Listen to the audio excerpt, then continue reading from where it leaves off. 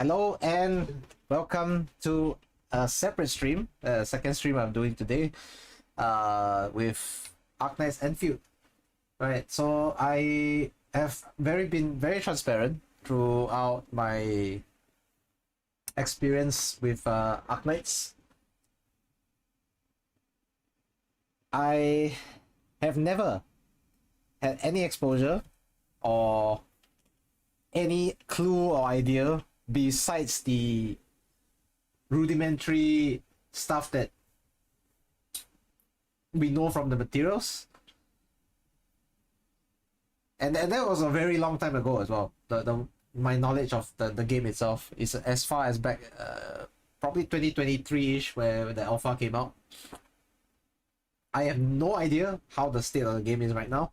I didn't play any of the beta tests, so I'm going to be watching all the materials with Arknights Endfield. So yeah, we're gonna do that.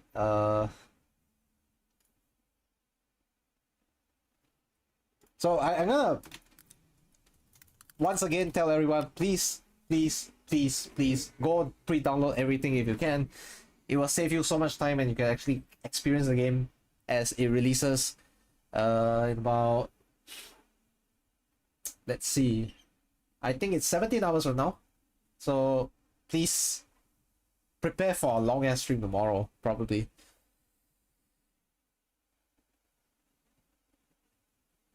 Right, so I have no idea about even the most of the characters except those we have exposure to, like Angelina and Certa's alternate forms over here.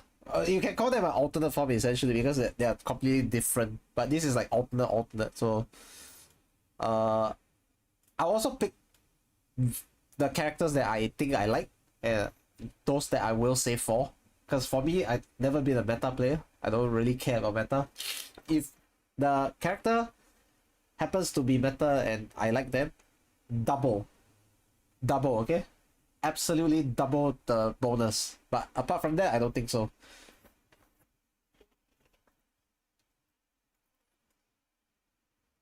So there's a lot of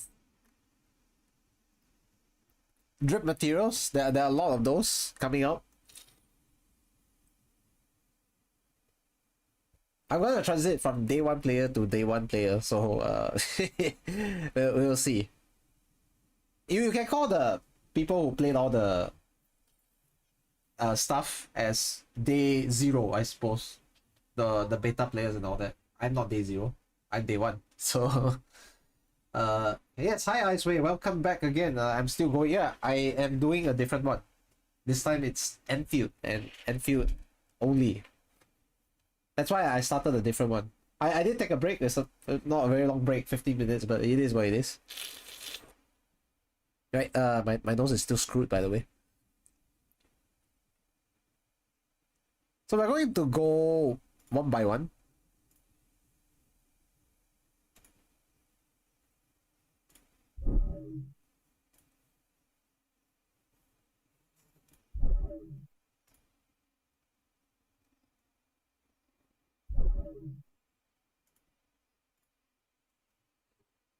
We are going to go one by one through the materials. Okay,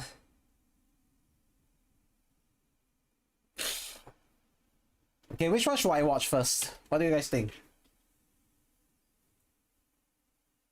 You got zero plans into Enfield, only hopes and dreams. I have no idea most of the characters. Like I only know those that look like characters I know. You get what I mean? Oh, I forgot to unmute that. Yeah.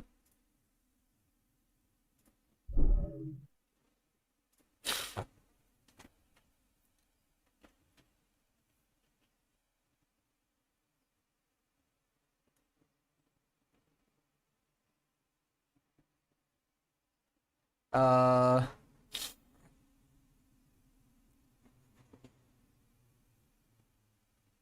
I guess we start off here, right? Chen Qianyu.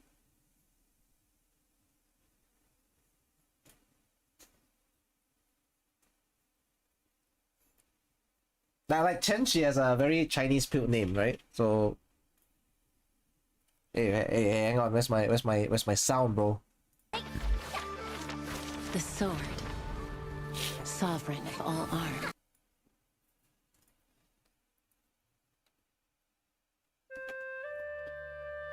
I looked up the name, by the way. Her name is. It means a thousand words. The sword, sovereign of all arms. 3 feet in hand, merely the mind's extension. Oh, it's a bit loud, is it not?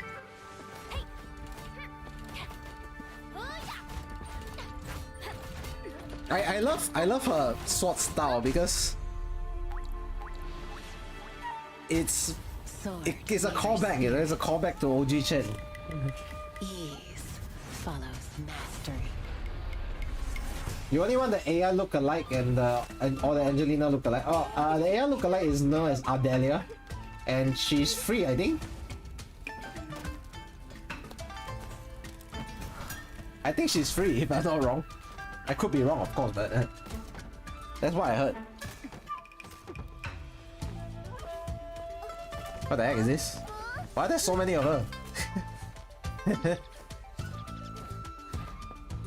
The sword is very reminiscent of Ci Xiao. With the sword, I can be a hero?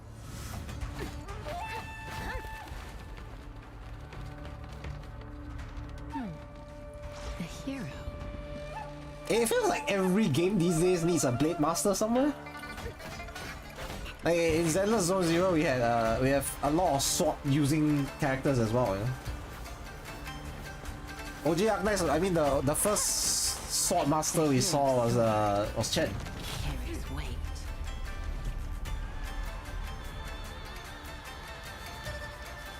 And honestly, she's already one of my favorite characters. You want to know why? Tales boast of I'm thrilling really fortune and unrestrained. I'm really a fan of the dragons, or the dragon inspired characters.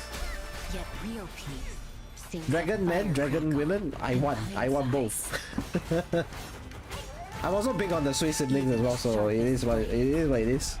For once raw iron, forged by fierce fire. The music sounds very familiar with Sui.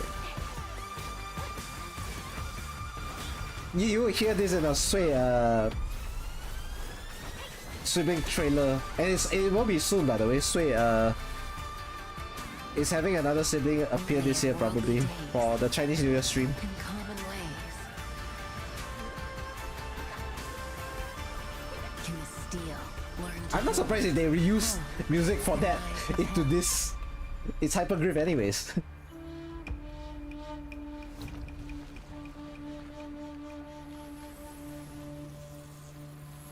Is this what we call the blade and the brunch? And then now, because of her disposition, I think I've seen people call her Smiling Chen, which is a bit they're completely different characters though. There's one thing that's very consistent. I'm here! Be right down! She looks like a more youthful version of Chen, and accordingly she wears her pigtails, the twin tails, in a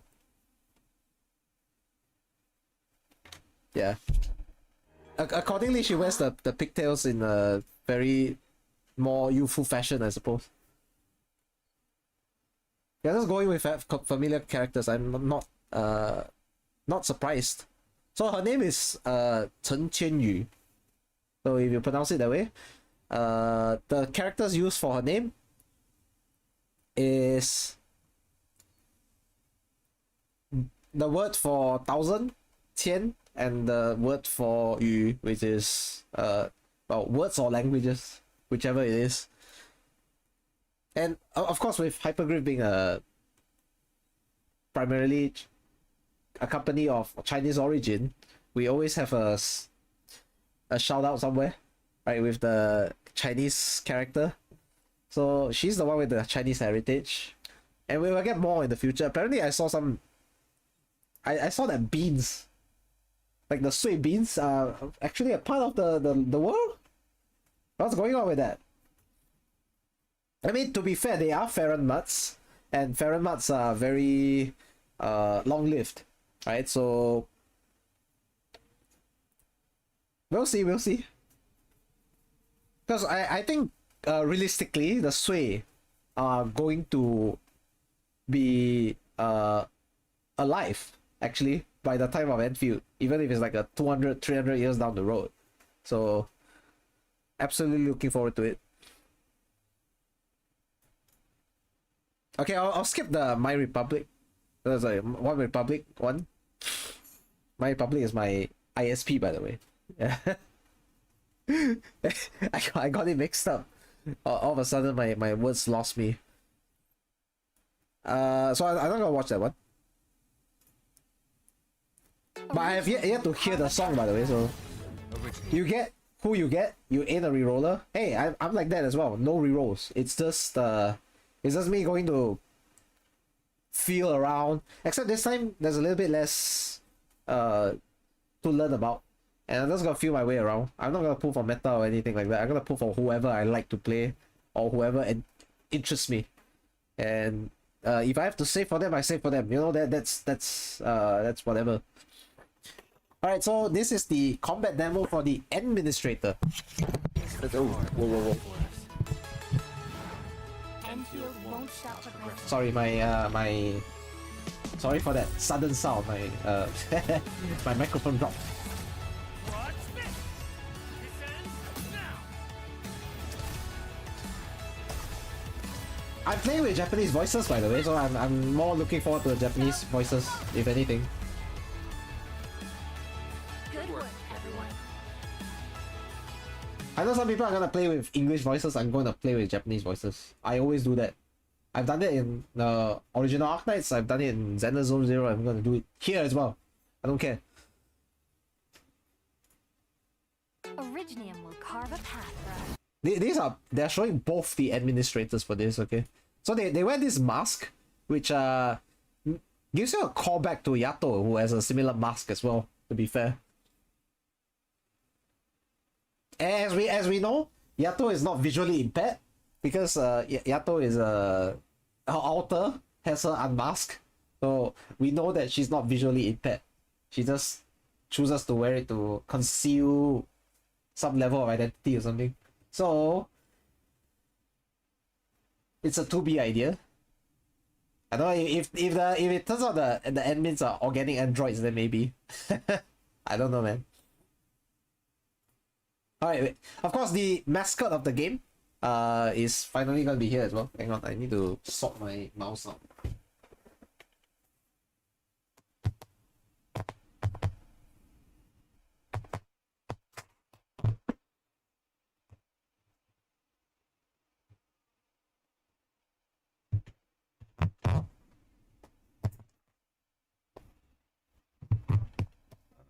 Okay, so my mouse ran out of battery, just as I was about.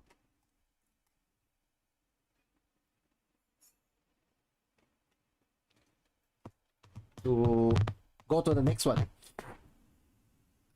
Right, here is the series mascot. So we had How are Amia you holding up? back in OG Arknights, and we have Perlika here. Perlika is a Liberi apparently. Lead us in our next step forward, Administrator.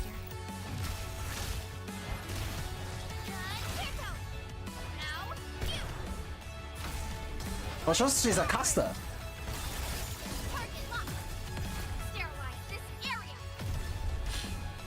A definitive outcome achieved through strong teamwork. She reminds me a little bit of Tilopsis, not gonna lie. So I can see some design elements where she does resemble Tilopsis a bit. But then again, Tilopsis is a Liberi as well, so... Right?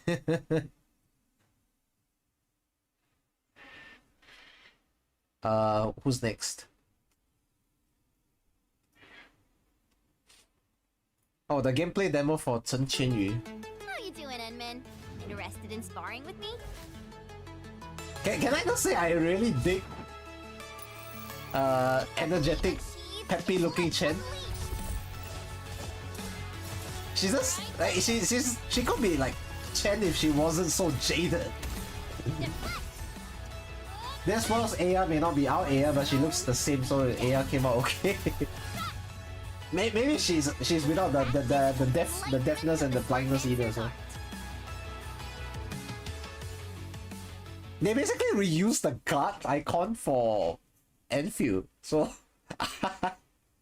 what is wrong with that, man? Some icons are reused actually, so you can call them universal assets.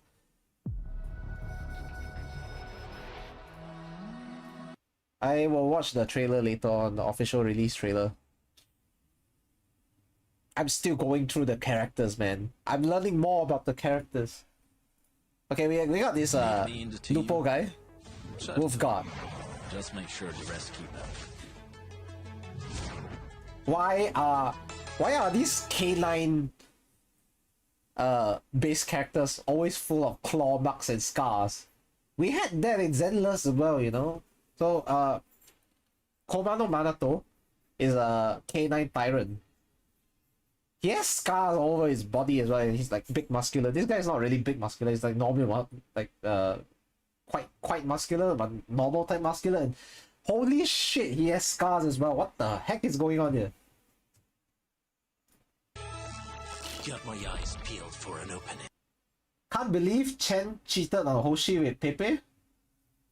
What, you thought Chen and Hoshi were Lebanese? Lebanese? No, they are Chinese. And Japanese. Respectively, you know. You're just worried when Blaze Look-alike gets released because your mother's gonna be sad. Okay, I mean, it is what it is.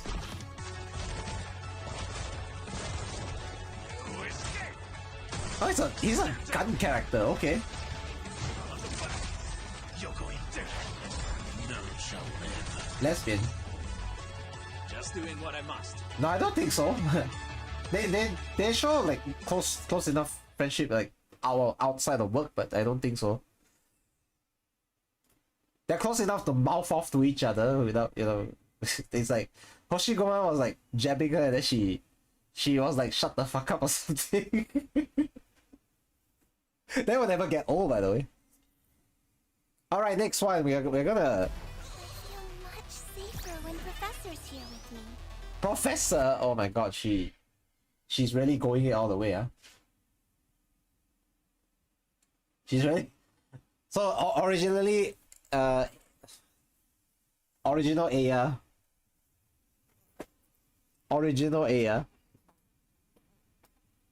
refers to the doctor as professor, at least in the English one.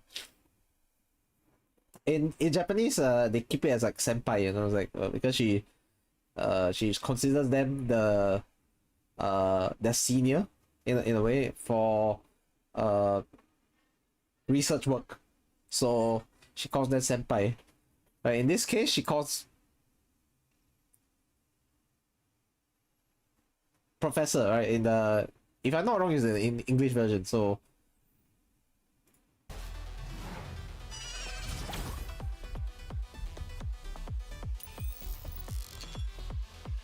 Initiate field survey. am I tripping? She's supporter?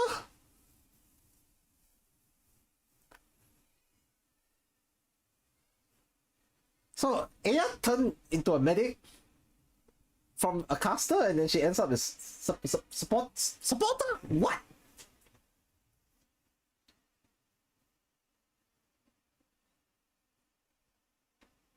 That's why she's the GOAT. That's why she's the GOAT. She covers so many bases.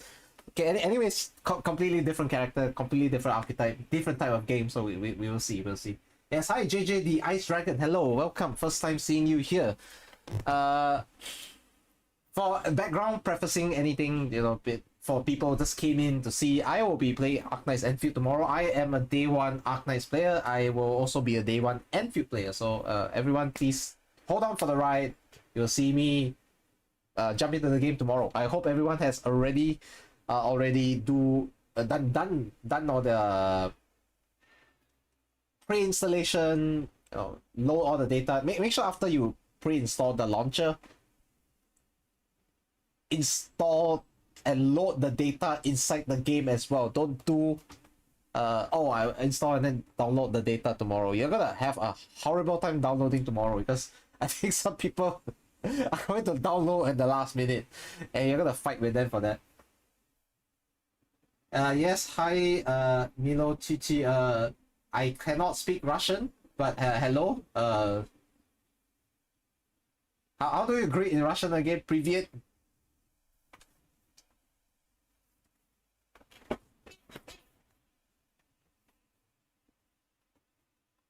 I try my best to you know, indulge in different languages, but I would just say I can't speak more than that.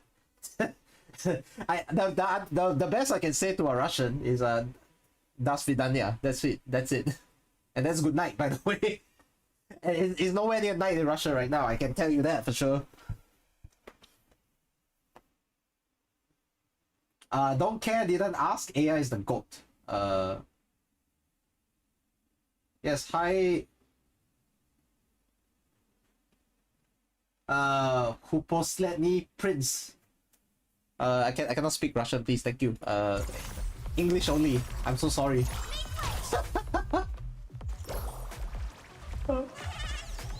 England only, I cannot speak Russian.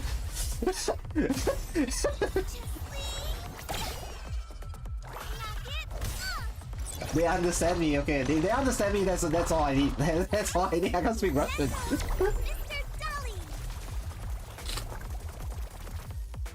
Yeah, I have not watched anything. I have not watched anything, so I'm just going through all the stuff. I'm learning more about the characters, looking through all their stuff, and I think I missed a lot of Aya stuff. I'm gonna re-watch everything because, you know, Aya's so cute anyways, you know? Oh yeah, speaking of Russians, are the Russians here excited to see if we're getting any of those Ursus characters as well, the bears? Like Zima, Poziomka, who else, Rosa. Similar characters. I'm not saying exactly the same because this is absolutely a different universe, right? Rather same universe, different world and different timeline.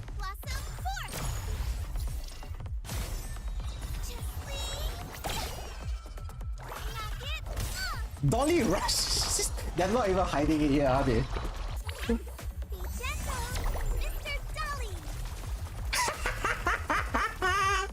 What the fuck is that? Hope you're not tired, Mr. Dolly.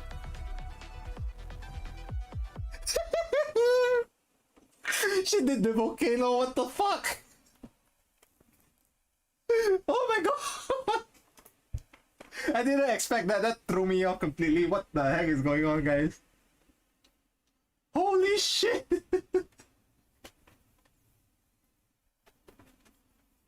I did not expect her to do a volcano out of the ship. That is absolutely insane. Holy crap. Holy callback. Imagine calling back to the original game and referencing this. This is absolutely nuts. Oh boy, I think she's gonna stay relevant in the game for the longest time.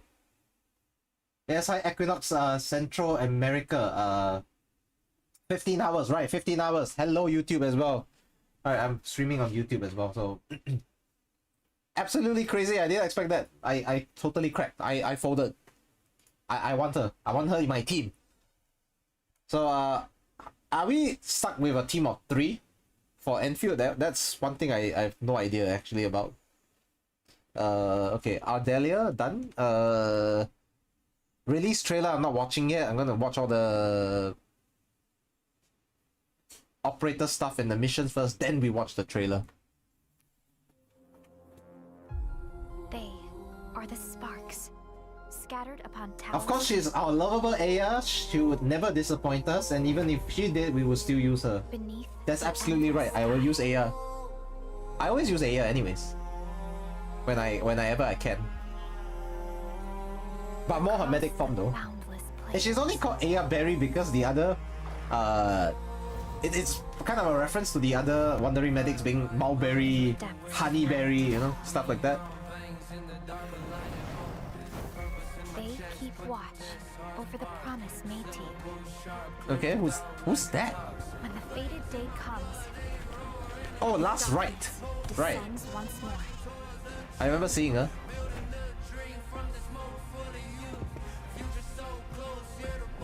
They shall rise to the summons. Okay. I see pylons. What are they doing that for? Seek all they are upon a glimpse of hope.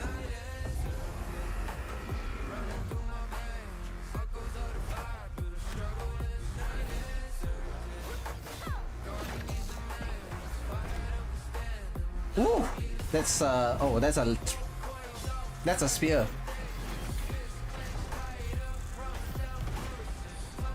Oh shit, that character looks cool as well.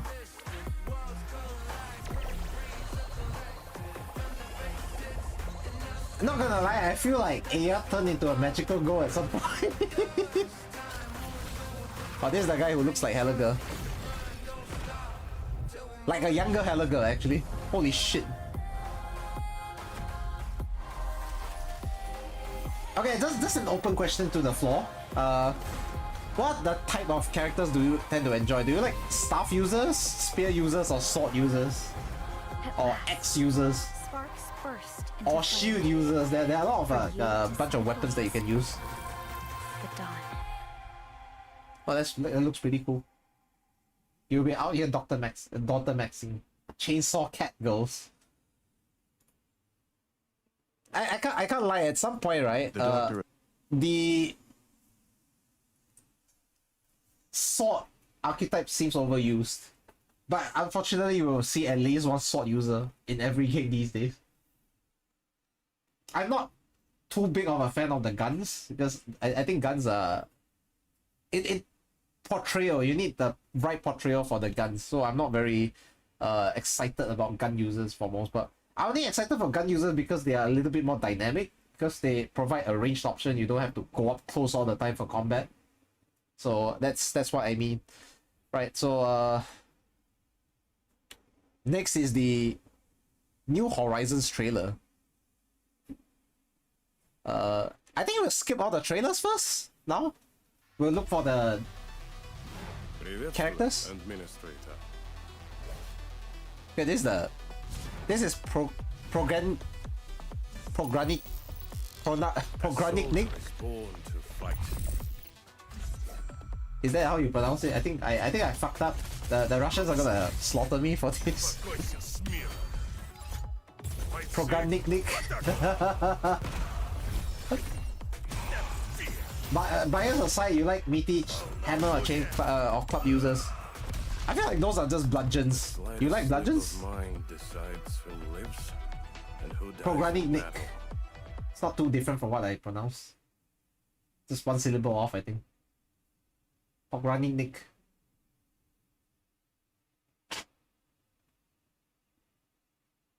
My Russian is horrible, by the way. Absolutely horrible. It's such a shame because I like the language.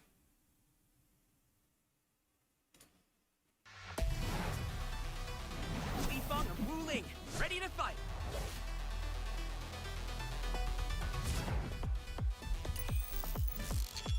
They can't handle my lance. Li Feng. Free sorrow.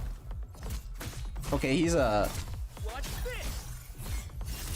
Apart from classes, are there elements in this game? Like attributes? Wait, hang on. Lifang and Wu Ling, ready to fight.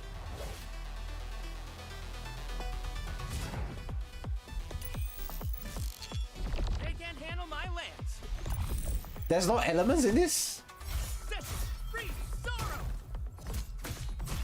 I kind of did a double take because most of the time these days you have some elemental attribute somewhere. Evil shall face karmic justice. Oh shit, what's that? Oh crap! Mission done. That was easy. I just think it sounds annoying in the English version. He sounds annoying. Like a bit cheeky brat kind of vibe. A guy who will mouth off anytime. I like his combat style, but man, I might not want to play the English voice, man. Alright, let's move on. Last right. Last right, prepare to strike. Oh, we're attacking, right? Last right. Why does personality feel a little bit like Manticore? Was a bit of a shy person outside battle, but will be quite deadly when we get down to it. Let me take point. Frost, baby. Oh, there is a elemental. There are elements on this. Okay, Fight ice. so she's an ice. Please stop fighting. Maximum power activate. She's a scythe user. What the heck? Is this a callback to Entelekia or something? So she's called Last Right because she sends you to your death, and she wields a scythe. She's the Green Reaper. Let me take point. Frost, baby. Crush you. Now fight ice. Yeah, she's brutal in battle, man. Holy shit! It contrasts very well with a very soft demeanor, right? Holy crap! We all did a good job. I love the animations, by the way. Holy shit! Did she have a fucking belly button window? People are gonna go crazy over that, you know. A naval window, for real.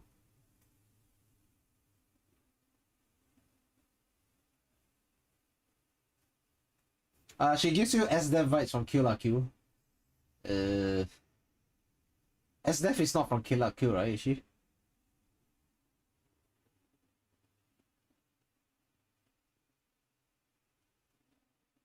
Kill La Kill, you know? I don't think it's Kill La Kill, is it? It's Akame ga Kill. It's Akame ga Kill. Yeah, I had to do a double take there because it's weird. Hi, Cookie Oculate 21. You're new here, you pre-ordered the game for $7.99. You only know it's an anime looking game, that's it. It's free to play though, with microtransactions involved. I don't know where you bought this from. You shouldn't be paying for this. Outside, you know, currency in-game or cosmetics or stuff like that, you shouldn't be paying anything at all. So yeah. Interesting, very very nice looking character. I wonder what her race is. That's like horns and stuff. Let's move. War never ends. We can only march on. Why does she have a halo looking thing on top? Is she a Sangta or something? Or something similar? Engaging the enemy. Ember. Okay, she's clearly a fire type. No brainer. Stop juggling! Oh shit, she's a claymore user. Oh shit. Face your end! I shall be the avatar And this is a Zweihander claymore at that. Bring them down! Together we made this victory happen. You know, I'm a sucker for these types of characters. I love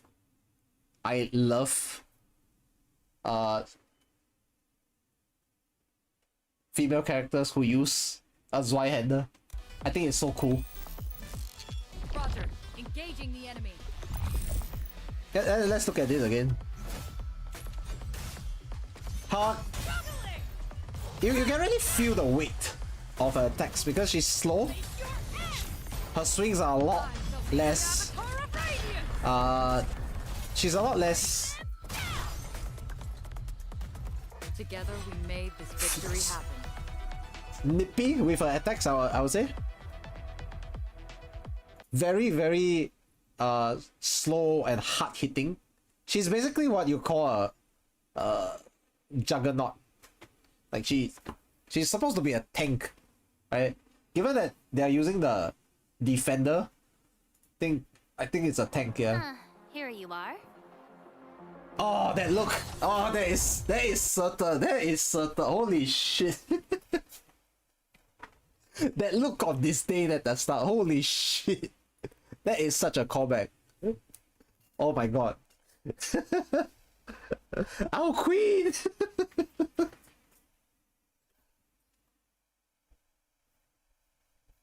Yes, hi, Kate Pro 77. I can't speak. I can't speak Spanish.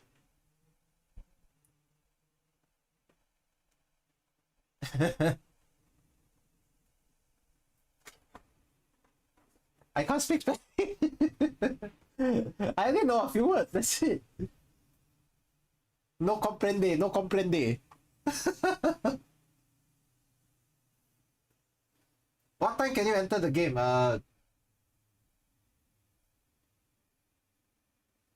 About 16.5 hours. Please tell him that.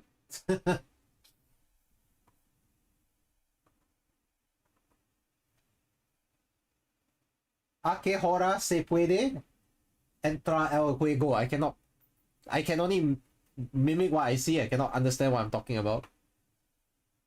So he's asking when I can enter the game. 16.5 hours. Not yet, not yet.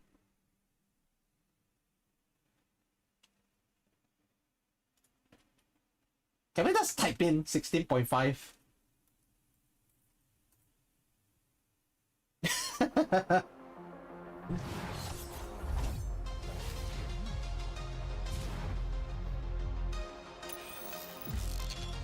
Now it's time to bring the pain.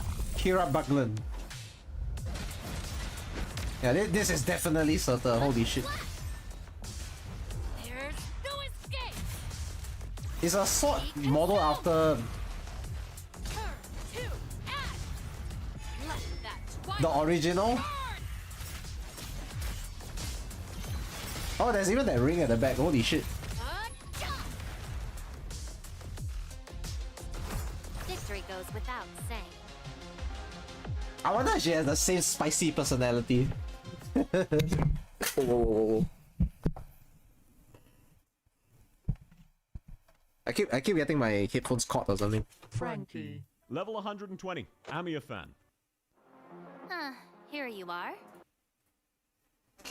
Okay, that's very nice.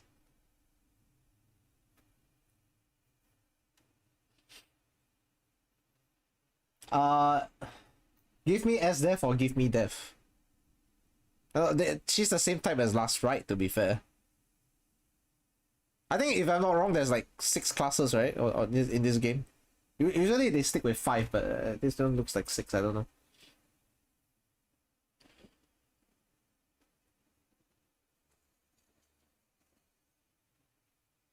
Alright, so we're gonna watch the trailer now. So back to Endfield for 4 minutes. I got 3 characters you're aiming for. I don't know. I like to see more. After this, we'll probably go and find some kind of character repository, you know, wiki or anything like. I think Endfield is a wiki right now, and I'm gonna look for other characters that I may want to go for in the future.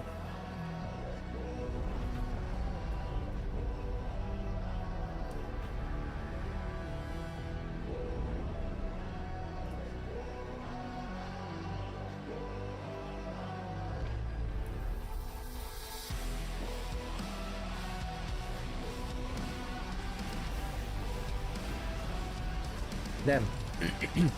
Everything's falling to pieces.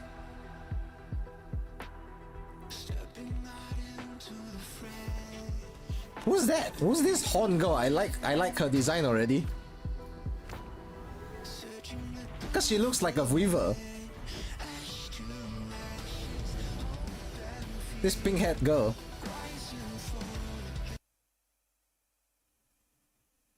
Wait, is this Yvonne?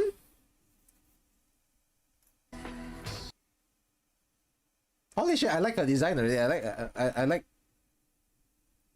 draconic looking character. She looks like a weaver, yeah.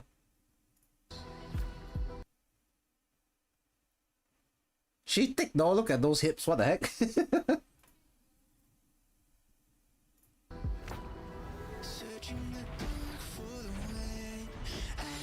I like me some dragon women. So River, I'm down. I like her already.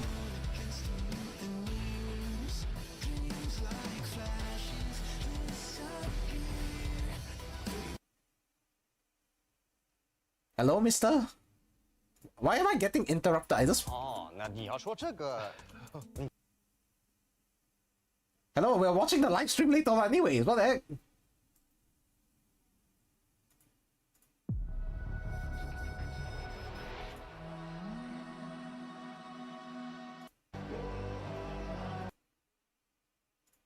So everything's falling apart.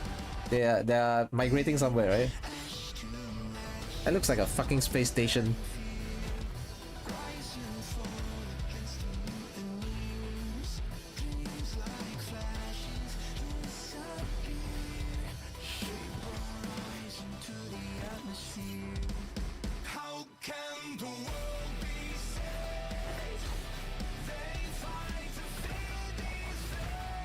Oh, new character. I need to know their names then.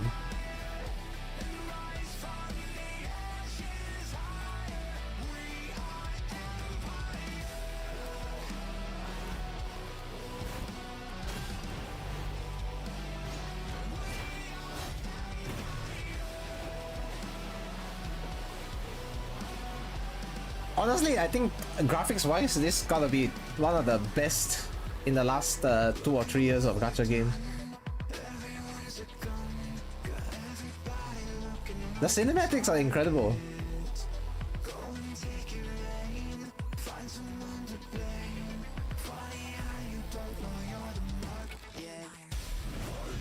When is the game actually playable? About 16.5 hours. It's closer to 16 hours now, but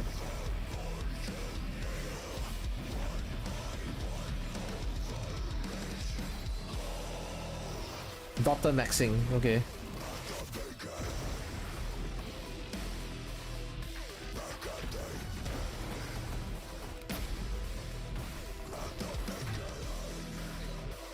I think those look-alike characters kept their voices for hang on. What is this?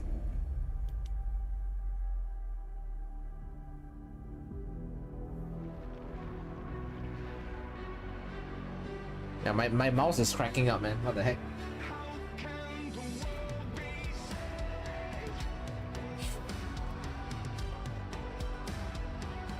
I think Originium is still part of this.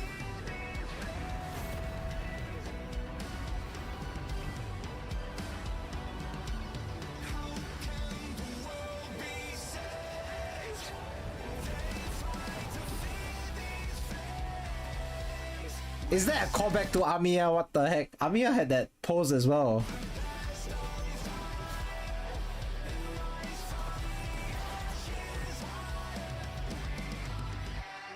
I remember she had a pose like that.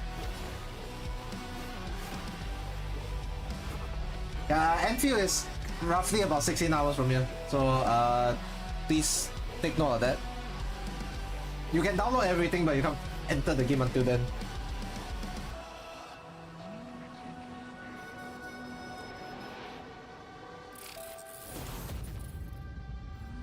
Yeah, I'm definitely gonna.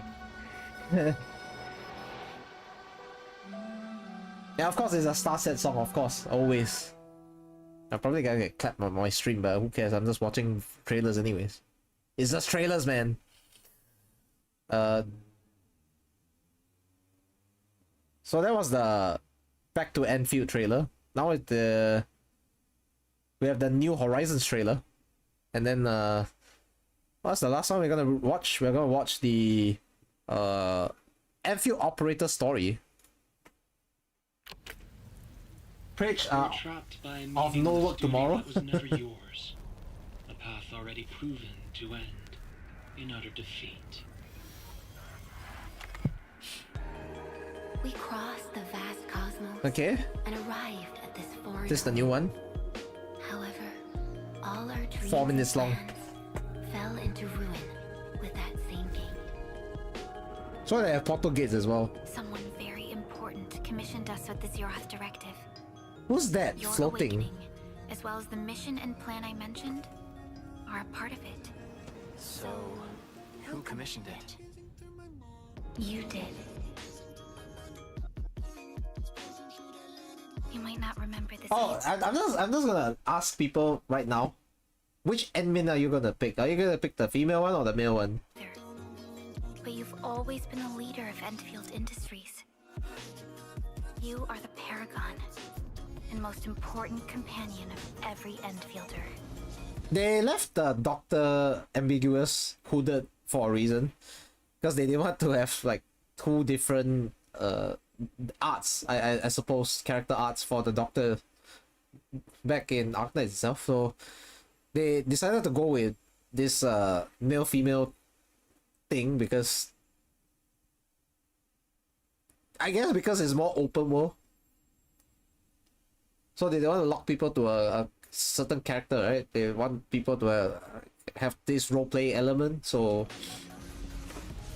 I planted this oak to secure the continuation of life. I know at least for Zenless Zone Zero, people pick different protagonists to play with. Some people pick Belle because some of the dialogue is different as well. There are some subtle dialogue differences.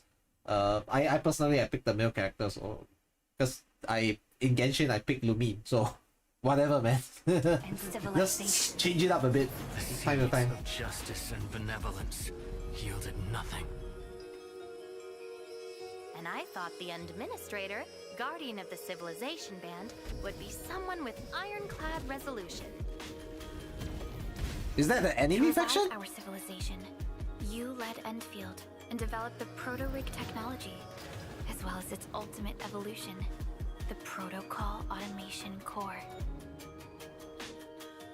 You're the only one who Why does this look like Satisfactory?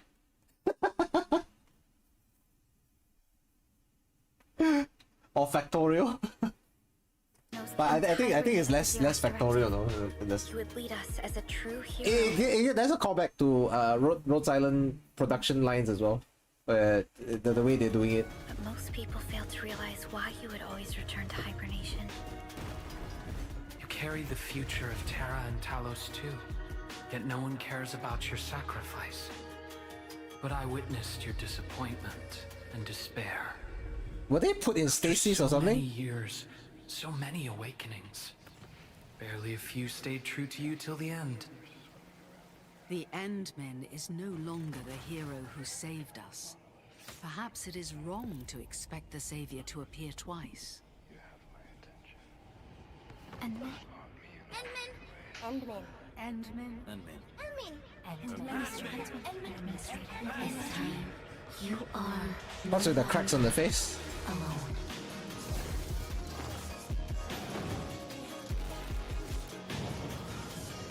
You may have forgotten these faces.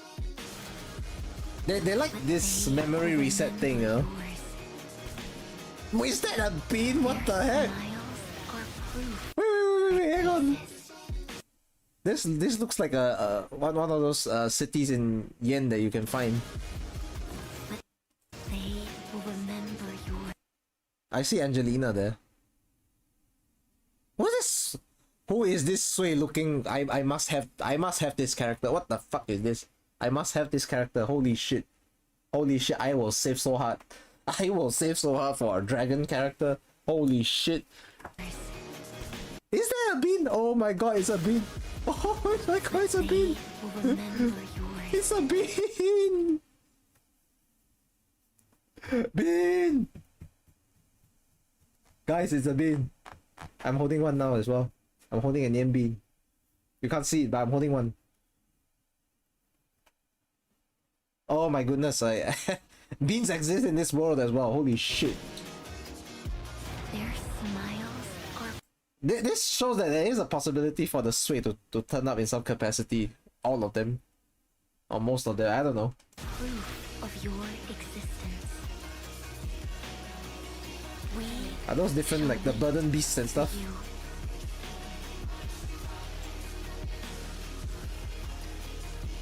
Gilberta. Oh, is that the new? Is that the Angelina look-alike? Gilberta.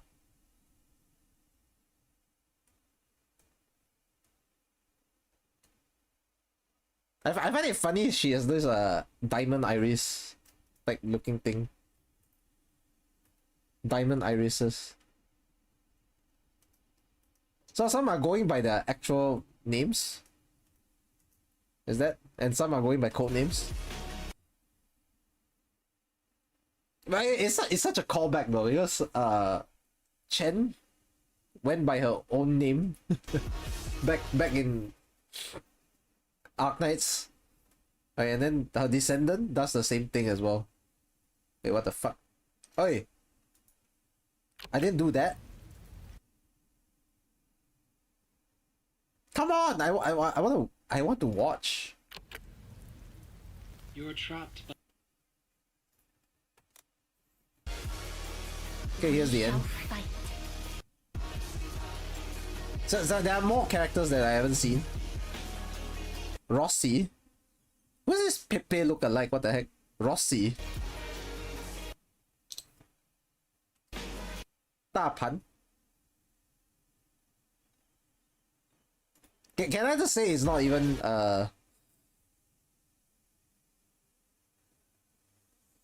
oh shit, he does remind me of similar character in Zenless. So Zenless has a panda tyrant as well, and also based on a panda. So there is an Ursus character here. In if you put the two words of his name and reverse it, the order, it literally is panda. So oh, this is a very sly joke there. The fact that he has a walk and his back as well, I feel like it's a very Chinese build design pretty much. Okay, who's this? Oh, this is the guy we saw earlier on. Li Feng. Mi Fu. She looks like some dragon as well, horn-wise.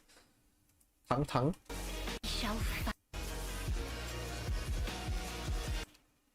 Zhuang Fang Yi. Who is this? She looks so pretty. We shall fight. And then there's Levatine as well. Nice. Till total deliverance of Talos 2.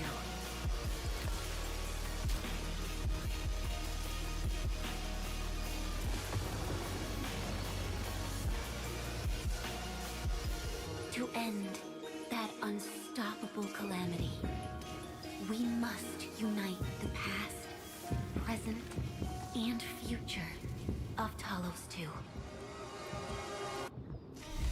Life is fair. I only performed Nice. the despicable theft of lives from those I held dear for the cruel torture of my own longevity.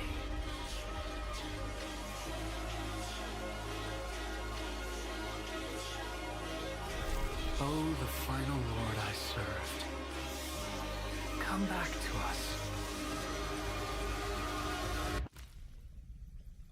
Yeah, that's the trailer. We have one more to go before we go to the live stream and see stuff.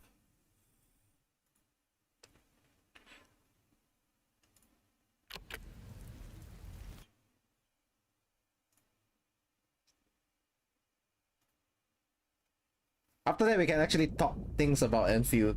Right now, it's just me going through all the characters. They say memories are the essence of who we are. Does she have memory issues like Surtur? Our past selves, Like the original Surtur? woven through memory, become who we are today. Why is she impaled by the sword though? What about my memories?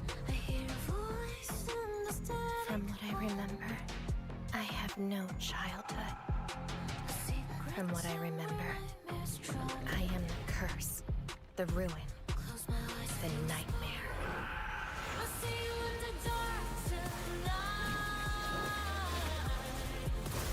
But what else remains other than these?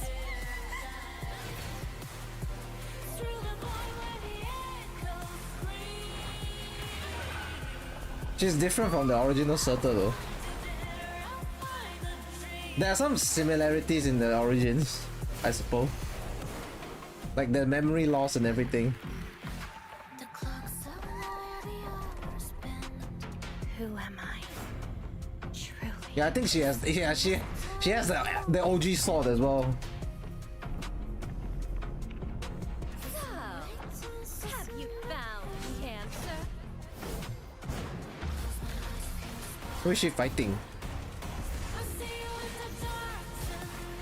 Is that in a mindscape or is it like an actual entity she has to fight? How I love watching you. It looks like a mindscape to me. Until the very end. Gripped again by fate's hand. Damn, she actually This is a struggle. she actually pushed through with her hand. Holy shit!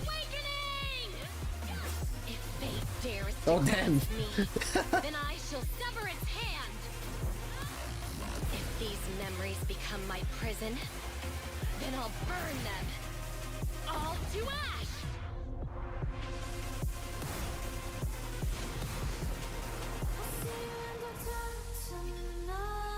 I think she will be a lot of people's go-to for the first character that they want to go for.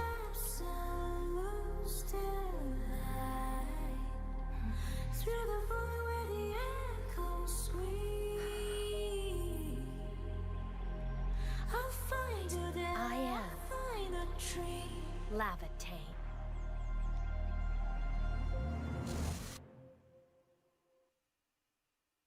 Okay.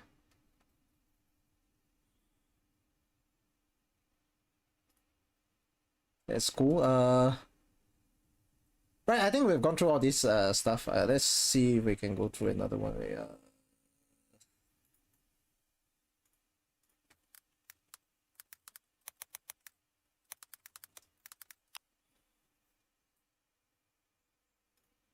There is a Enfield wiki out there already. Okay, let's go through that. I'll switch the capture for a bit. Then we'll watch the live stream, which I missed the other day. Okay,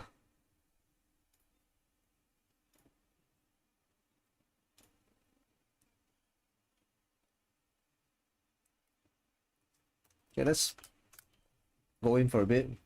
Let's visit the wiki for a bit to see what characters we can expect. So we have to pull for the weapon as well. So if you don't want to go for their signature weapons, I think it's not an issue. Because weapon gacha is always tied to, oh, you have to give someone their signature to get the best out of them. My approach in Zenless was that it was a bit different from Genshin. Genshin I only ever pulled for one signature, I think. The signature was for Ayaka. Then for this for Zenless I pulled I think 7 different signatures so far, and I got all of them. I won all the. It was a 75-25 anyway, so I won all 7.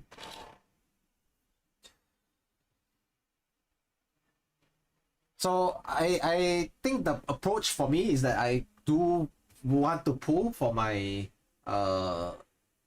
signatures to get the best out of characters that I want to use. So we will probably approach that as well with the same mindset for Endfield.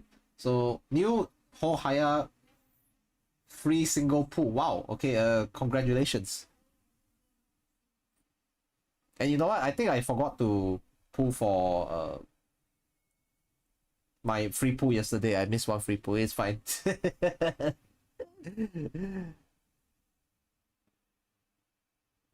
I can't remember if I did it anyway, so most likely didn't.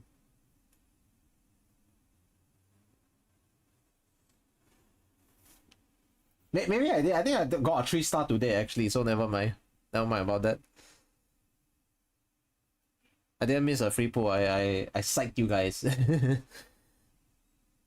Right, so what's this thing with I don't care about the I want to see the operators.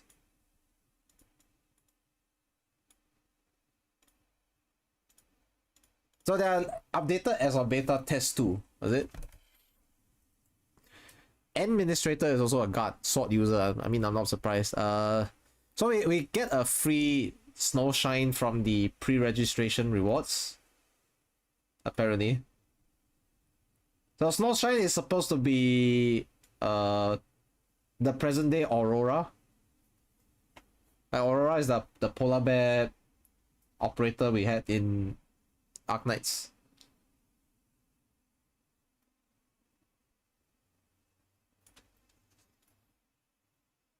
Yeah, I think she definitely has the all the even the clothing costume aspect of it, yeah, and the shield that resembles a bear claw. Yeah, very nice. She's a defender, was it? Her weapons are great. So also they have weapon classifications as well. I wonder what the different weapons are going to do, because I have had no idea what they're going to do with those weapons. So apart from the weapon type being the wielder's choice, right? I wonder if they have weapon attributes such as I can use a great sword to parry better or something like that. If there is a parry mechanic, if there's no parry mechanic, it's only down to me trying to dodge and run around stuff, then it's different thing. So they have main and sub attributes as well. What the heck is that? HP treatment. Does that mean she has heal? Does that mean she has a fucking heal? Oh, there we go. That's the heal skill, I think.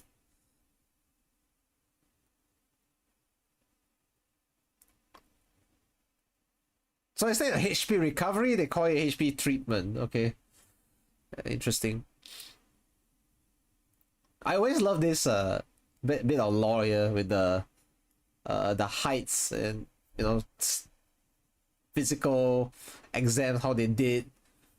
Expertise and hobbies are an entirely different thing. So yeah, nice callback to some of the Arknights, original Arknight stuff. And who is this? Zaihi. Cryo again? Are we gonna just run into cryo stuff all this time? Ardelia's a nature element. Okay. Weapon is an arts unit. Arts unit is supposed to be like what, a catalyst in Genshin? I don't know. Equivalent probably. Gilberta is our current incarnation or look-alike of Angelina. Okay, there are key differences to see what separates them. One of them is height. So it could be because they are aged to a younger self or something, or younger timeline compared to the original blueprint. Angelina is, if I'm not wrong, she's 162, and Gilberta is 3 cm shorter, so it could be a younger version, who knows. We don't have Ardelia's height though, right now. Probably will be reviewed when we get into the game, so it's not a big deal. Ember, someone we saw before. Oh, she was indeed a Sancta. Holy shit, okay. Yeah, I saw the halo on top. I was like, okay, that's a Sancta right there.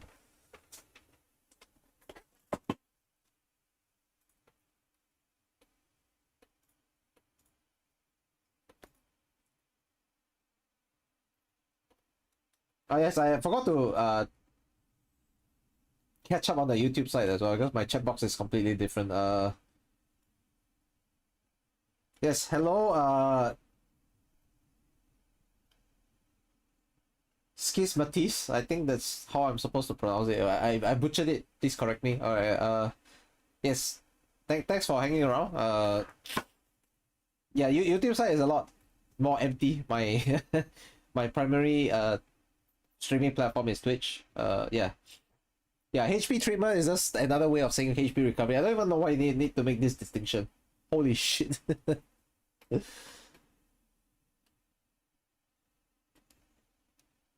But yeah, Amber is crazy looking in terms of design, the weapons that she's using, and the entire movement stuff.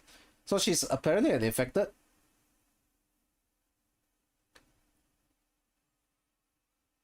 Now, Sanctas are very distinct in the sense that their original ability is to wield a gun back in the OG Arknights, but we what we have over here is that she's wielding a great sword. To be exact, it's a Zweihander Claymore, I think. So, this is very interesting. That a Sancta of all people is wielding a not a gun. It's a sword. So anti-thematic to what we know in the past. She also has a HP treatment. What the heck? Okay. Oh, but she's a defender. I think defenders tend to have a healing skill somewhere. They're supposed to be a tank, I think. Is this the one? With a... Yeah, there we go. So apparently you have attributes. So those attributes will enhance or decide how much more of a multiplier you will get. I see that they're keeping in line with the masteries, but it's skill level 9 now. So essentially it's 12 levels. This is the same as Endless then. In the leveling, the skill leveling mechanic, Zenless is 12 as well. Because 9 plus 3 masteries is 12. So you can associate that with skill level 12 essentially. But I like the mastery callback though. Don't get me wrong. The mastery callback is fantastic. Anyone who's an Arknights player will immediately recognize that and be very pleased about the fact that they're keeping some consistent things throughout both games. And then we have potentials as well, which will give them extra stats, I think. Okay, the potential system is essentially the same as Arknights one. There's no different. The only difference is that instead of Elite 2, we are going all the way to Elite 4.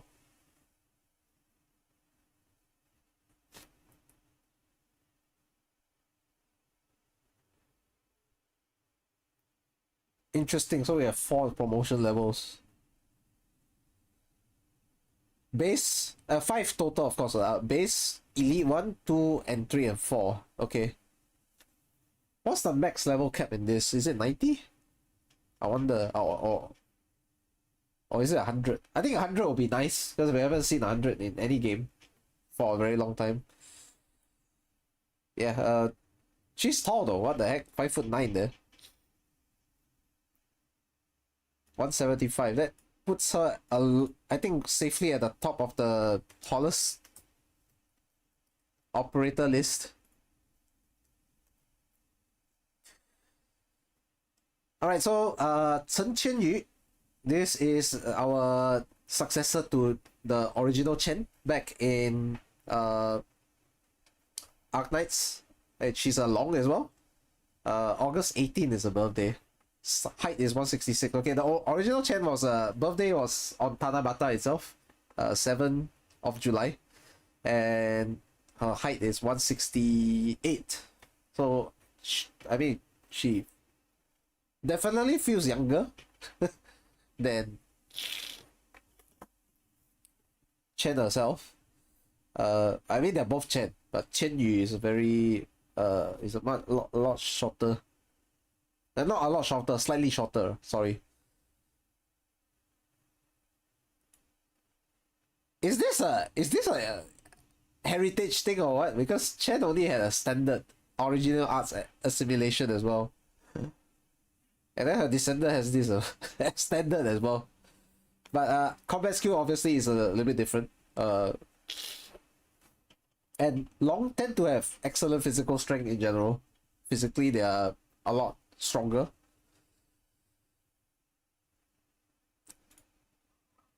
Yeah. Expertise is... Are those gonna be analogous to the base skills?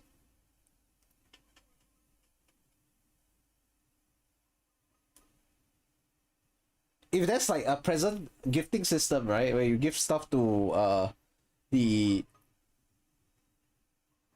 operators themselves, like to increase trust and stuff like that. Some games do have that, the trust or bond system where you can give them gifts to like get quicker upgrades on those, like get closer to them quicker. I think it may work out like that, the hobbies thing, but we will see.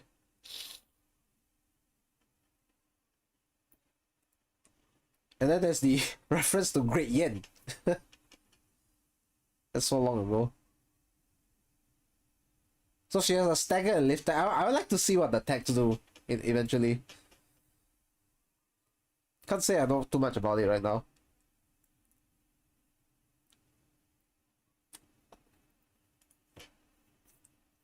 Okay, so this is Estella, the 4-star guard. Her weapon is a polearm. So if I'm not wrong, the lowest rarity we can get in the game is 4-star. And the highest is 5. So we're going with a similar system to Genshin, where it's 4-star the lowest and then 6-star the highest, I think. 5-star the highest in that case, but this case is like for Enfield is 4 to 6, okay. So interesting. Estella is a feline. Okay, she's a cat. Cryo polearm. Physical susceptibility. Okay, they have some interesting things. I think they are doing the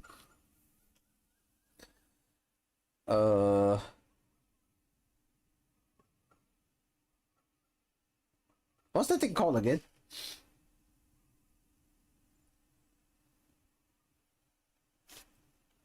The weakening thing. So you get to amplify damage by weakening enemies and stuff. Nature, cryo. What else have we missed? Physical. Okay. So physical, nature, cryo, and fire. Was it? Heat. They call it heat instead.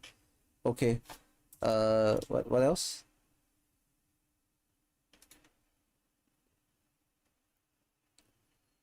Catcher. What's catcher? Great sword user, protect shield weaken, defender. Apparel. At least they have the splash art. I like the splash art. It's so recognizable. It's Arknights. Hang on. What's this Chop-F looking guy? Oh, he's electric. So we have 5 elements recognizable so far. Physical, cryo, heat, electric, nature. Main attribute, intellect, strength. So he's a supporter. Supporters are basically the supporting stuff, where they're gonna make everyone better, right? Do weakening stuff, arts infliction, okay there. Physical status, nice. Heat susceptibility and electric susceptibility. Okay, that's basically weakening, so amplification of damage.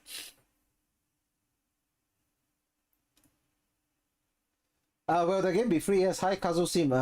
The game is free to play with microtransactions. It comes out in about 16 hours, thereabouts. Yeah, less than 16 hours, but we'll round up anyways.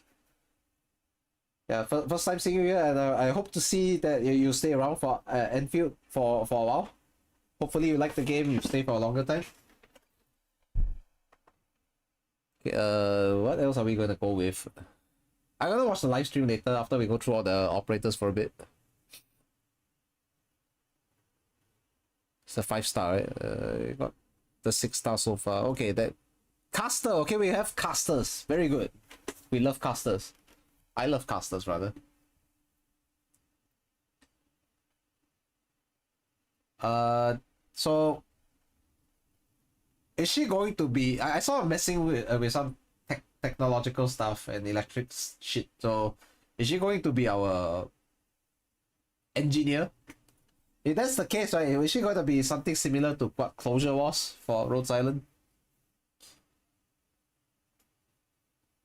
She's a weaver. Okay, I guys, I fought here. Okay, I want her. I want her. I was right. She was a weaver. Look at her tail, man. Look at the tail, and look at the horns. Guys, I want her. I fought. I fought for her. And she's a caster as well. I love casters. I don't know how they work in this game. Or are they going to be extremely different from the casters I know of? But I want her already. Holy shit! I will pull for weavers and longs and dracos and whatnot. So yeah, give it to me, man. Give her to me. She looks bubblegum colored. I think bubblegum pink at that.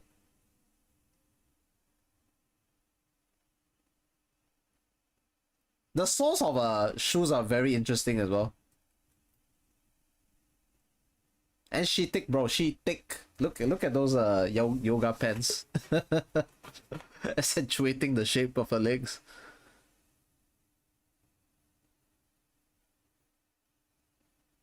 The sole of a shoe is very interesting. It looks like a...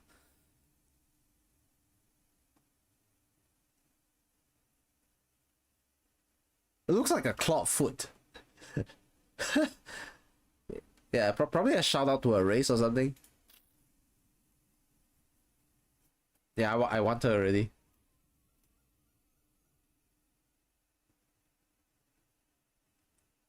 So she's in the specialist tech division.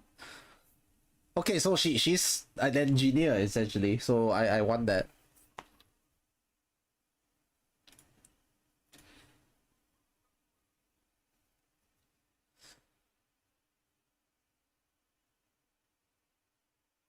So apparently she's a technological seventh.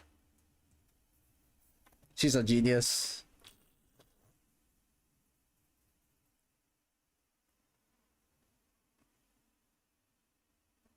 She got the back scientist vibe, I think, in a way. Like she never wants to conform. She always wants to explore and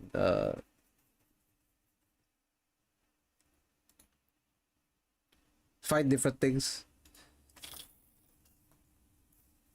Of course, with the mascot character, Perlica, caster again, following the footsteps of her predecessor Amiya. Electric type though this time. She predictably uses an arts unit.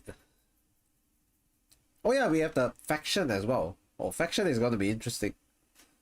There may be faction bonuses. If that's the case. So she's quite...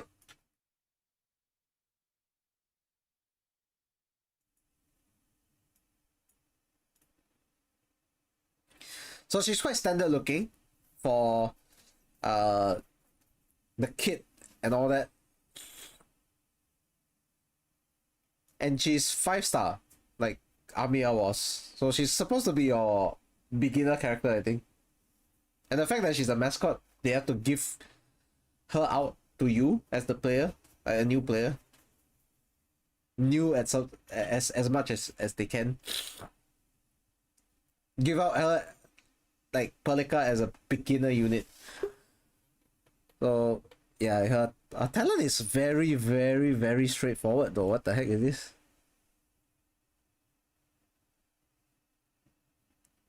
Operator intellect at +20 if she hits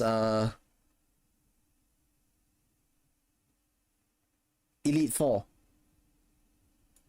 I think there were some people joking about Elite 3, Elite 4s way back in Arknights, and they actually made it reality with this with Endfield. It's actually reality now. Holy shit. Elite 3 and Elite 4. Wolfguard is also a Wolfguard is a caster? I saw you using guns though. What the heck? Also, maybe the guns are just a conduit for that. Okay. Heat element hand cannon. Why do they call it hand cannon? What the heck? He's Italian apparently. Catello Wolfguard Lupino.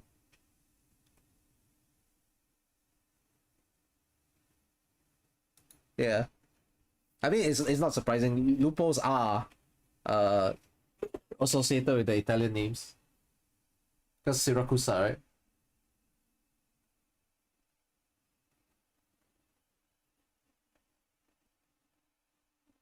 And then the 4-star caster Fluorite. I think I've seen her around as well. Is she the Archosaurian looking girl?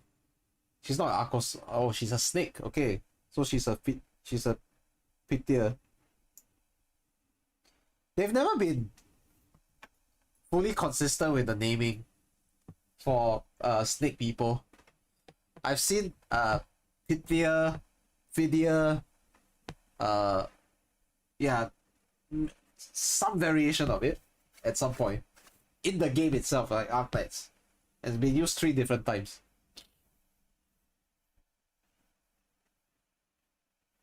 Yes, hi Roy, welcome. I'm going through Endfield materials now. I'm going to be quite excited to play tomorrow at launch as well.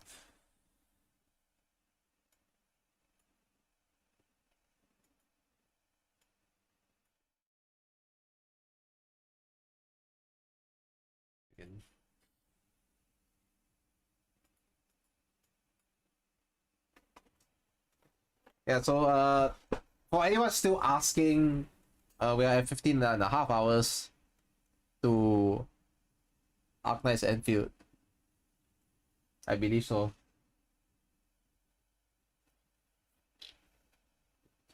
Yeah, pretty much curious about the prep. You know, enjoy as you go. I think a lot of people are going to do that particular thing with the enjoyment as we go. I'm one of them, so don't feel too left out on this. I will not reroll either. Like, rerolling is a fucking waste of time when you want to enjoy shit. But I do have my eyes on some characters already. If they are not free, I already have some idea as to who I want. Okay, we're going through all the stuff now. We just saw Fluorite, was it? Now I definitely like Levatine's design, because you know she basically resembles Surtur, and I love Surtur's design. Ask was a complete baller when it came to designing her. It was just so good. And they did some close-ups with her eyes as well with the character trailer, and I really love the design of her eyes. It just reinforces everything, you know. Her eyes are very demonic looking, yeah. And that's because she's a sarcast, that's why. Now, one thing is what? Why is her date of birth the same as the admins? Basically, she took the admin's birthday, okay? Same as the admins. Oh my goodness, what the heck? The original Surtur though was infected with Oripathy. So you can see why they're different. Original Surtur was infected. Okay, the current Levantine is not. Not only that, I mean, same height. She's a dead ringer. She's an absolute dead ringer. So, originally, Surtur could never. Her power didn't come from Originum Arts, so her physical exam for that was flawed, if I'm not wrong. Original Arts assimilation. Levantine is a little bit different. She is excellent in that. So there are some key differences between even similar looking characters. I forgot about Gilberta. We'll probably have to look at that. Gilberta is the Angelina clone, supposedly. Original arts assimilation. I think it's about right, yeah. Excellent. You know how they rate those operators with regards to their exams? Tactical acumen is probably they put them in a combat situation and then see how assess how well they react to those. And usually the ones who react normally are just like there's probably some metric for them to measure exactly how well they react to those. And if they get off the checklist, yeah, they get probably higher scores for that. And normal is just, yeah, ordinary person. Yeah, just got to react normally. And then we have people like on standard. Standard is probably the metric that they kind of put them into. Like it's all, yeah, I think they're passable, right? They're not quite the normal side, but they're passable. What's the thing that they don't have here? Oh yeah, they don't have endurance or something.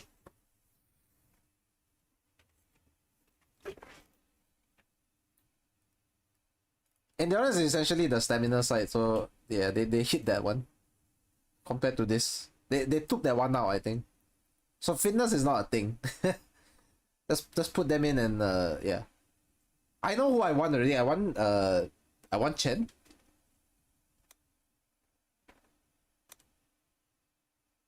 For sure. Because you know Long, I love my dragon people. I'm absolutely going for that. I want I guess if we're getting Ardelia for like free, it's not a bad thing. Right? Are we getting her for free? I don't know.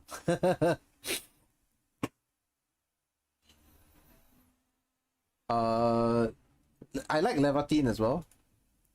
Well, I like Angelina. Right now, I would say she's just outside the top 3, 4 that I want. I want her. I want Yvonne. Damage dealer, crit, ice. Oh, okay, sign me up. Guys, sign me up, man. Sign me up. Oh, you heard it's 40 minutes into re-rolling. I think they were trying to avoid people to re-roll. They would. But if people want to go through the pain of re-rolling such a Genshin also needed like 20 minutes to re-roll, so and people did it anyways. I didn't re-roll in any of those games, so I'm not gonna re-roll this either. Just stick with what I have. I feel like it's nicer to stick with what you've got and then work with those, because it makes the journey so much better. Like, some people just want the gratification, I suppose. Like, oh, I got what I wanted, so I'm happy. It didn't matter that they have to go through a lot of pain for that. Yeah, but I definitely am down bad for the dragon people, you know, the Weavers, the Longs, the Dracos and stuff. So I want Yvonne as well. Like the fact that I think all 3 that I like right now and fancy are different. Why don't I have to put the attractive ones at 6-star? Come on, give me something that's 5-star and I want.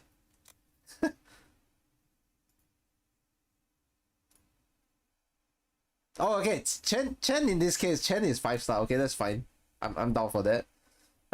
So that vindicates my decision then. I needed one that's not very special, you know. Chen is 5-star. Oh, so this guy. Okay, his name is Li Feng. Okay, Li Feng is the 6-star.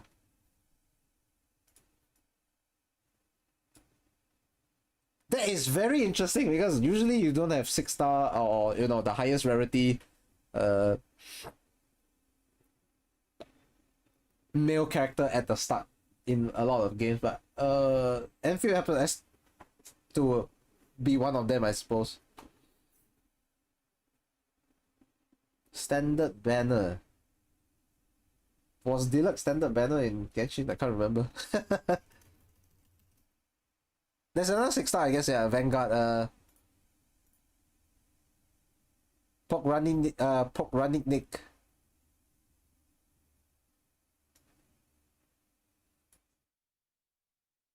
Why do we keep switching out? What the fuck?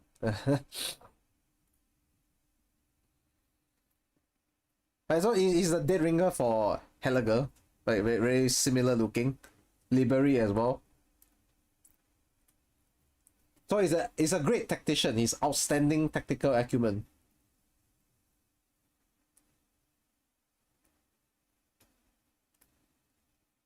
If you want to put this in context, right? These are the tactical geniuses. Like they can create strategies off the fly to gain an edge in actual combat situation.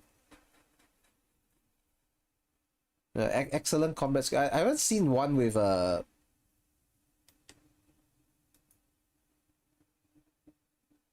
outstanding yet though.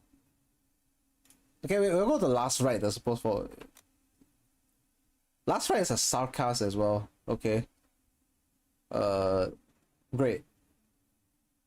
Another horn lady.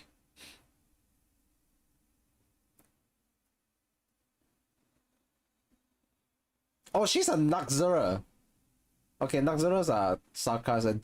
The ice association is probably because the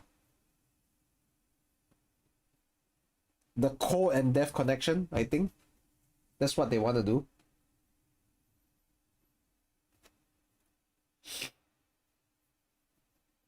So as far as you remember playing Genshin when it first came out and you quit when the next fucking banner came out. Last right is pretty... She's a Naxura.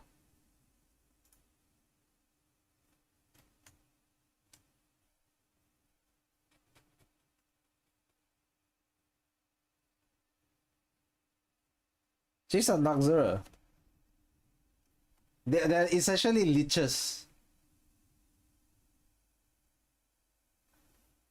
In Arknights, they are essentially leeches, so I can see the cryo connection then, because leeches are usually associated with ice magic and undeath. I guess what do they call it? Yeah.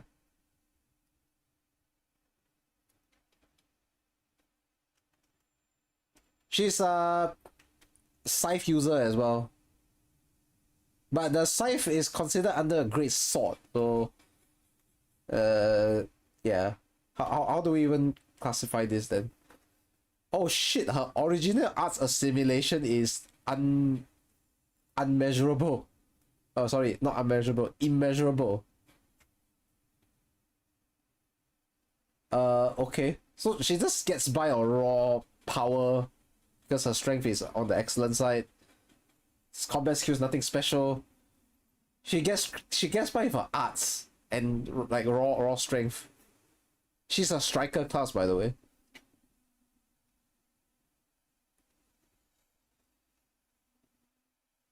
So she's a faction called Sheska or something.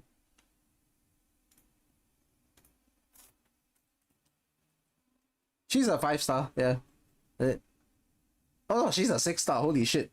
Both Sarkas are 6-star. Okay. Okay. I see what you're doing there. Is Jubata also 6-star? Okay. What's the only class with no double 6-star so far then? Admin is obviously 6-star because you're gonna start with the admin anyways. So defender class only has 1. Caster class only has 1. And the Vanguard class only has 1. So they have 6 different classes compared to the 8 that we have in Arknights, the OG one. Okay, what was this? Aviwena. Looks like a rabbit to me. Is she a rabbit? She is a rabbit. Cultus. She's no Amiya, but she's still a rabbit. She's a Polam user, striker, because we're going through the strikers right now. Electric element.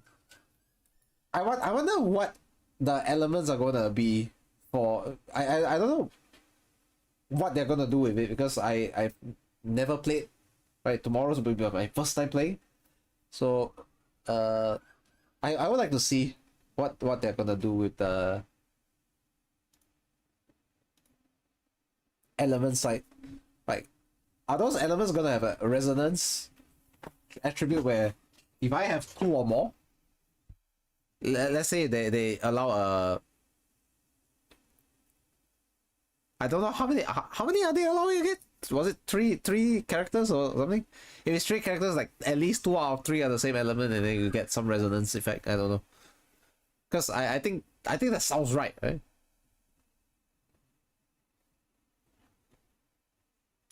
then we have the 4-star, the panda guy. So Zenless, I mentioned he's a 5-star. Sorry, not 4-star. Yeah, 4 stars are the purple colored ones. I think they use the same color to indicate 4-star, 5 stars, and 6 stars, like the original Arknights, because 3 stars are the white ones, like color wise, and 4 stars are purple. Right, so Tapan has a very striking similarity, except I'll say not just because he's panda shaped, okay? And he looks like a fucking anthropomorphic panda.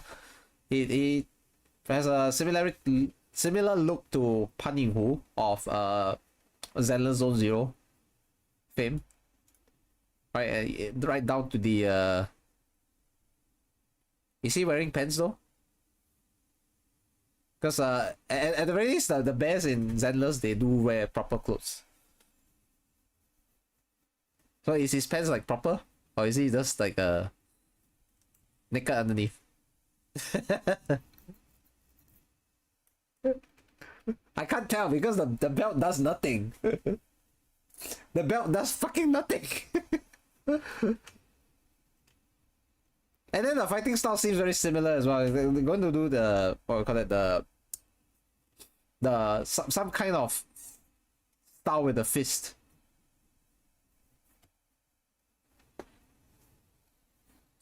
It's smile and glasses remind you of Sid from Final Fantasy 14. Okay, yes, hi Shiz Matisse. You I think you hopped off YouTube just to come over to Twitch again, so that's very interesting. Yes, welcome over on Twitch as well. You can see the chat now. Could you not see the chat in YouTube? My chat box is a bit yeah, misplaced, that's why. Now you can see the Twitch chat. I think my chat box was faulty in the first place. Now you can see it. If YouTube is what you prefer, I mean, stick with that. Otherwise, yeah, for future streams, do take note of that. Okay, I'll do my introductions tomorrow for anyone who's about to play Endfield. Yeah. Tomorrow before we start the build up to the actual thing, we're probably gonna address that. I have my own connection with Arknights itself, having been day 1 player. Tomorrow I will be day 1 Endfield player as well. Sounded like I was talking to someone else, so you're curious. Now it's fixed. So tomorrow I think we'll be under a different screen anyways. I better go fix that, or I have the time later. Not tomorrow, we're gonna be so cooked. There will be a special thumbnail for tomorrow's YouTube site stream as well. That I'll make. It'll just be an Enfield theme thumbnail. I rarely do thumbnails. I think it's nice. You saw my vids and downloaded Arknights too. Oh, I mean, if you've never played the tower defense game, please go try it out for a bit and see if you want to stick with it, because it is currently anniversary, 6th anniversary during Arknights as well, and it's very this is where we can say there's a lot of freebies and rewards for this period of time, and it's fantastic to start. It's anniversary after all. You like the strategy style you played Warcraft 3 back in the day? This is a little bit more tower defense though.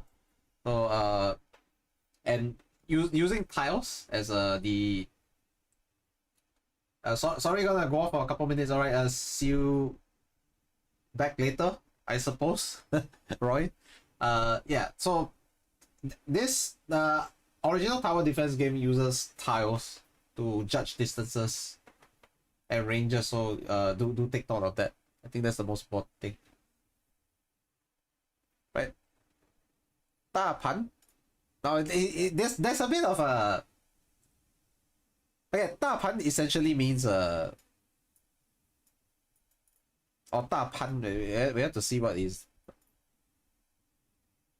Okay, 大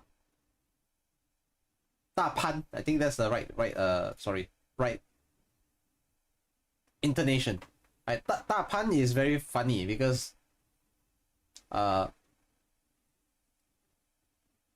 Zenless has also a panda whose surname is Pan. In that game is Pan Yinghu. He actually has a proper full name. In this case, 大盘 just means when Chinese use why does it echo? What the fuck is this?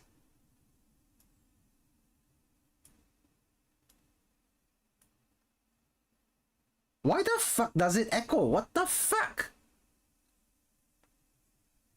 Hey, until I fix that, you better stop it, okay? I'm gonna mute you for that. You absolute heretic. What the heck? Even I got caught out by that. Imagine if I had my volume turned up. I'd be so cooked right now, you know. Yes, hi, Vishu88. Welcome.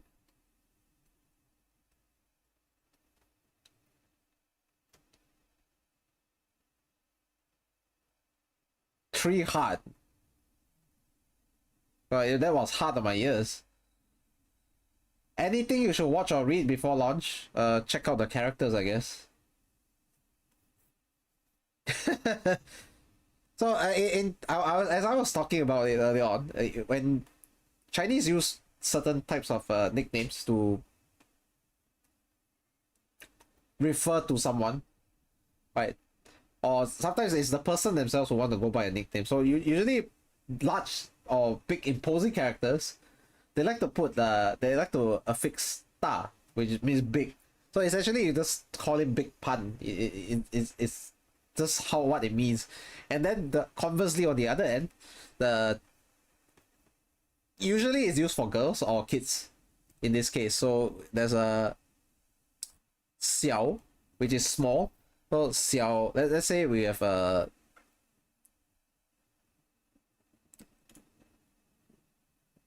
let's use some of a Chinese name. I guess it's so much easier that way. So you could technically call her Xiao Chen, and then refer to the OG Chen in Arknights, right, as Da Chen. You get what I mean? Because it's little Chen's big Chen.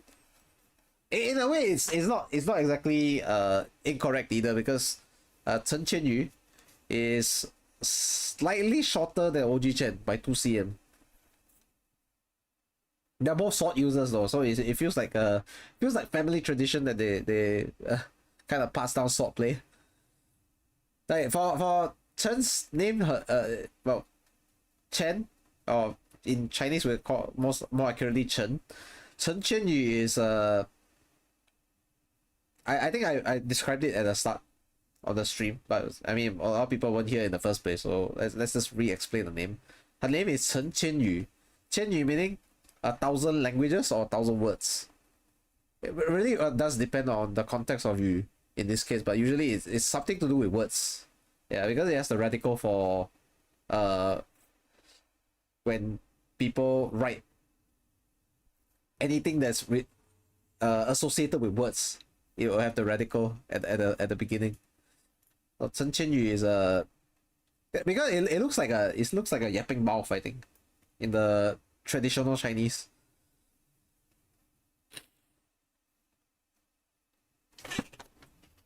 $13, 11 minutes and 40 seconds. Okay, yeah, great.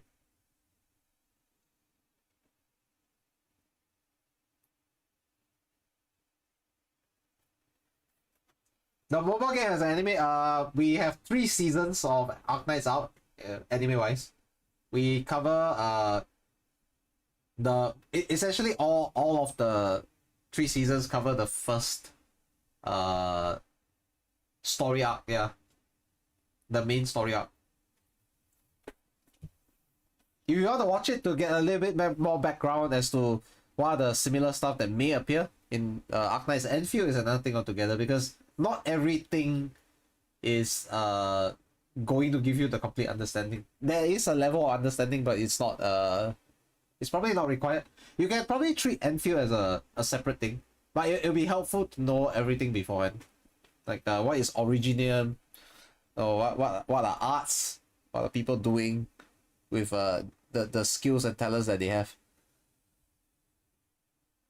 You want to binge it. There are 26 episodes if I'm not wrong, so binging it might be not out of the question. 26 episodes, if you consider each episode is roughly 24 minutes, that's about 480 minutes or so. It's about 8 hours, I think. You can probably binge in 8 hours, but would you want to do that? At the very least, you want to binge the first season, it's fine. 10 episodes is not that long, it's about 4 hours long.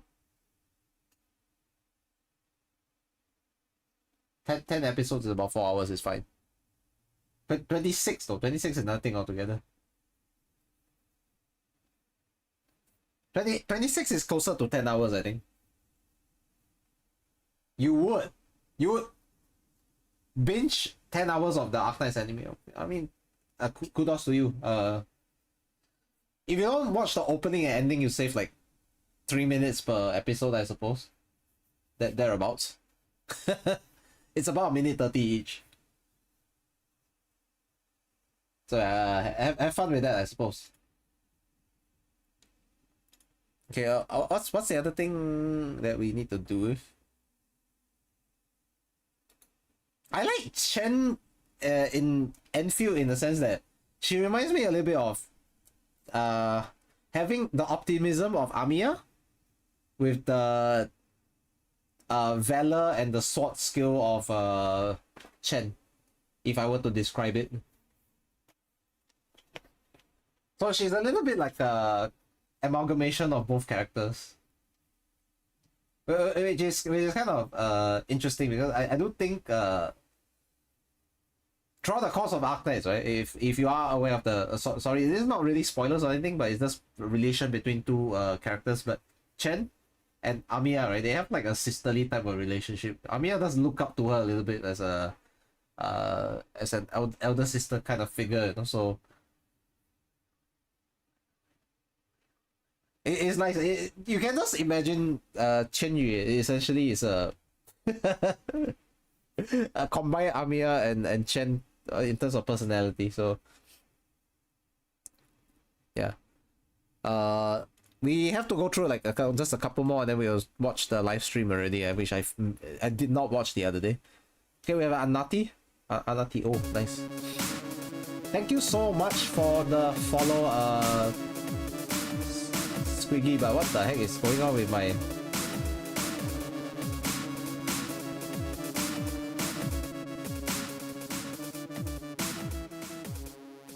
Why is going on with my... Why is it repeating? Hang on. Why is it repeating? What the fuck? This shouldn't be the case, you know. Should I just go on my other scene instead? Yeah, thank you so much for the follow once again, the Swiggy. First time here, and I hope I see you more around. Right, I'll be streaming Arknights Endfield tomorrow, to be fair. If anyone has not managed to watch the live stream for the stuff that are going to be in there,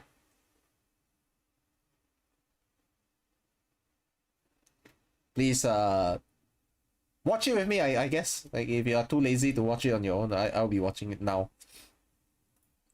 Let me go check my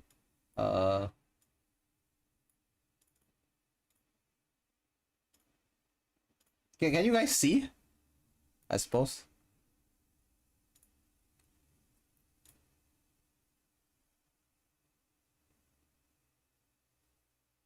A lot of people were watching this the other day. A ton of VTubers, content creators. But not me. I wasn't watching. And why? Because my nose was dying. And my nose is not exactly dying now, but okay, I'll just skip the shit at the start because it's always the preview stuff. The timer countdown and stuff like that. So I want to finally watch this. Essentially, this is just a restream, but I didn't watch the other day, so that everything I know from this is gonna be mostly new. All right, let's rewatch this. Have fun. It's my. Oh, it's 1080p. Okay.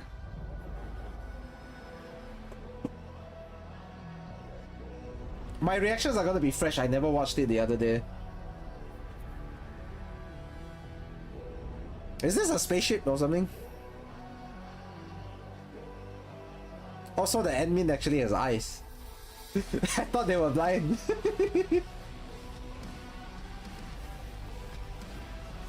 Yeah, because they wore the mask, right? It does obscure the eyes for a bit. And there's a character in the original Arknights that wore a mask similar to that. It's Yato. And the Yato is a 2-star, by the way. So, original Arknights has a little bit of difference in terms of the rarity of operators. It's 1 to 6 over there. So 1 tends to be like robots, for most part. 6-star is obviously the highest one, but so far in Endfield what we can see is that the lowest one that we have so far is 4-star. Yeah, star set never gets old. Star set is so good.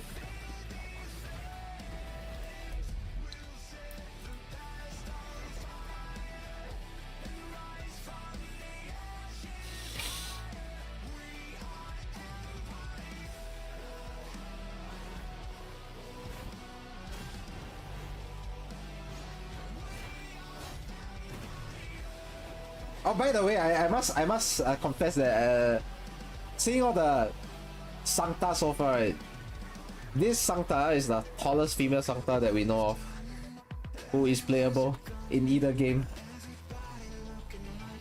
Ember is 175. Okay, but let's say we do consider Mostima, right? Mostima is 170 only, which is still pretty tall by female operator standards, but still. I wonder if we'll ever get Endfield version of Hoshiguma or Valaquin, where they are like 6 foot tallish. I'm always down for tall female characters because there's not enough representation of those in many games. They tend to stick with more traditional average heights, like they tend to be about 5'2" thereabouts, like 158 cm, and then there's also slightly above average, I guess, like 164, 165. Seeing tall female characters is very rare which is why I like to see a couple more. Like, better yet, give us someone who's like 6'3", man. Just give us someone 6'3".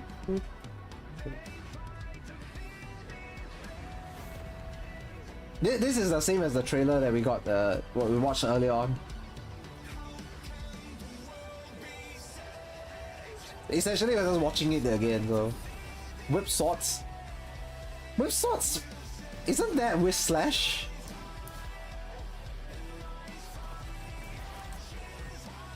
Whip Slash is the most famous user of the whip sword in Arknights.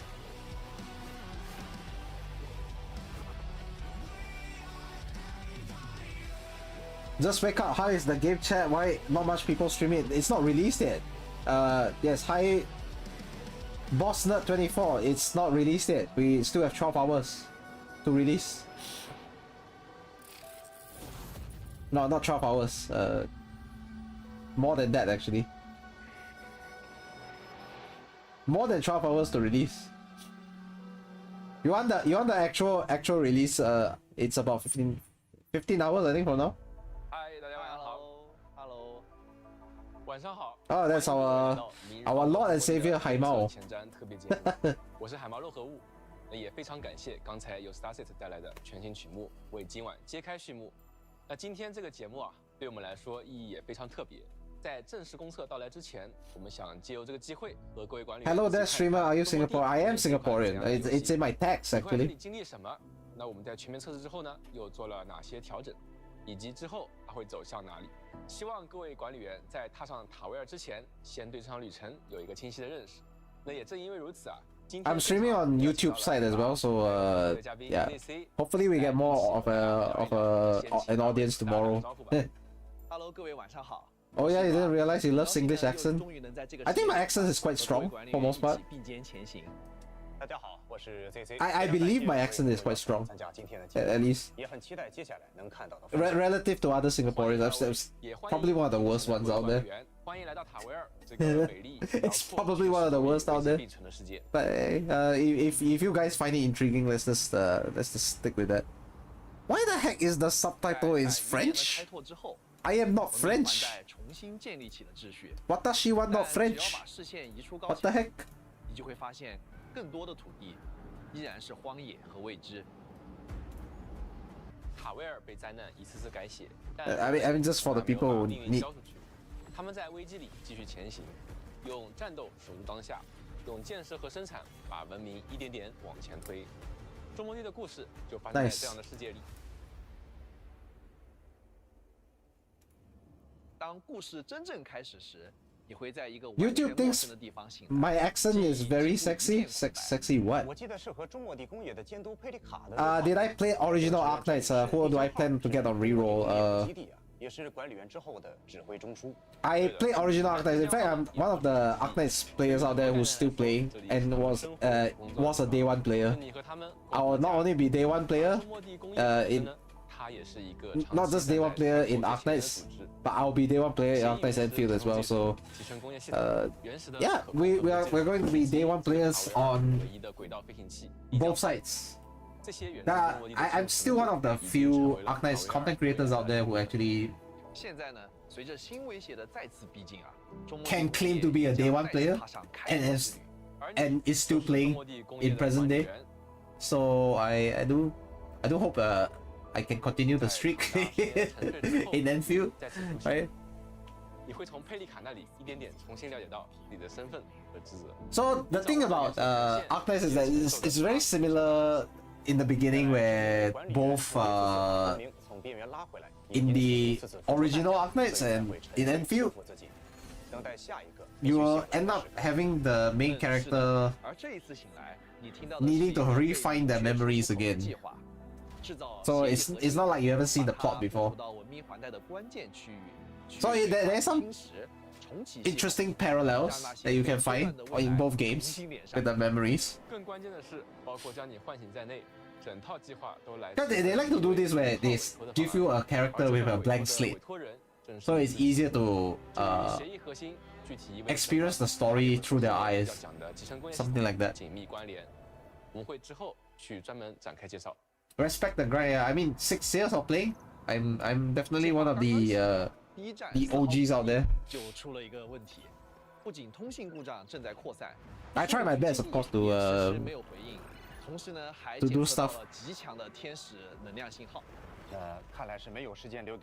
What the heck? Are we?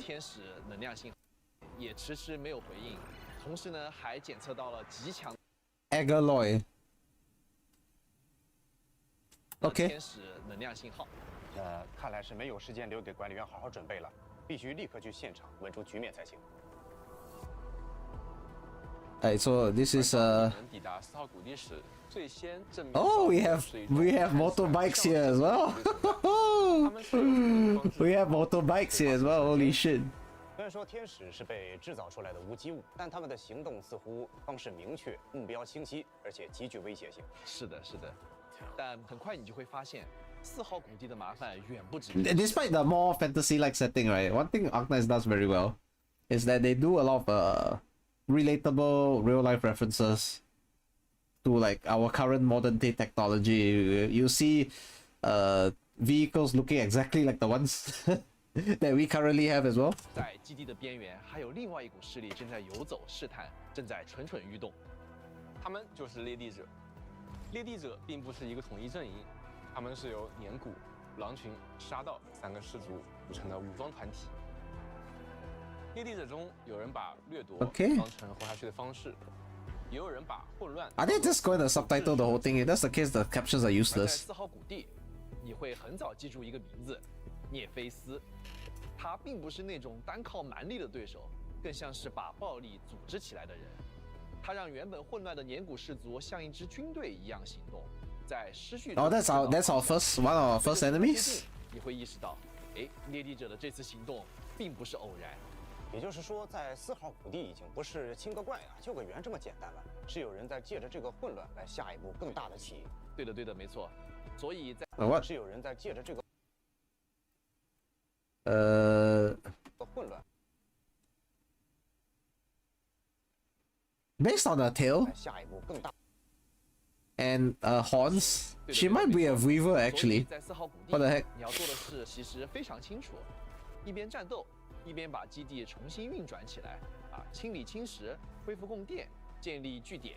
Okay, this is going to be a horrific thing. Actually, having to find out how do you build your base. 也会在这里真正的 Base management has always been a part of Arknights, and unfortunately, we are treated to that here as well. 让4号谷地重新的活过来。但几乎同一时间，文明 Essentially, it's like just another aspect of resource management. 看来4号谷地发生的一切并不是孤立事件。 So far about all the base drama is going to go 100 times here. You don't know how Talos will compare to already stacked Terra lore. Besides drip feeding us references, there are already original references inside, so it's hard to say. 你将继续踏上前往红山的旅程，进入武林地区，在那里你会第一次近距离接触到红山的科技文化，以及他们应对侵。So our very first destination is the Chinese-inspired one. Chinese New Year is coming up, guys. It's next month. And we're getting Sui siblings. Another part of the Sui sibling story next month as well. 灾害的独特方式。通车版本里，大家能够体验到红山的前2个地图，先对这片区域有个直观了解。但是这只是旅程的前几站，而深层的冲突、更远远选择以及更广。 Oh, who's this Sui-looking lady? 能够体验到红山的前2个地图，先对这 She looks like one of those Sui siblings, you know? 旅程的前几站，而深层的冲突、更远远选择以及更广阔的塔维尔仍在前方等待着你，管理员。 You know what? I want her. I want her as well. Holy shit! I want her. I want her. And do I save?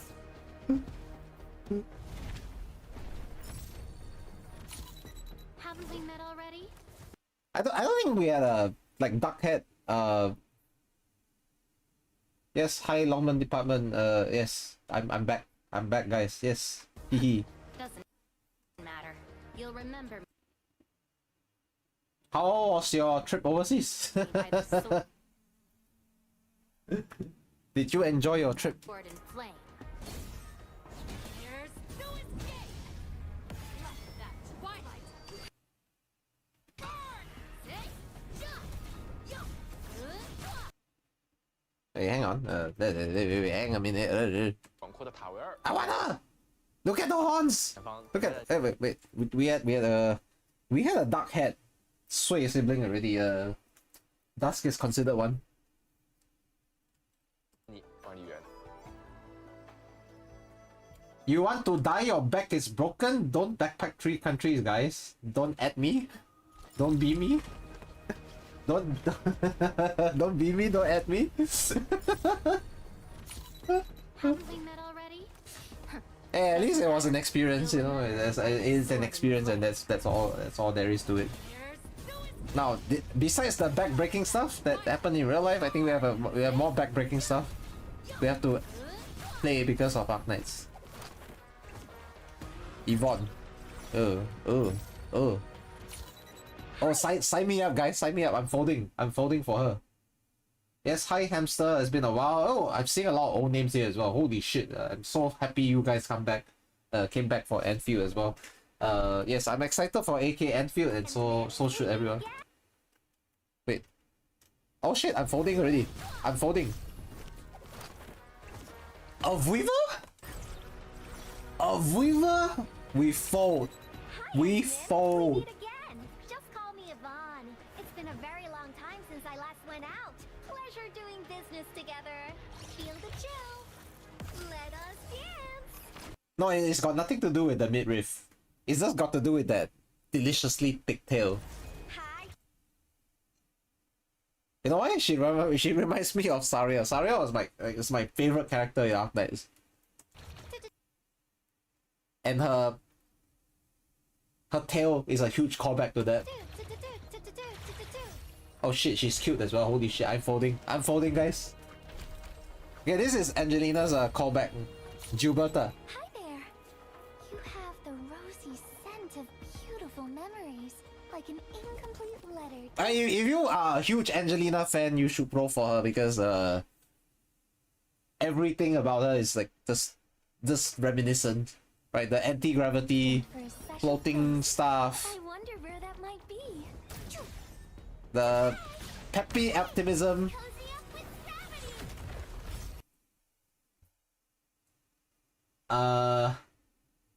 Yes, high sky level. Sky level. How much money am I dropping on this game? Zero. I'm free to play in Arknights, and I will remain free to play in Arknights.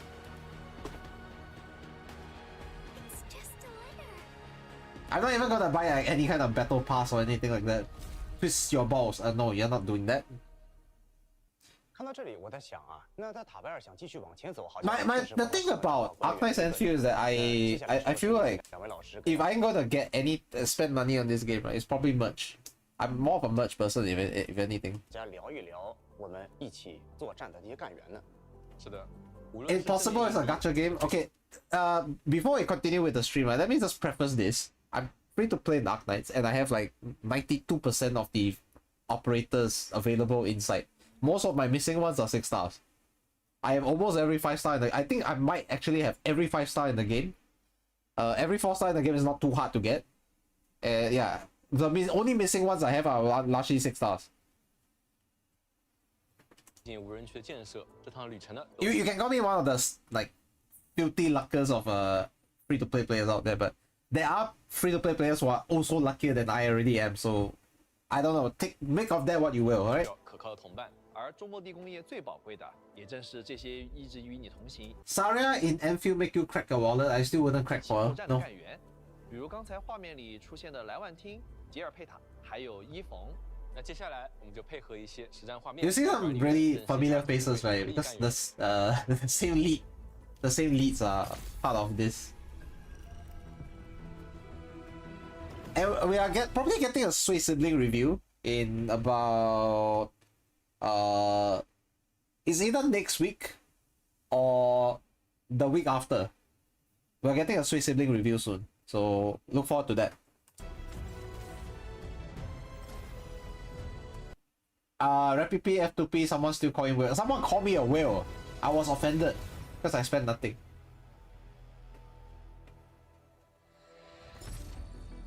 Are you trying to say I should be grateful that I look like a whale despite not being one? Are we going to go there now? Despite her fragmented memories, Levitain joined Endfield Industries as an operator directly led by the Endmen and fights at the very front. She's a striker that focuses on dealing group damage. Striker. So we have 6 different classes in Endfield, and I think Levitain's basic attack has 5 different elements. 6 classes, 5 elements. Am I getting that right? Deals massive heat damage and recovers skill points for faster skill casting. You wish AK Endfield is a fire summons a magma fragment to attack the enemy. Pay-to-play game like Endfield, like GBF Relink, but it's never gonna happen. It's not gonna happen yet. The game's polish is definitely of a very high level. You can see all the textures and graphics are really top tier. This skill causes This really is worthy of being a 2026 game, yeah. enemies, dealing tons of AoE damage to enemies. It's great. For Unfortunately, I won't be playing on the higher settings because my PC apparently cannot handle it. I don't know if you guys have the same issue with my case, but if you keep performing basic attacks to dominate the enemy. if you Once combat begins, cast Anto on Akakuri's battle skill. check your recommended settings, right? There may be an issue with your compatibility. Like even if your PC is good and high enough specs, right, it may not reflect that. I heard it's more optimized for mobile gaming, so the alternative for you to not play on the PC is just to play on your phone, if your phone can handle it. Melting flame stacks to deal tons of damage. Finally, cast her ultimate to greatly X Asterisk is an Enfield prototype and it's paid. X Asterisk I think was a failure, I'll be honest. But I think they learned a lot from that and whatever lessons they did learn from that, they put it into this game. So I don't think necessarily failure is always the worst option. Physical heat, cryo nature, lightning. Yeah, I think that's 5. Intel across various bases and outposts. She often travels along the fringes of the civilization band. Oh yeah, did I get to see this in the character demo, did we? Delivery is more than a mission. It's a way to Oh, she's a real callback to Angelina. Angelina was also a courier, a messenger to be exact. If you want to know some of these backgrounds, right, for certain characters who you will also see in Arknights, please go check out the Arknights lore instead of like Endfield, because that's where you'll see most of the information from. Gilberta is a supporter with both arts and physical abilities. Enemies affected by arts reactions can be easily crowd controlled by Gilberta. Her skills also apply crowd control. Why does she feel so whimsical compared to OG Angelina? Thank you so much for the follow, Briefly.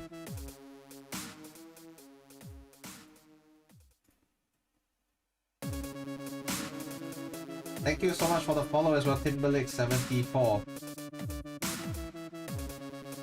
I'm getting so many people jumping into the stream all of a sudden. It feels kind of fresh. Gilberta performs ranged attacks that deal nature damage to enemies, performing a finisher on the OG enemy Angelina doesn't smile enough in her base art. I feel like Angelina, nonetheless, she's still full of optimism, right? But Gilberta feels like a level up when it comes to this optimism, and I feel like, yeah, in the original portrayal of her, for most part in the game, she's not shown a lot. But you see, Arknights is not just the game itself. They have like supplementary materials like the manga adaptations, which Angelina is actually part of. You should go see that to see a better portrayal of her character and personality. After casting her battle skill, Arcane Staff, Gravity Mode, Gilberta... What? Arcane Staff, Gravity Mode? Isn't this Angelina's S3 in the first place? There's a skill 3, by the way, of the original Angelina back in Arknights. This is skill 3's name. Arcane Staff, Gravity Mode. Enters a channeling state. The skill will keep pulling in enemies and deal damage to them. The end of channeling also... So her essential ability, right, is that she slows enemies and provides crowd control. Also sets off an explosion that applies nature. Your MVP for CC Beta, she was my MVP for which I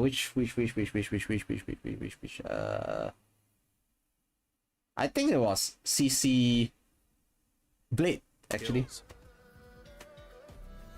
Applying any arts reaction on the enemy triggers Gilberta's combo skill, Arcane Staff Matrix Displacement. With a quick casting move, Gilberta generates a gravity pull that traps enemies and lifts them.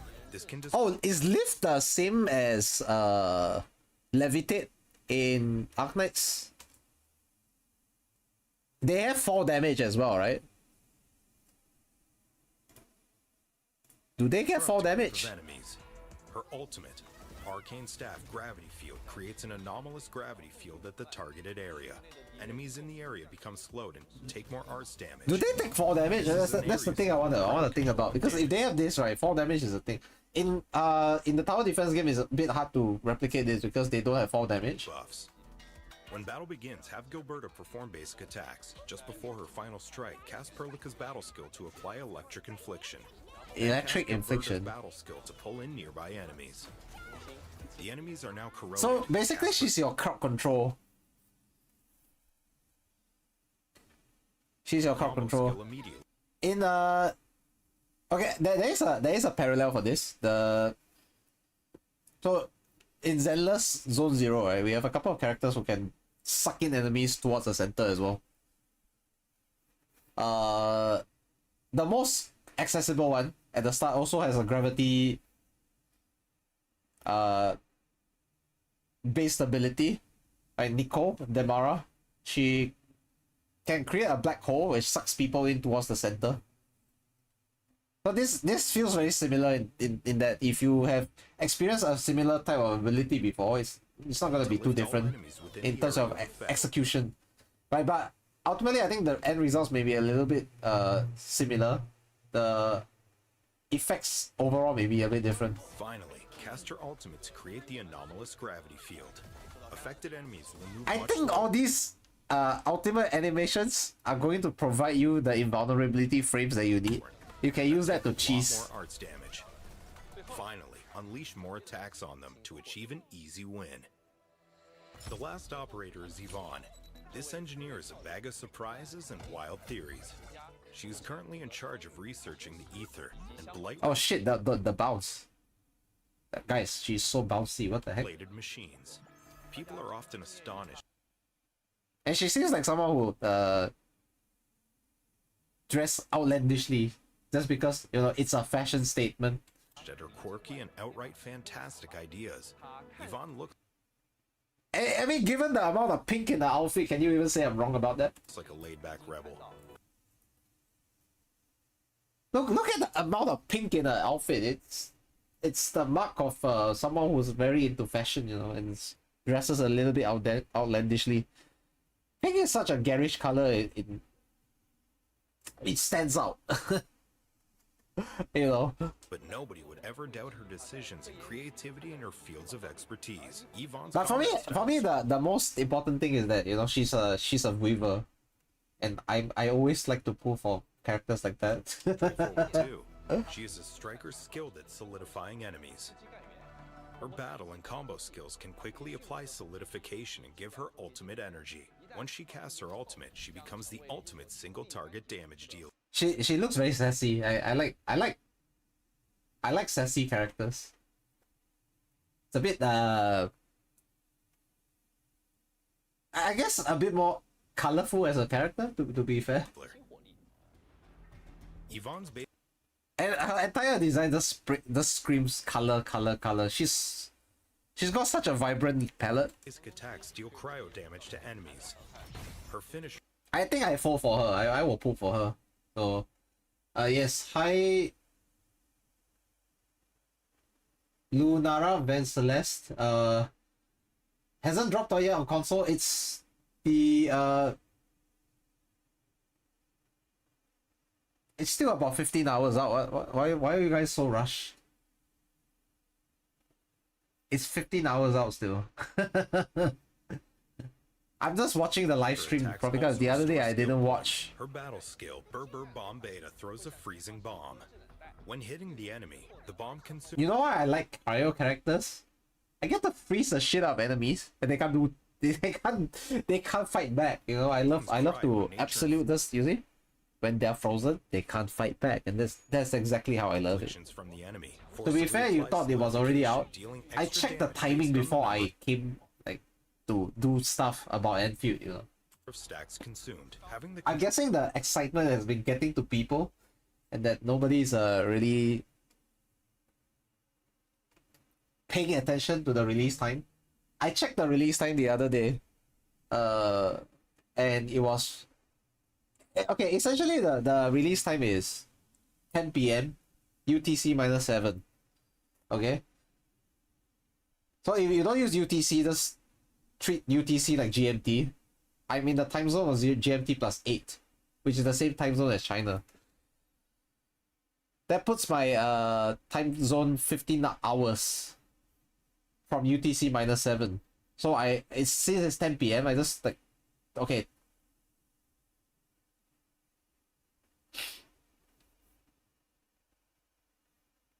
Let's do it. Yeah.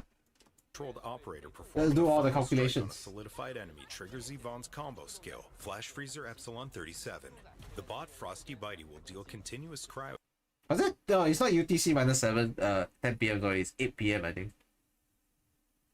Damage next to enemies while pulling them in. Am I playing Arknight? Who? Me?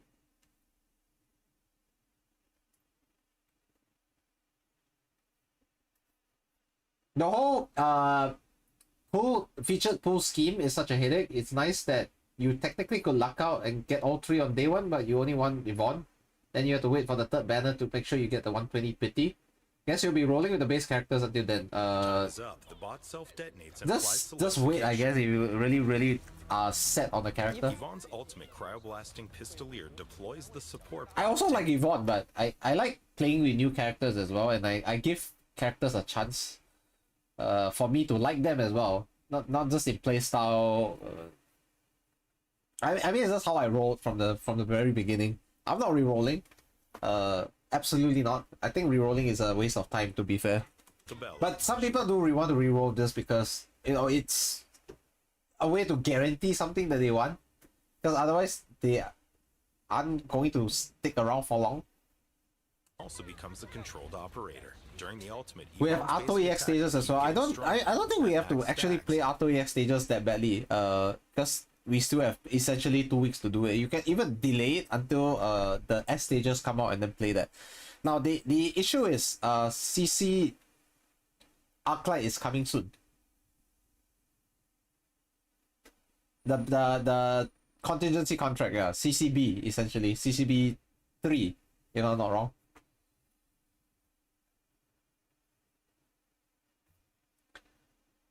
Do I play other gacha? Currently my other main gacha apart from Arknights is Zenless Zone Zero. Attacks will deal way more damage.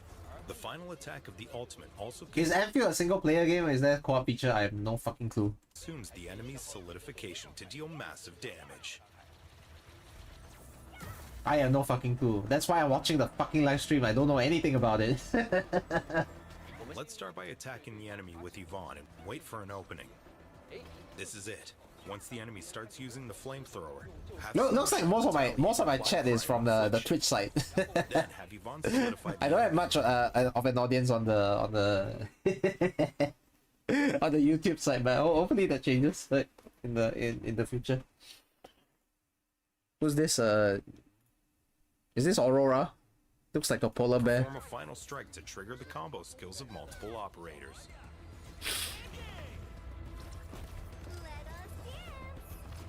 After casting, Honestly, the animations are done so well.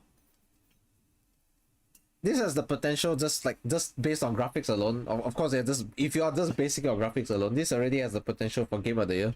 skills, cast Yvonne's ultimate and shred the enemy.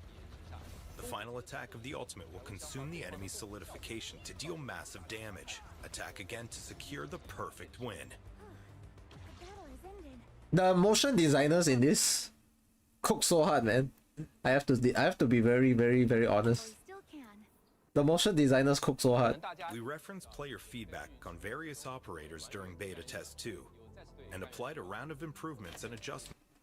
Is there a PvP in Endfield? I don't think Endfield has PvP at all because Arknights has no PvP either. The tower defense game is PvE.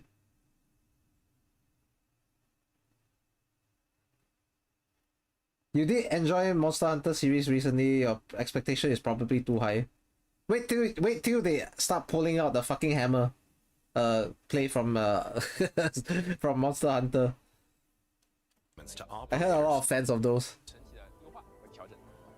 YouTube streaming doesn't have the same discoverability as Twitch, so unless I have a huge audience, good luck. Yeah, I don't have a huge audience, unfortunately. You'll meet companions with other styles in combat. PvP tower defense could be interesting. Any PvP aspect that Arknights tends to have, right, is all viewer or more community made. Yeah, it's all community made stuff. Like they have a roguelike, mode where they essentially the community has turned the roguelike mode into kind of a speed run competition to see who can get certain objectives first. Essentially, that's just how it is. Rolls. But as you gain more operate. Do I think this game is all hype or is it actually good? No boss rate or co-op. Just based on the Arknights IP alone, I would say don't be afraid to give it a shot. At least try the game for 6 to 10 hours. If you can't get past those 6 hour mark thereabouts at the bare minimum, with regards to any part of the gameplay, whether it's the story or the combat system or the base building system, whatnot, then you are free to drop it. I'll say give it a chance. I don't think every game needs to be made or break, needs to have its make or break moment on whether there's co-op or PvP. It could be in the works, because we had some Arknights PvP modes, to be fair. It's just that it's not the PvP that is permanent. There are some PvP modes, but they're seasonal. And face more complex battles. But you can't flex your 6 stars on your friends. Who says you can't flex your 6 stars? You can just show them your account with all those spicy 6 stars. You know, you have the Yvonnes, the Levatines, and they're like, haha, you have none of those, haha. That kind of flex, yeah. That's just how it is, you know. Team setup might become quite challenging. Let's do that. Yeah, let's do that. We have the game tools feature. Open the in-game protosync to use it. Okay, essentially they're giving you AI selected stuff where everything is decided for you in the team picks and stuff. I think this is in line with other games that are similar. Because sometimes people are just too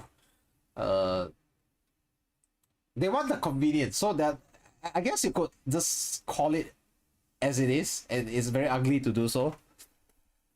It's very lazy of people. So this is basically a quality of life check.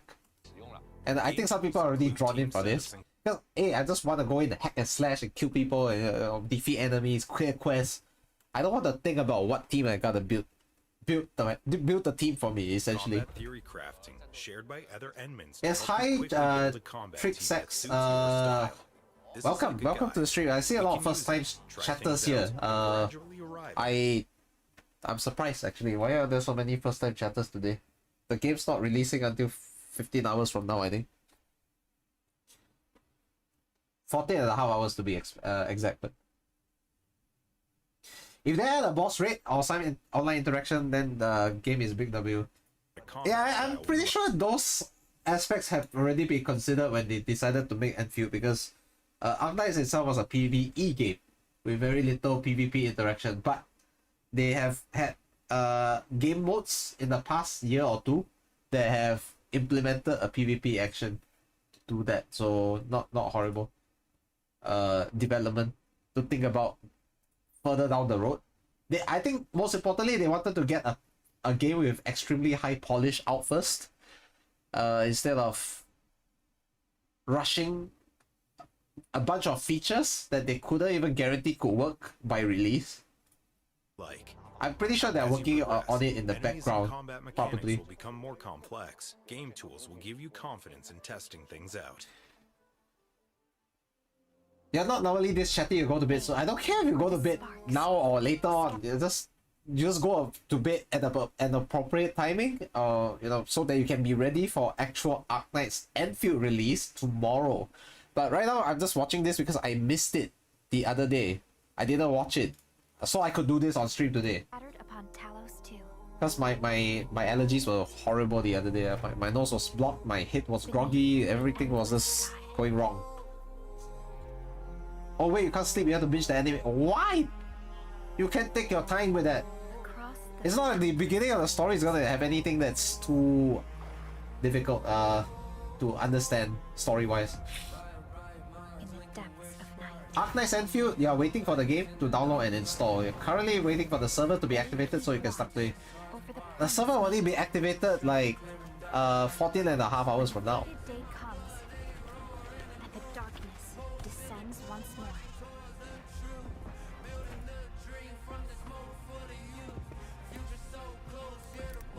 They shall rise to the summons.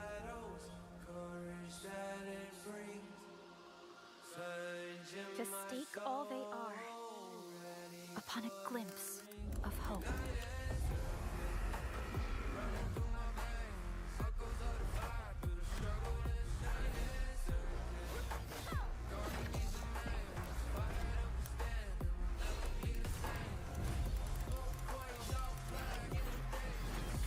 We got to see this early on, right? Yeah. I watched some of the trailers already. So all these trailers were inside the stream. I could have just watched the stream then. What am I doing?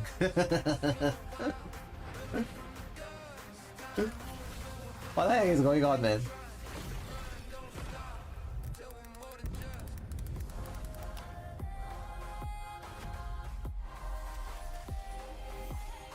I can't believe that I could have just watched this from the start.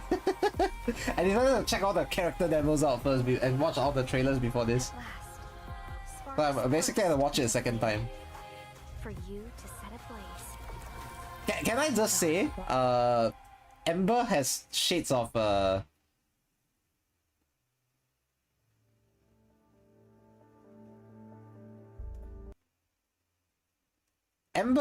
Ember has shades of Escalon in her design.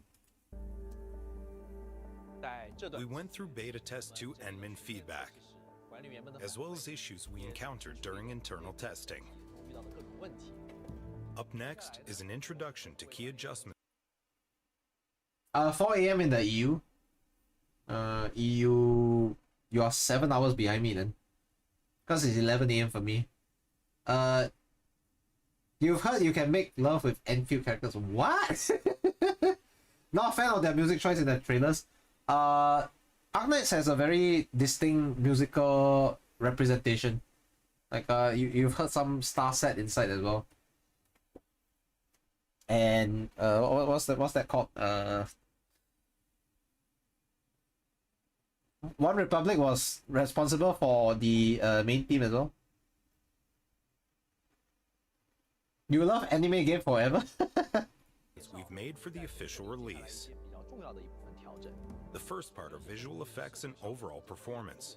We've optimized Oh shit, this disappeared. Cutscenes, Okay, there. map exploration, camera angles, and various visual effects. These include a few changes that look small but affected immersion. For example, walking on snow during the prologue and environment wetness effects. Oh fucking hell. Flowing water feedback will be more obvious.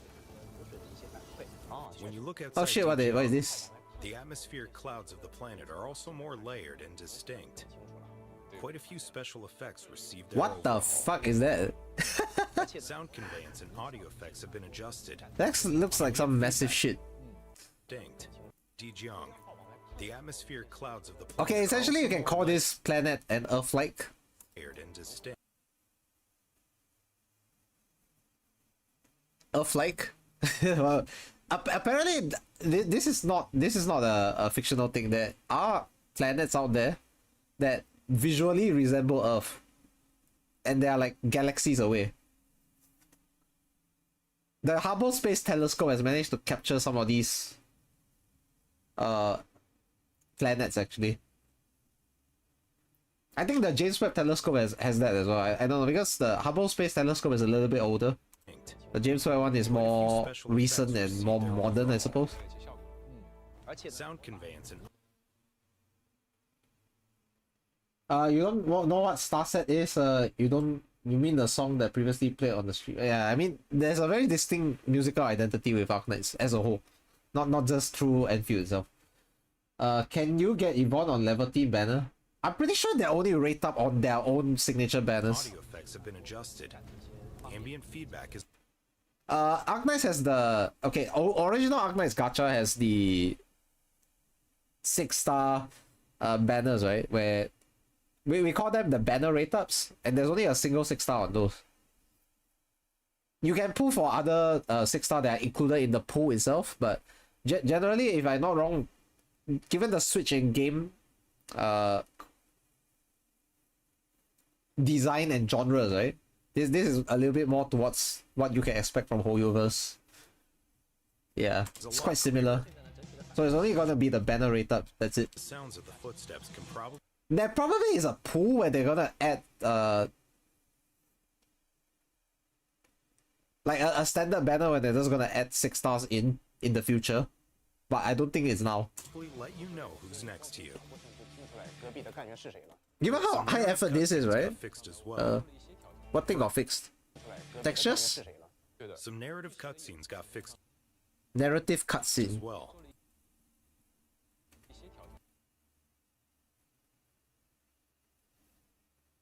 Oh, what's the issue here? Is it this little thing here that got changed? For example, is it those glowing buttons that got changed? What the fuck? dialogue segments and operator story will no longer be disrupted by memo beacons and other facilities. What? Dialogue segments and You could interrupt dialogue segments in the past? operator story. In the beta? That is awful. Imagine you're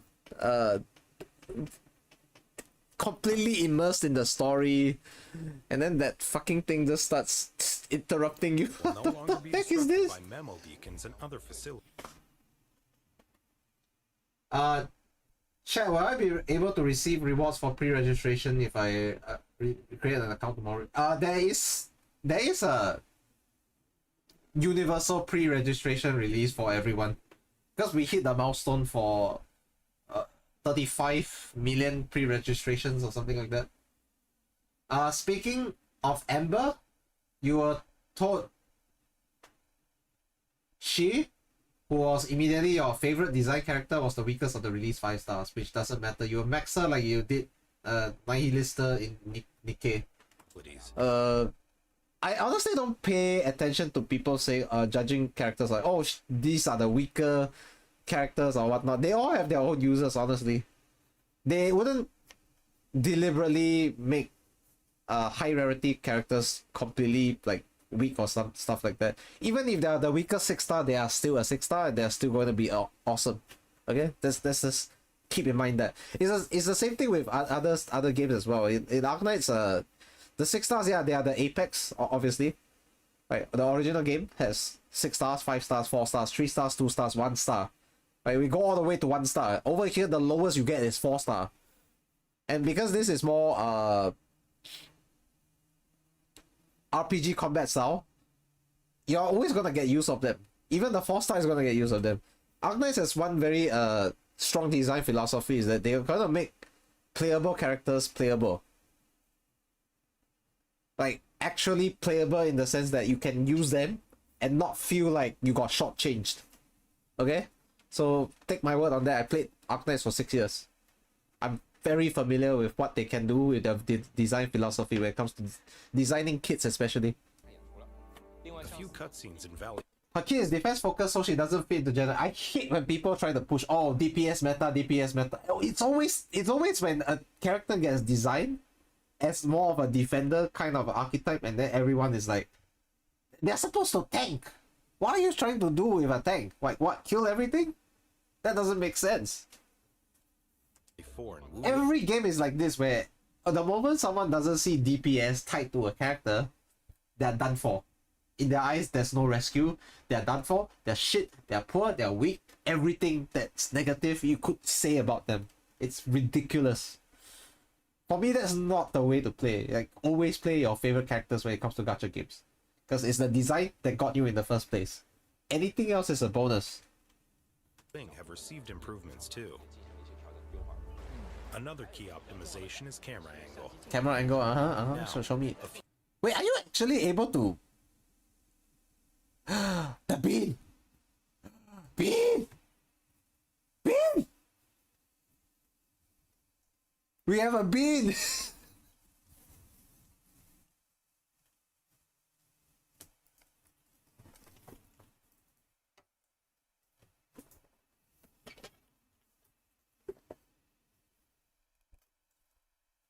Why do we get full sanity refunds for stages? I think it's been a while. They already updated it where you get full sanity refund even if you fail the stage. They've done it, I think, about 2 patches ago or something. I noticed it recently only. Like your practice plans don't get used anymore, and now you get full refunds.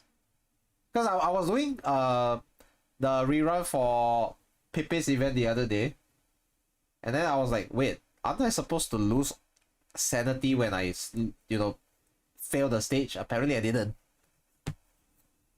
I got back full refund. So it's been there for at least, I think, probably 2 patches ago. It's more prevalent now because you're in the event. What's the... the camera have been made semi-transparent. I think this is a very obvious thing. They should have made certain things like semi-transparent, because the camera perspective is just gonna... Moving in these places, you'll no longer get frequent changes to camera zoom, making map exploration more comfortable. Yeah, certain textures should be made. The fix will greatly reduce visual stress during Correct. exploring. This is very interesting because they took note of visual stress. Right? Next, let's talk about Okay, let's say you don't have the semi-transparent thing where you go into there's this thing about immersion. If you're playing the game, right, and then you're kind of just locked in, it's gonna be such a whiplash when all of a sudden your perspective starts changing. It's like someone just decided to clock you over the head and then make your head turn around. Optimizations. This time we have 2 key adjustments. But yeah, we have the beat. So let's give some people a bit of a background, right? Wait, hang on, before we go back there. So you see this cute little mascot over here, right? this balloon with the mascot shape like that. This is probably a hint that at some point maybe we might see a character reappear in this in Endfield, in this game itself. These are mascot, essentially representations of the actual characters. So I look forward to that for sure. What the heck, man? Seeing a bean here, holy shit. A few environment objects I have a plush, 5 of them. When moving in these places, you'll no longer get frequent changes to camera. They're all different, making map exploration more comfortable. The fix will greatly reduce visual stress during exploring. You can now enjoy the world and read maps at your leisure. Next, let's talk about combat optimizations. This time, we have 2 key adjustments. Firstly, most basic skills and combos. Okay, my biggest question here is how is the HP scaling in this game? We've enhanced on-screen visual feedback effects when the controlled operator gets Because from what we see, right, it's more obvious. These adjustments will make combo skills the base HP looks to be about 4,000 thereabouts. I wonder if certain classes get higher HP because HP was a class thing back in Arknights, the tower defense version of it. Like defenders tend to have higher HP, We also enhanced guides for a number of or even the highest type of HP. Gameplay related to storage crates will get more obvious tips. Because they're supposed to be the tanks, that's why they are supposed to have high HP, so we'll have to see. They're a lot easier to spot now. Also, we've added the weekly routine activity for the official release. Okay, this isn't even out of place. Dailies, weeklies, they always have this. activity refreshes. So this is generally your biggest source of the gacha pools. Now, when we actually get to the gacha aspect, I really want to make something clear to people, but we'll wait for that, because the gacha aspect is gonna cost a lot of Weekly routine is a consistent source for obtaining Arsenal tickets for free. It will be the top of the town essentially. Rewards, especially for oro barrels. Just as They call it oro barrels, I suppose. Yeah, weekly routine that's the name. tasks are updated every week. The routines will also get new tasks that reflect new releases. Even if some gameplay elements do not interest you as much, you can always opt to complete other tasks for maximum weekly routine rewards. There are a lot of gameplay systems. They're all fun, but people might not be good at all of them. But now, missing certain... Okay, so one very great optimization that they took note of is they gave people choices to do a different set of tasks to get maximum weekly reward. So they're trying to give you variety in gameplay. So if you decide you don't like a certain set of tasks to do, you can choose the more enjoyable one and in fact for your experience. So I guess they are very keen on allowing players to customize their experience. tasks won't prevent you from maxing out your weekly rewards. Thank God, yeah, I think thank God as well. But I think look at this. I like variety in my tasks. I'm too free spirited for routine. For that they will last too long. You don't want to quit Uma Musume, already spent 3k USD, but you don't know if Enfield will like need 1 to 2 hours for dailies. I hope Enfield doesn't need more than 20 minutes for dailies, because it's gonna be rough. Zenless dailies can be cleared in under a minute actually.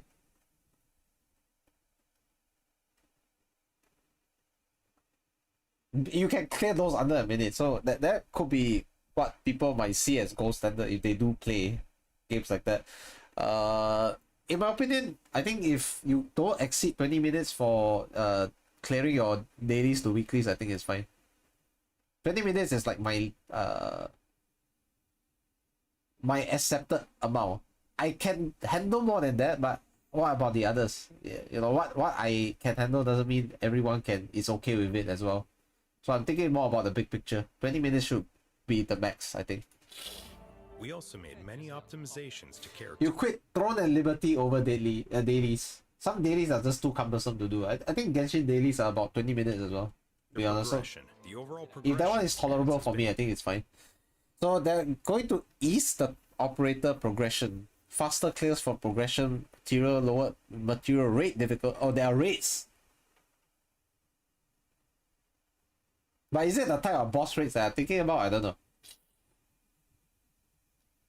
Increase early game progression materials. I think the most important thing is the early game adjustment. So when we get to the gacha system explanation, right, I'm gonna highlight something that's very important. Everyone's tunnel visioning on the everyone's entirely just fixated on that particular aspect about the number of pulls and all that. That's not the most important part. Let me explain later on. Gathering dungeons, the enemies now can be defeated quick. Max level lower from 99 to 90. Okay, that's the answer I wanted. So I was wondering if, because you could Elite 4 at 80, right? So I was wondering if they're going level 90 for the max. Or was it a level 100? So apparently they don't like the level 100 thing. It could be something they want to leave for maybe 3 to 4 years later as an end game progression. Like in the future we might see level 100 or level 99 even based on this. But I think for what it's worth, the beginning of the game I think shouldn't have that high of a level. They should slowly introduce that. So in the future we might see level 100 maybe 3 years down the road thereabouts, where the end game needs more refinement and adjustment to cater to people who are already at the end game, and then giving people who are yet to be at the end game something extra to aim for. Right, so lower enemy levels at trial difficulty Okay, so we're gonna have the so-called exploration level. tied to maybe your player level. If I am correct, in that they are gonna follow the formula that's been out there for a while, they might go for level 60 for the. But if they're going to go with the level 120 thing, I mean, I'm not too out of the. I'm not too opposed to it, because Arknights tower defense has 120 levels for your doctor levels essentially. Early progression materials have been increased. I don't know about the player rank progression here. Never played the beta, so no idea. Level ups now give more progression materials to make early progression easier. We always want dailies to be dynamic in the sense that it gives you some agency in your choices rather than just forcing you down a chute, you know. World exploration and material dungeons will both be easier. You can farm materials more quickly. So they're aiming for accessibility to all types of players, where you are giving more casual players a chance to get into the game as well. Gear artificing. We added a So gear artificing. Okay, so we're gonna have gear. So how many are equipable? guarantee and improve the overall UI display. Artificing progress is now directly displayed to give you an idea of how much resources you need. Changes have been made to storage crates you discover during exploration.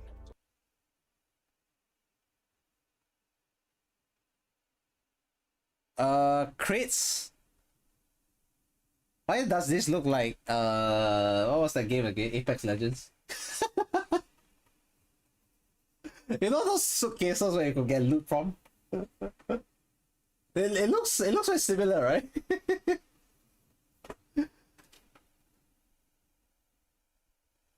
So you can get these by exploration as well. So I'm thinking let's say, apart from the number of posts that they give you at the start, right? You can also get this from progression. So it's not a total blank or a total goner for you if you decide not to save your pools and like go for the early characters as well. Of course, there's always the phrase, right? Just get lucky for it. Light Zhong really likes his crates. It is even less shiny than the first case. Very simple idea, actually. We just want our I think too many effects visually is also quite overwhelming for people. It's a sensory overload. Sometimes I think playing with these types of colors, I think it's fine. To have fun with early game and make map exploration a good source for headhunting currency.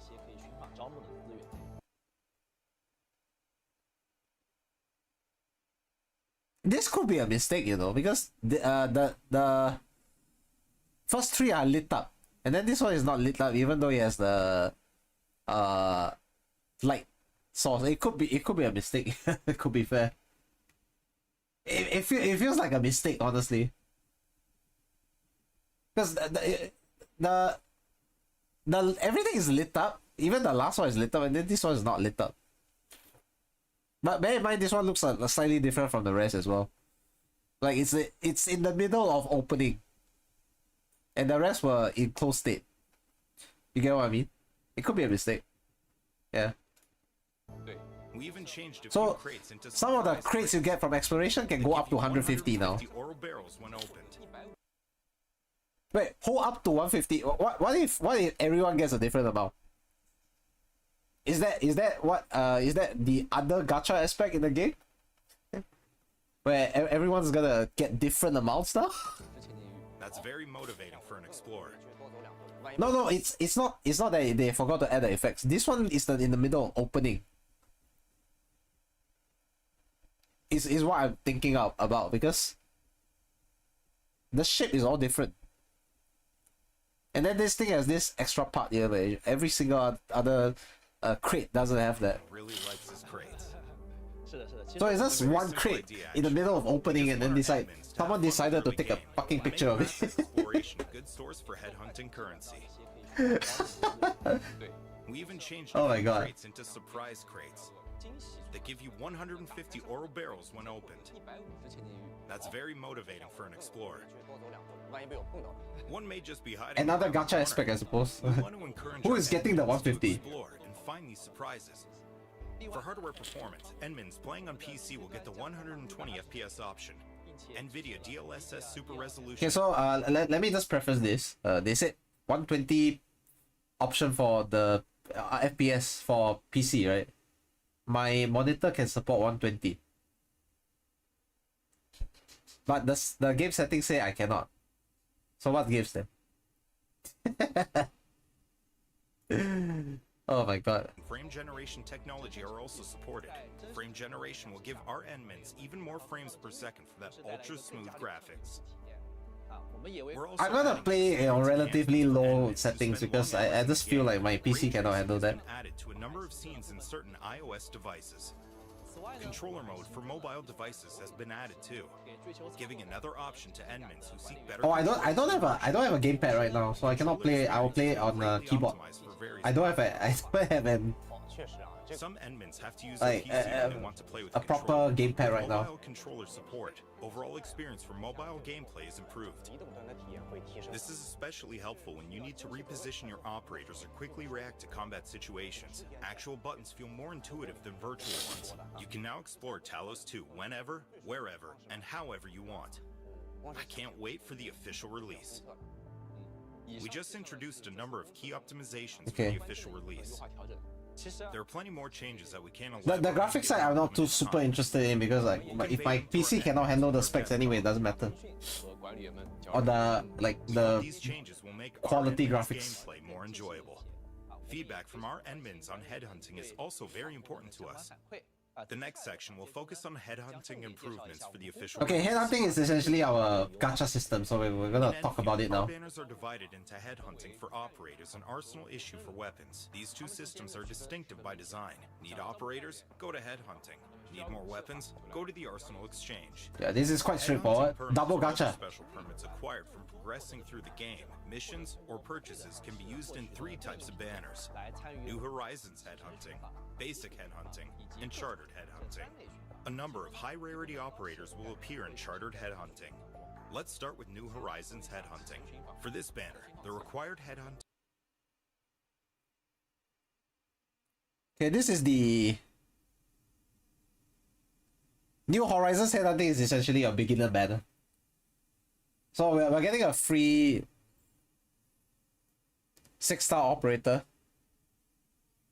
no matter what, from this pool of operators.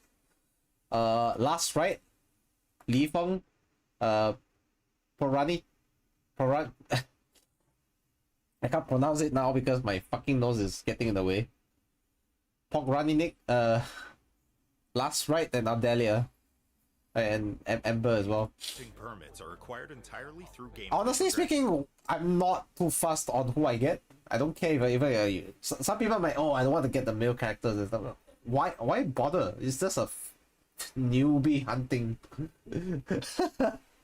banner, you know. It's just a free 6-star at the start. You don't want to do Ardelia? I don't mind getting a Doom Ardelia, not gonna lie. I mean, we're getting Ardelia for free anyways, right? Completing the New Horizons headhunting banner also gives you an operator of the highest star level. And probably one of the reasons why we are getting a free Ardelia is because Aya is a very like her original counterpart in Arknights, Aya Fiala is very popular, so to speak, right? Very popular, beloved character.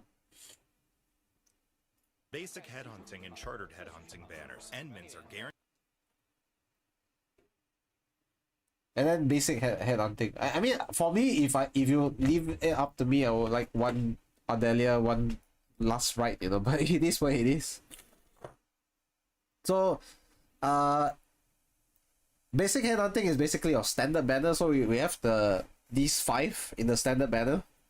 Ardelia will appear again, possibly for some people, and you need to perform 300 for 1 6-star, this system is quite reminiscent of what I'm used to in Zenless as well. Zenless also has that 300 before you get to have a selector. And for me, I selected whoever I didn't have. I didn't care too much about the mindscapes in Zenless. So I will probably not care too much about the potentials here as well. Whatever I get. Whatever. Just play on. I will always prioritize characters generally over like potentials, mindscapes, constellations and stuff. More new characters to play is better than a duplicate, honestly. Also, how many dupes can be used on a character maxi? I believe it's 5 dupes.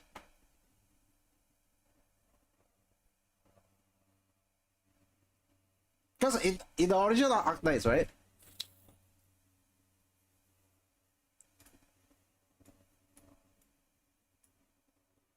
Hang on,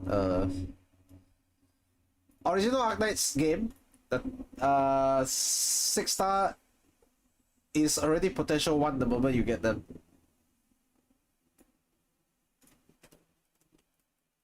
So you need to get them 5 extra times. It's always potential 1 the moment you get 1 of them. It's a little bit different from Genshin or Zenless, where if I'm not wrong, their constellation and mindscape system is such that you need 7 copies of the character in total to max them out. In Arknights, has always been first copy is already potential 1. Then to get potential 6, you need 5 more copies. I do have some potential 6 characters in Arknights myself, so definitely can tell you that that's a thing. Okay, this is charter. Okay, charter headhunting is essentially your limited headhunting banner. So you're guaranteed a rate up at 620 attempts.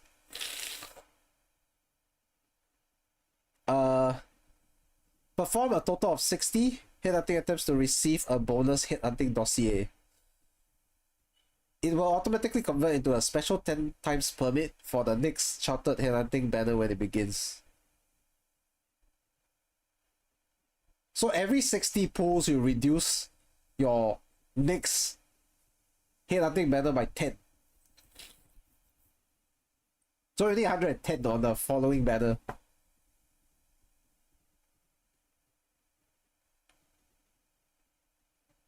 That's weird. Special 10 times permit for the next one. So 110 for your next. Okay. For chartered headhunting, the rate-up operators of the current banner is guaranteed with... By the way, just to confirm again, 5 dupes to max any character. It doesn't matter 4, 5, 6 star. It's always character 6 times total. So 1 plus 5 to max. And based on how the rarities drop rates are gonna work, right? You're probably gonna get 4-star max for most part. Within 120 pulls. Additionally, the rate-up operator of an ongoing chartered headhunting banner will also appear in the next 2.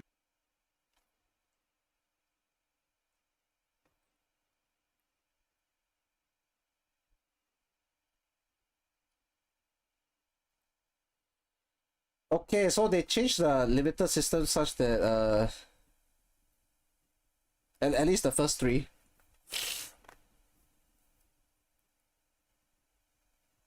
To demonstrate it, you are going to get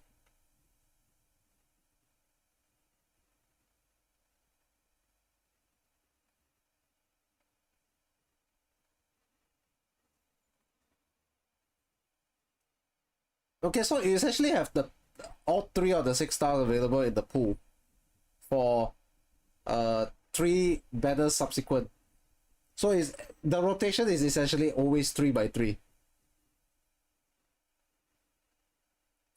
And if you want to get the operator after that, you gotta wait for a rerun or a rebanner. If you don't get a rebanner, then you're not getting it from basic headhunting. They will probably not add stuff to basic headhunting because this is basically the money making banners. They're gonna make these the cash cow, you know. 2 chartered headhunting banners after their own banner expires. Banner reruns will also appear in the future. So you essentially have to just wait. Okay, I miss.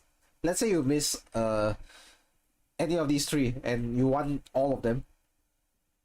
Right? You are going to have to wait for a rebanner. There is absolutely no way for you to get from other headhunting. This is basically your limited headhunting exclusive banner. Polls, you'll also get a headhunting dossier that auto converts to a special 10 times permit for the next chartered headhunting banner. Don't forget to use it on time. The official release is also getting the urgent recruitment feature. After making 30 chartered headhunting pulls, you'll also get a free 10 times pull for the current banner. Yeah, I think this is only for the release. You get free 10 times pull once you hit 30 chartered headhunting attempts. So I guess just pray you get good luck, otherwise you get screwed on any one of those banners. Moving on. Just get lucky, I suppose. This free 10 times pull is not counted towards the guarantee. This is not counted to guarantee, but they didn't say you can't get a 6-star of this. However, if you do get what you want with this free 10 times pull, the guarantee is not affected. See? that's a separate thing altogether. So just get lucky for it. Either. Similar.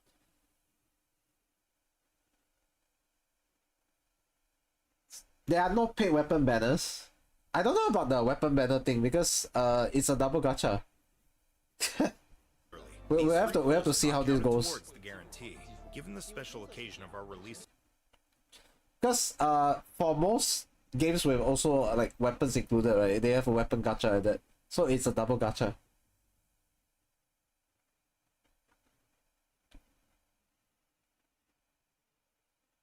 Essentially, you can spend 0 on the game and still enjoy it. I suppose that's one of the options. But if you're willing to spend, I mean, there's no issue with it either.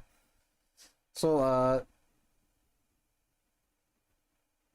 these are the first 3 banners. Yvonne unfortunately will have to wait for an entire month. Oh my god, do I have to wait the whole month? Oh my god, if I get Levantine early, right, I'm just gonna fucking skip all the way to.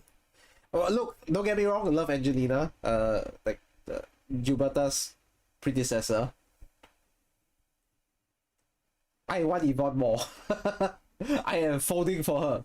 So I want to get if you know, Levantine's the first one. I already like her design a lot. I want to get her already. After Levantine, then I'll probably just skip all the way to Yvonne, because I love her design so much, and I think her personality is quite fun.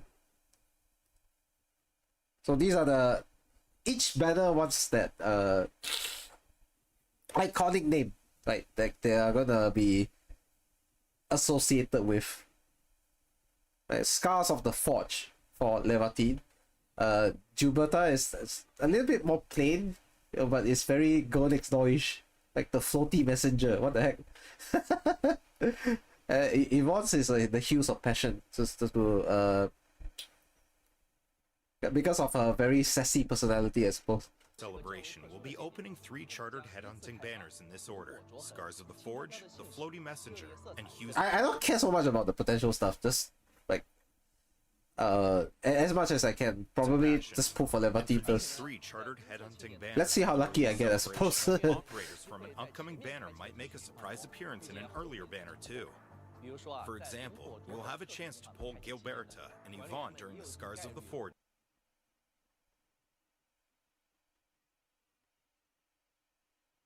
Oh, you can get jump scared. What the fuck? So if I don't get Levantine, I'm getting the other 2 instead. Okay, I'm down for that. Now back to the Arsenal exchange we just. Now why be only pulling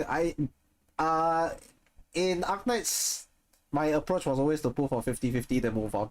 I'll probably take the same approach here. See, the thing is, the first 3 banners are special, so you have a chance to pull Yvonne in Levati's banner as well. They just said it. You can get any of them in these first 3 banners. You can get any of them as the off banner. So if you lose 50-50, you'll get the one of the 3. One of the other 2. But if you want the guarantee, right, then there's a different thing. Guarantee is always the banner character themselves. So it's just down to your luck in the end.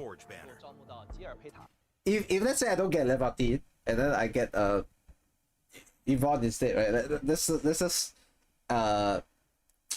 make up a scenario where that happens. I'm not going to be angry at all. I'm going to be extremely happy as well. I'm fine with either one of the 3, honestly, but my preference is with in order of my bias, Yvonne, Levati, and Gilberta. In that order. If I get any of them, fine. I'm not too opposed to it. I'm not too fussed. I'm not too upset.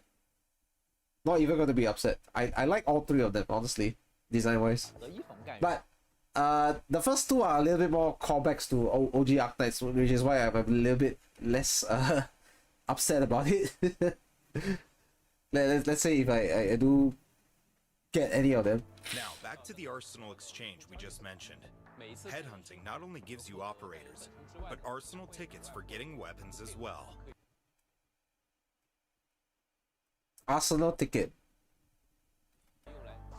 There are many ways to get Arsenal tickets. In addition to headhunting, you can also get them from the credit store. Weekly. Okay, so the Arsenal ticket is the one for the weapons. Routine and a number of bundle purchases. You can also get them from the Protocol Pass. Unlike Beta Test 2, the official release also lets you convert Origeometries into Arsenal tickets. Origeometries into, okay. To get weapons, you can spend Arsenal tickets to perform an Arsenal issue that gives... In each Arsenal issue, 6-star weapon is guaranteed within 4 issues. And a rate-up weapon is guaranteed within 8 issues.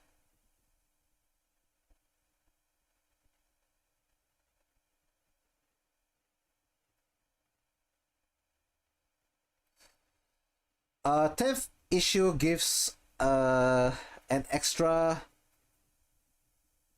arms offering crate, which lets you choose a non-rate-up 6-star weapon of the issue banner. 18th gives you an extra rate-up weapon. After that, an arms offering crate and rate-up weapon are given alternately every 8 issues afterwards. Okay. Okay. Also give you weapons. I think they are giving some weapons by quest as well, by mission, so it's also has a guarantee. It's you will have multiple ways of getting weapons, but again, the so-called rate up, the signatures, they are tied with certain weapon users, you know, because they have like great sword, arts unit, different types of weapons, right? Different types of weapon users. So you're gonna have a different thing altogether. A weapon of the highest star level is guaranteed in 4 issues. The rate-up weapon is guaranteed in 8 issues.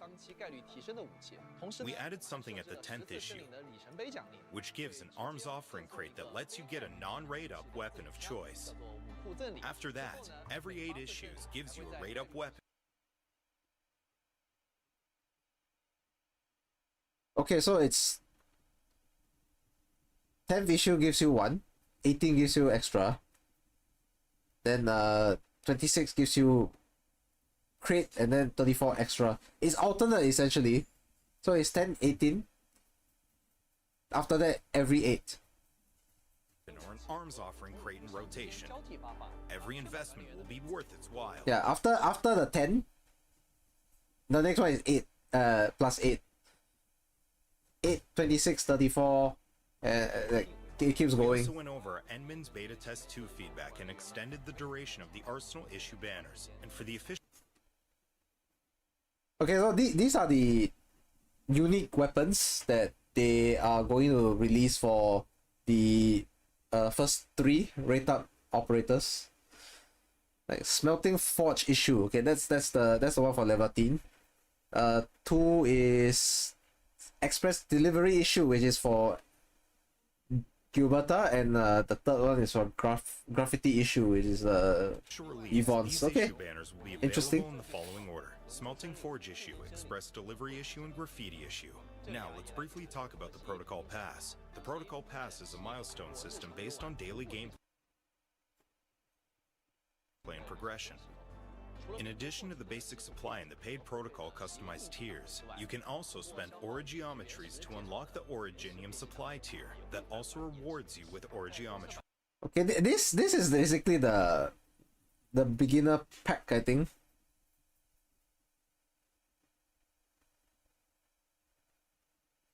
So Arknights had this beginner pack thing in the original game. So you had to spend some of the premium currency to get back, and you got back not just the worth and value of the paid currency, right? Which is Originite Prime in that game, and then you got extra stuff on top of that. So I'm pretty sure they're gonna give you like extra supply issues as well. Okay, let's move on. For the official release, we improved protocol pass rewards of various tiers. 在继续往下之前啊，我们也想说句实话，这段时间准备公测，我们真的很紧张，我感觉也绷不住了。是的，一方面呢，是因为周末地终于要和大家见面了；那另一方面，我们其实也总是在想，我们还能为管理员的启程到底多做点什么？对，所以趁今天这个机会啊，我们也想亲手为大家准备一些礼物，也算是我们的一点心意了。哦，那你要说这个。Now, for the people who have not been acquainted with Arknights long enough, right? There's a meme that is always going on in the community. It's not just the CN side, global side also is in on this as well. So you know that's the all thing, right? Over on the wheel. So it's if you get all on the wheel, you get all the rewards on that side. 这边的圆盘来确定咱们的奖励类型，上面有很多实用道具啊，这个千金玉折金片，做张记录都是我想要的东西啊。 Yeah. So you can get like ×1, ×2, ×3, ×4, ×5 of any given like supply material they roll on. But if you get all, you get every single thing once. All of it are guaranteed once. It's in between, but it's between battle records and the money. 没关系，饶老师，我们要相信海猫。对。 这个 RA 无论怎么转，我相信老玩家的眼中，在我这个盘上只有一种选择，是吧 ？Yeah, we always want all. 大家都知道，在方舟的话，这个转盘有个规则怪。So much of this is hieroglyphics to you without my explanation. I mean, I'm trying my best to give context, you know. 被观测的时候，它是有多种状态的叠加态的，但是当转盘出现在 节目现场的时候，它的结果很有可能只会通向一个。我来就是为了看这个是不是真的。海文老师，来给大家展示一点功夫吧。好，我们开始。Okay, let's see. Wait, let's on. 哦，这个有点问题，修正一下。此时此刻，恰如彼时彼刻。好吧，那么我一下就转到了O呢。两位老师，也恭喜我们的管理员了。这次O呢，可以直接包括500千金玉。He's not even being subtle about it. I'll be honest. A running joke between all Arknights live streams is that whenever there's these celebratory events and release programs and stuff like that, right, the live stream stuff, he will always, no matter what, he will rig the wheel to go to all. Because he really does give a lot of welfare to the players. You know, he don't be surprised if one day in the global server you see Haimao running around on his character. No, don't be surprised because he plays his own games as well. you might be able to run on maybe I would say it's more on the Asia server. You might see him on the Asia server. If you're on the other server, maybe there's a lot less chance of that because ping is so much better for Asia servers and for people living in Asia. So yeah.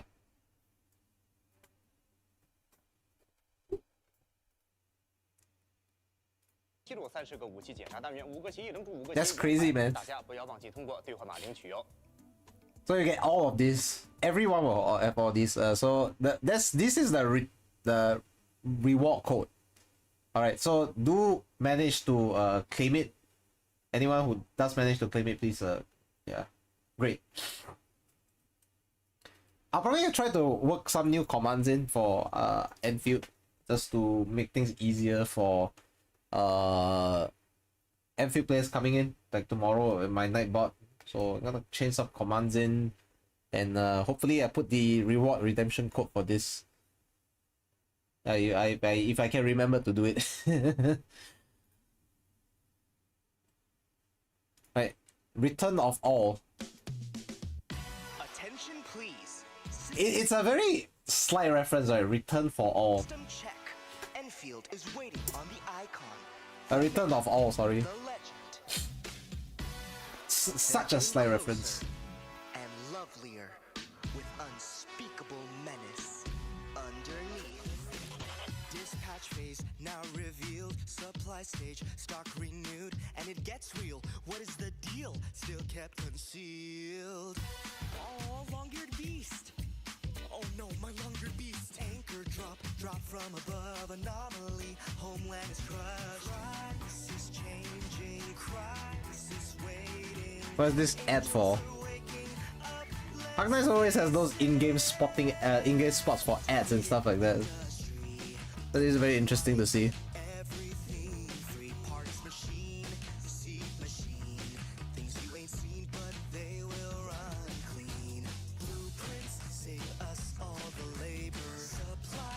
Is this a song about building the base?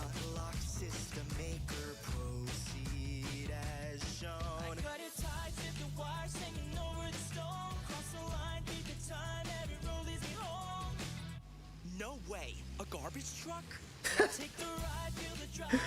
It is a base song, what the heck?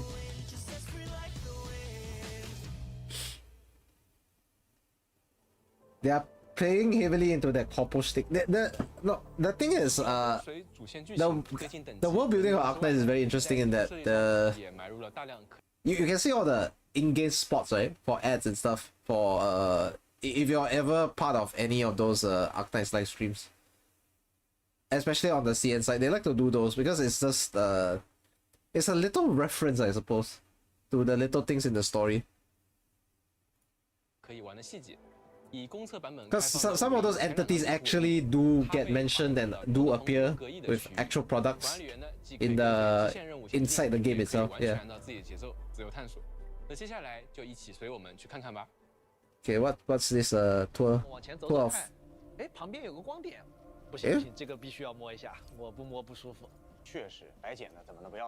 Always look for objects you can interact with because that's the main thing about exploration. 太漂亮了，哇，真的有点震撼的，不愧是塔维尔第一雄馆。确实这么看非常的细节。不行不行，我们 Okay, let's be real. Is anyone actually going to play this in 4K, or has the specs to their PC has specs to actually support 4K? I don't think so. Right? 面下去看看吧。I'm just going to play this in 1440, I think. 哎，这有一个哦电梯。Or if I think my computer cannot handle it, I will just go down to 1080. Doesn't matter. 4090 here with a 48-inch 4K TV. Okay, that's something I can't afford. The TV itself, I mean, is the more affordable part. It's just the 4090, man. Holy shit. Whether you have HDR, who knows? You can try. Oh, what's this?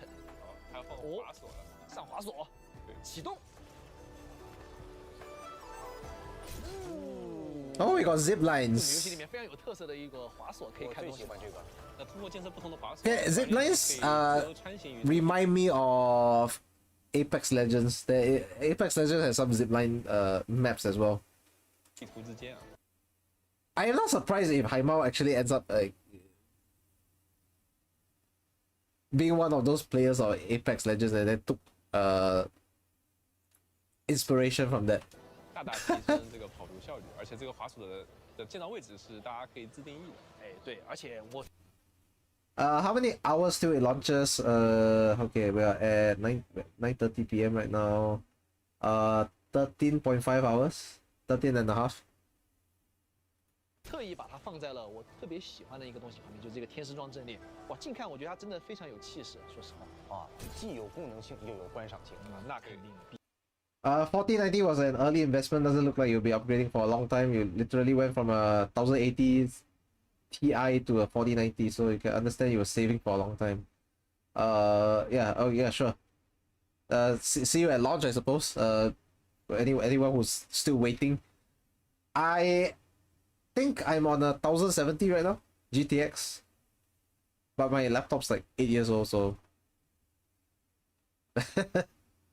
I'm on a very old build right now. 以前有绝景啊。那这么好的滑索，你搭了多久？这个事儿不能细问，但是我跟你说2个小时。健所一时所，健身所到一直所。Yeah, so I only can play probably on low settings if they didn't optimize it. Even my phone can handle like much higher settings than my PC, which says a lot. But I'll be playing on PC. I won't be playing on mobile. Oh, this city seems to have a callback to which city was that again in the Shu event? Was it Dahuang? I think so. 对，还有送货没讲。 那我们刚刚领了个任务啊，告诉说我们这个下面的水塘里面藏了好东西啊。下面好像真的有东西在发光，也看见没？哦，对，这是。Because the water systems are very不行不行不行不行不行不行不行不行。 Wait, can you swim? 这个任务有些玩家可能也有记得啊，赶紧看看。聪明的管理员一定想到了，需要用我们的集成工业系统。哦。Wait, is there no way to swim? 整个水泵。 对，我们要先把这个水池给抽干啊。哦，整个水泵刚好我包。Is there nowhere to no way to swim at all? No swimming in this game? Everyone's gonna drown? Everyone lacks swimming skills? 到一个地方，所以这里必须要拉一条管道出来。So you end up having to pump the water out before you can go in? 哦，这样哦还不行还不行还不行，我们必须再给它上电。那水泵工作要电的嘛，对不对？对，好，这项电大功告成。哦，大功告成。哦，大家看看这个水管里面是不是出来水了？哦，对。 源源不断呀！哦 ，What? 等就可以了。哦，等一会儿。 You can't swim in this game? 先等一会儿呗。没问题。要不先玩点别的，先转一下。People don't swim in the future. We have heavy machinery for that. 已经过了一阵子了啊，这个 swimming is fun though. 这个水抽干没？应该抽干了。哎，怎么感觉这个页面怎么咋感觉 I guess if you want to kill the admin, you can just drown them. 想必自然是这个什么东西啊？水只有4万的水，4万单位的水，一台水泵怎么够呢？这个完全抽不动呀，这咋整？40,000 units of water? What the heck? 再整点，这不行，给他安排上。Is that in liters? 我靠，没想到这边这么多水。40,000 liters of water in the pond. What the heck? 当然，这个拉满，不然怎么太容易拿到就这个就。Oh, do you see the power? The power you need? And you're capped at 200 right now. Each deployment of those seems to take a certain amount of power up. 不算破坏了呀，有道理呀。你还可以把精制过的比较优良的药水灌到这个池子里。Are we sticking with the 200 thing again? 可以，这也是很多同学的智慧。这个地方有好大的野。 Can the admin never swim ever? 感觉这个墙也不太一样。 Is their weakness water? 装置代表着前面需要攻击。摸了。Oh, hidden 真的 environments? 别有洞天，对不对？哦，太神奇了。 What are these ores? Are we supposed to mine those by attacking them? 前面宝箱，那这些。Wait, whoa. Whoa, monsters! 让管理员用一个重击，然后小陈赶紧补上一个技能。这个时候我们稍微缓一缓，按出这个重击之后。Are the other characters like AI control? 一个大招，然后能让他掉很多血。For assist 两个 attacks. 东西啊，赶紧闪开，赶紧闪开，赶紧闪开！好功夫呀，Ra哥。不行，他们现在这个东西有点太慢。OK，刚好现在控制好。哦，还好。Oh, so your allies in your team? OK，刚好这个是军卫连线技，然后配合军卫的大招。Okay, so it's a team of 4. Admin plus 3. Okay. 然后不行，他在这个状态有点。It's a bit more. It's a bit more familiar if that's the case. 停下来。哦，太帅了这下。AI companions, that's good. Yeah. Now that was new to me. I had no idea that was a thing. 先把这只解决了。OK， 最后只剩一只了。啊，这个手到擒来啊，流畅，Ra哥。这个操作还行吧。哦，击操6下，坐下。还行。果然面对。Okay, so it's a team of 4. That's one thing cleared up for me. Team of 4 meaning that I think you have elemental resonances then. That should be a thing. So let's say you have like at least 2. I'm thinking at this point like at least 2 of the same elements. You get a bonus or something for your element resonance. 没事，我不会踹你的。没事，现在我们缺一个光头的 NPC 啊。哎，这是这个是我们一个可以用射流无人机交互的一个玩意儿，大家看一下。哦，是我们武陵城新解锁的一个互动道具。What's this? Oh. 大家可以在这里面尽情的 You can open 里面的宝藏。里面有很多东西，很多层，可以慢慢玩。Wait, you have to spray water at the wheels to unlock them. 哦，等一下，什么情况，Ra哥？快跑！我先跑。 What's this? 哎呀，啊，这不行啊，这个。You died. 总不会是我操作问题啊？这不行啊，这个。快跑！我先跑一下，哎呀。Wait, I want to see how fast the HP got slapped around.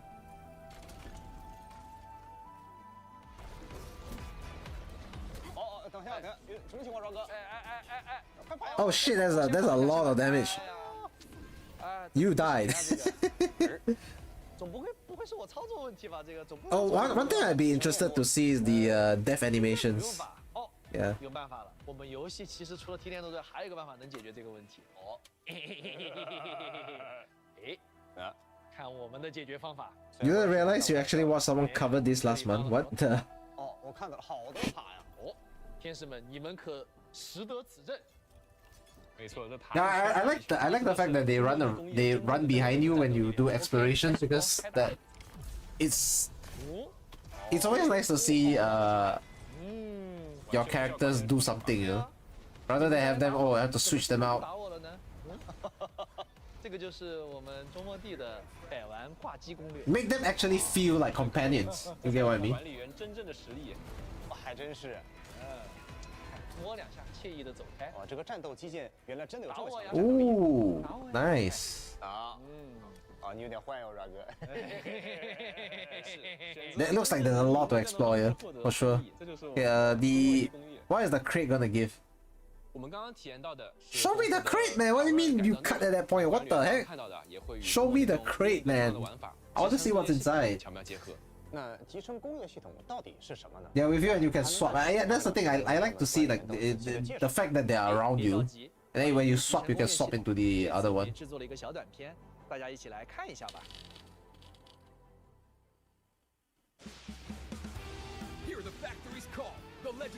Another spot ad? Oh my god. A hammer-forged body of steel shall withstand and defeat thundering impacts. Let the restless industry of the AIC achieve the miracle of mass production. AIC Factory. Gear up and forge the future. Unlimited supply, no lucky draws.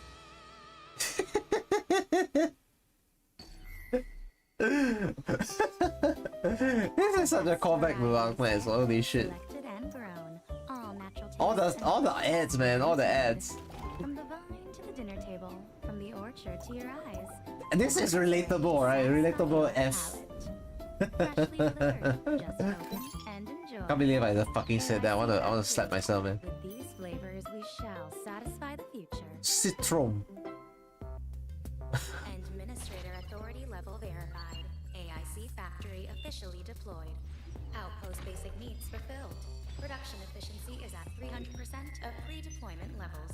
Damaged vehicles and large machinery repaired. This is AIC in the in Arknights. The original name for a system similar to this was RIIC, if I'm not wrong. I think it's Road Silent Infrastructure Complex or something like that. That's what it stands for. Endfield Industries Company is currently seeking But I think I messed up at least one of the eyes, so it doesn't matter. smart construction, geological engineering, automation, smart devices and systems, robotic engineering, industrial intelligence, biological engineering, chemical engineering and technology, environmental science and engineering, material science and engineering, or The beans, they are back. Please get in touch with Look at the us. beans. So those plush looking things, right, we call them beans.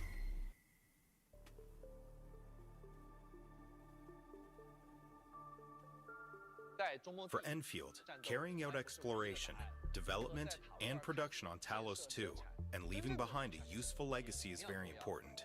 This is why we designed the I think we have AIC about half an hour-ish to go on this. You can use AIC factory facilities to create your own automated production lines. Start with simple lines and gradually expand them to a large industrial complex. Once it starts working, the AIC factory will endlessly produce gear, medication. After this, I want to go back to the gacha stuff and try to explain one very important thing. It's not about the number of pulls that we need, or we are required to do to get stuff that we want. You can treat blueprints as verified AIC solutions. Wow, it really is satisfactory. With blueprints, There's a lot of yeah. The base building essentially is what some people describe as similar to satisfactory. Factories in no time. You can use simulation tutorials to learn about the production logic, then deploy functional lines with a single button. This is going to be such a... Save your own designs as blueprints for reuse, and even share them with other People are going to optimize the number of resources that they can produce with builds, and it's going to open a whole can of worms. You're going to have people doing base theory. Great ideas is what we want to see. As for the Base theory on a we're counting on our admins to figure it out. university thesis level. Endfield will also set up outposts in various regions. These regions may have Yeah, Factorial nerd yourself, so this is great. Yeah, Factorial, Satisfactory. These are very pumping and processing fluids, mass production of clear inspirations for this aspect of the I game. really like these outposts with their unique features, landscapes, and demands for goods. In the process of designing various AIC factories to meet their needs, some focus on producing combat gear and medication. We have base setups in the original Arknights as well, because it is up to the player to find the best combination for producing the materials that they require. So there's a lot of experimentation going on before someone managed to find this fantastic formula to have a very good AFK setup essentially. So what I'm really hoping for is that a certain setup will allow at AFK level, because then players can largely focus on other stuff. But if that is not possible, I think some people might take issue with having to swap their setups every now and then just to get the most maximum efficiency. But if you're not one for that, just leave it as a respectable AFK setup and just leave a bit. Because not everyone's about the min-maxing, you know. Oh, my nose is dying already again. Holy shit. Different admins bring unique ideas, resulting in vastly different outposts. Automated production, regional development, and industrial evolution based on local geography. Building the AIC factory is a step-by-step process. We hope the AIC factory experience will let our admins realize that this is more than just automation, but a major force in transforming the whole of Talos 2. We just revealed the tip of the iceberg. As for the stuff that lies in store, I think it's best we leave it for our Yeah, enemies to discover. I'm gonna spend quite a bit of time to see what I can come up with on my own. The game has tons of interesting content that await your discovery. Can't wait.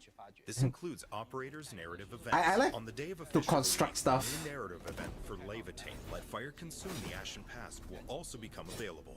This story shall start from your first meeting with her. Open the stone gate of the ice fields, follow the traces, and approach the deepest recesses of your memories. The journey is more than just battles. While journeying across Valley 4 and Wuling, you can also capture the landscape you saw along the way and take photos of moments from your adventure. You can even take photos to complete missions and earn rewards. I think screenshot features are very common for these games these days. You can capture it all. Especially because of the 3D environments. That calls for a closer look. Like that final door at the River Bandit Cave. Look at her tail, man. Holy shit, that tail is so pretty. Center also has an ordinary-looking phantom wall hiding a mysterious bookshelf. It awaits your discovery. Oh, he has a tail as well. Also have a lot of interesting features. Let's look at some of them right now. Wait, his tail is the thin type.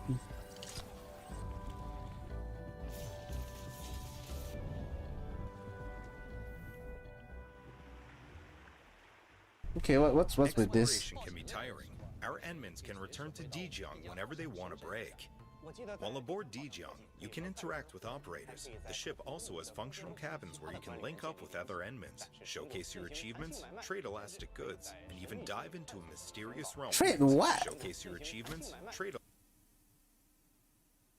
You can trade. That's trading in this game? Okay. Ship also has functional cabins.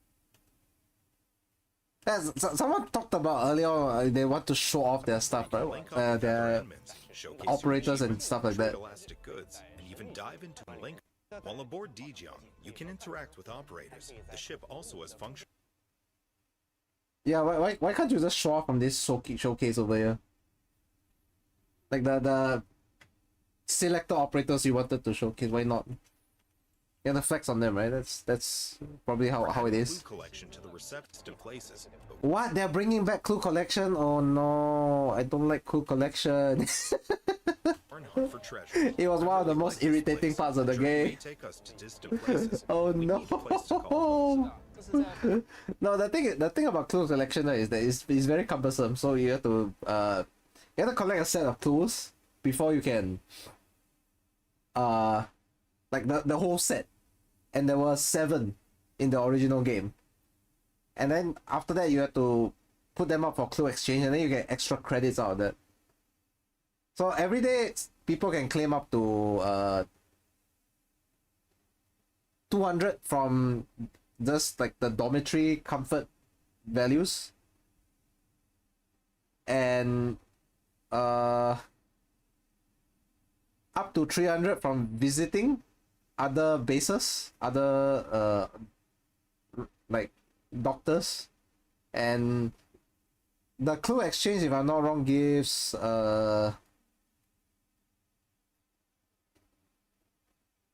clue exchange gives you, I think, 200 as well. 200 credits. For adding clue collection to the reception room, Enmins are welcome to send and receive.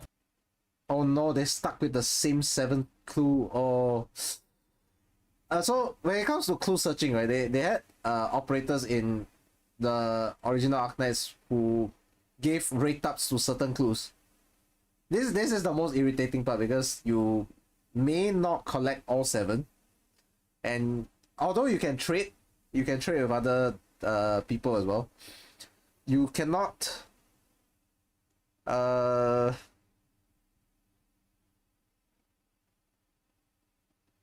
trade in. Oh, they're giving you 400 for this? It used to be like, oh, it's the same 300 limit then. You have to use this, or otherwise it will get capped. You can surpass 300, but you get capped at 300 no matter what, if the old system is followed. Yeah, you get to trade clues with other admins as well, as you used to do with other doctors. Some, if they work the clue search the same way, right? Some operators may give you rate ups for certain clues. Like there's a rate up for Clue 1, Clue 7. The most famous one is the Clue 7 because there was a period of time where people were completely like in the early part of the game, they were completely flooded with Clue 7s because they kept using operators who gave rate up to 7 without actually understanding that they gave the rate up. Yeah, so clue search is a problem. This looks super familiar, doesn't it? While walking around Dijiang, you might catch your operator lounging. I'm gonna make some Endfield channels for my server as well, if anyone cares to join. Exploring the mysterious realm aboard Dijiang, we also prepared several permanent gameplay features for our Endmins. 刚才一口气看下来，感觉哇，内容量好大，有点要信息过载了。但别担心啊，管理员可以按照自己的节奏慢慢体验这些内容。 At the end of the day, not everything has to be spelled out for you. You can just use the time that you have to explore all the little things that are in the game. 通过这些故事，又多了一个途径了解我们的干员。Oh, we still have like half an hour to go. What the heck? 的立场和选择。哎，对了，关于常驻玩法，刚才好像也看到了之前没有太见过的新内容啊。能不能请两位趁这个机会把常驻玩法的系统给管理员们介绍介绍呢 ？DC 老师很细心啊，这个当然可以了。 Let's start with Etch Space Salvage. Use the spatial device aboard Dijiang to enter it. Etch Space Salvage. Complete various commissions. Collect gatherables and ores to improve your exploration capacities. They are also exchangeable for ore barrels. Next is our Umbral Monument that. Oh, so we got an expedition type function as well. Okay. Rather difficult challenges. Unlike Beta Test 2, the Umbral Monument is now a permanent feature and we added time challenges to it.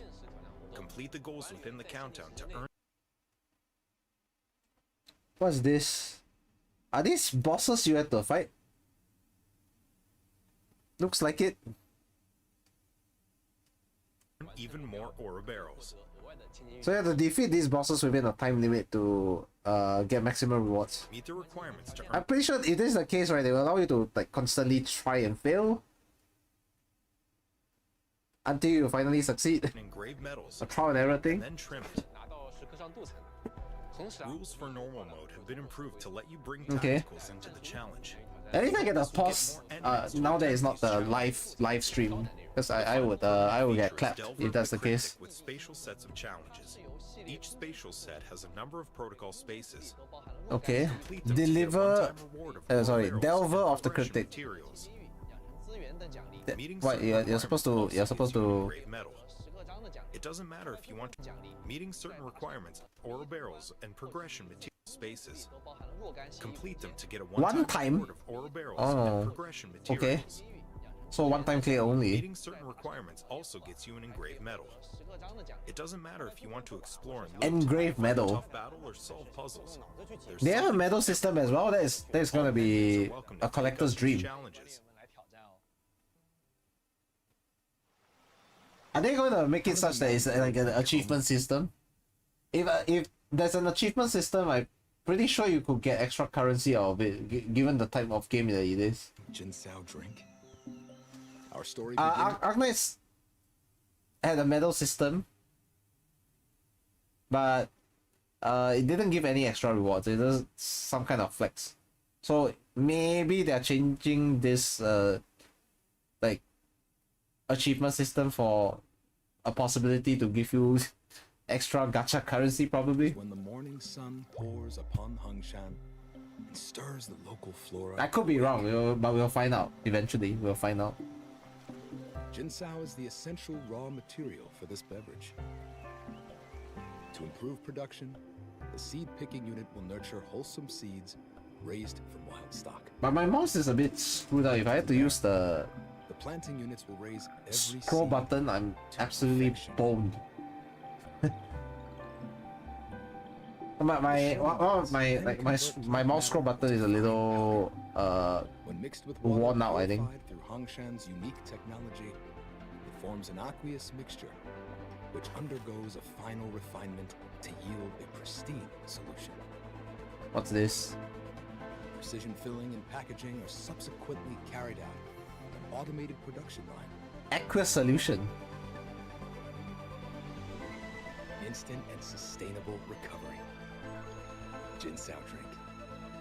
The travel companion you can depend on. Are these the items that you need to like queue? You've gone through three razor mice, and each time it was the scroll wheel first. Yeah, I think so too. I'm using a Logitech, by the way. It's a G703. Lady Boss, who the heck is this? Solution for a perfect adventure of Talos 2. I know the entire place like the back of my hand. I've been in the pioneering business for years. I never got to see her tail, so I can't completely tell you that she's a feline. I've been in the pioneering business for years. Need to reach a precipitous vantage point, but couldn't figure out how. Pioneering business. Oh. So she's an explorer. Perfect to work around. In for the thrill and suspense. We got those options too. Fun and satisfaction guaranteed. Haba haba. See that? Living, breathing ecology. You won't get this anywhere else. Did that thing just shit on the fucking floor? I got you fixed.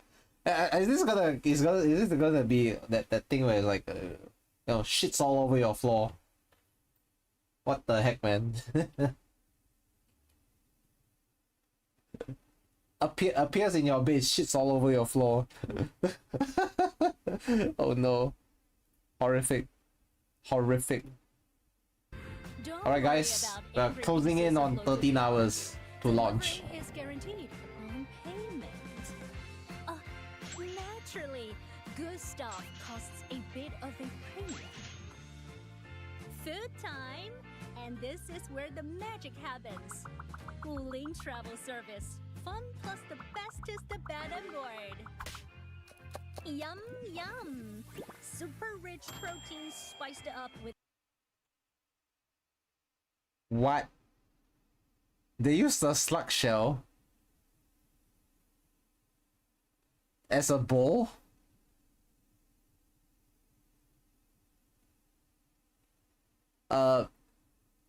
Mini honey slug pudding. What?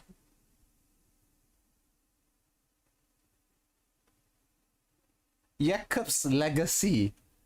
So Arknights has these really eclectic dishes that you can often find, especially during the roguelike. The roguelike will give you some of these food items that will end up giving you various types of buffs. It seems like they've continued this unusual tradition of giving you food items like these. Service. Fun plus the bestest the bed and board. Yum yum. Super rich protein spiced up with all natural condiments. A single bite is all you need for this gastronomic ecstasy. Cooling travel service. Your bestest travel companion in Talos 2. Service begins once you leave. I can't believe it, but they actually put a fucking travel agency inside as well. They put a travel agency inside the. Oh my god, this is so. There's so many relatable points that it's like, oh, you would not be surprised that such world building exists. Absolutely insane. So here's the thing. The logo does bring because it's basically a globe, right? It does remind me of some local travel agencies here as well. The way it's the logo is. So yeah, there's a lot of callbacks and a lot of references to real life. It's crazy. Welcome back, Enmins. What even is the backstory of this world? It's a different planet. It's a different planet to even the original world in Arknights. Having introduced our official release But in terms of timeline, it feels like this is in the future. Sometime in the future. How long we don't know, because the timelines deliberately all smudged up, you know. They don't give you a very clear idea of the date. You have to kind of just uncover stuff as the story goes on to discern exactly which part of the timeline you're in.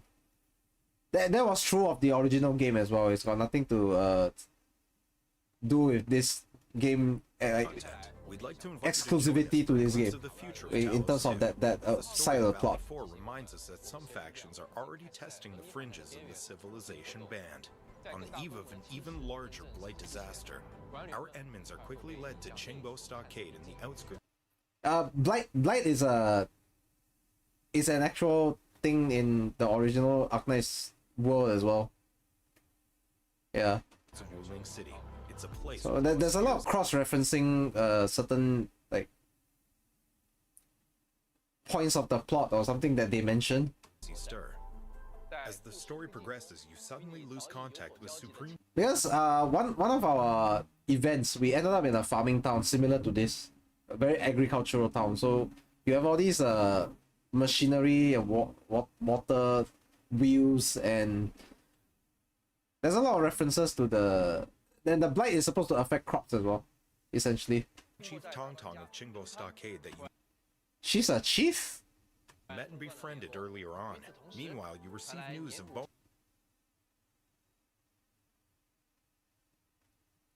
Is she a feline?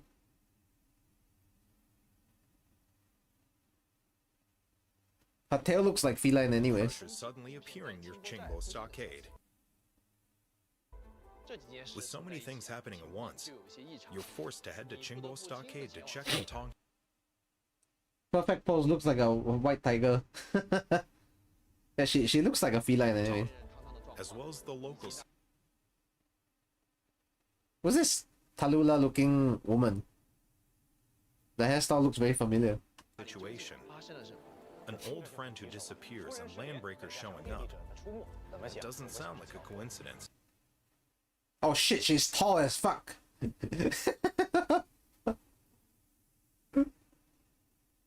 don't know if it's the ground she's standing on, or she generally just like genuinely is just tall as fuck. Because she looks at least a 175 right there. And once you step into Qingbo Stockade, you realize that the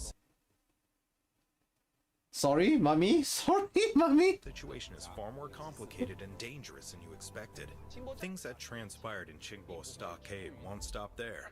As you press forward, you learn that So these are the antagonists. will not be That woman looks like a weaver. the face of the Blight Tide. The villainous woman. This boundary bastion of peace and order will face This lady here looks like a Sui sibling, not gonna lie. own trials. She got all the key design elements that you associate with one.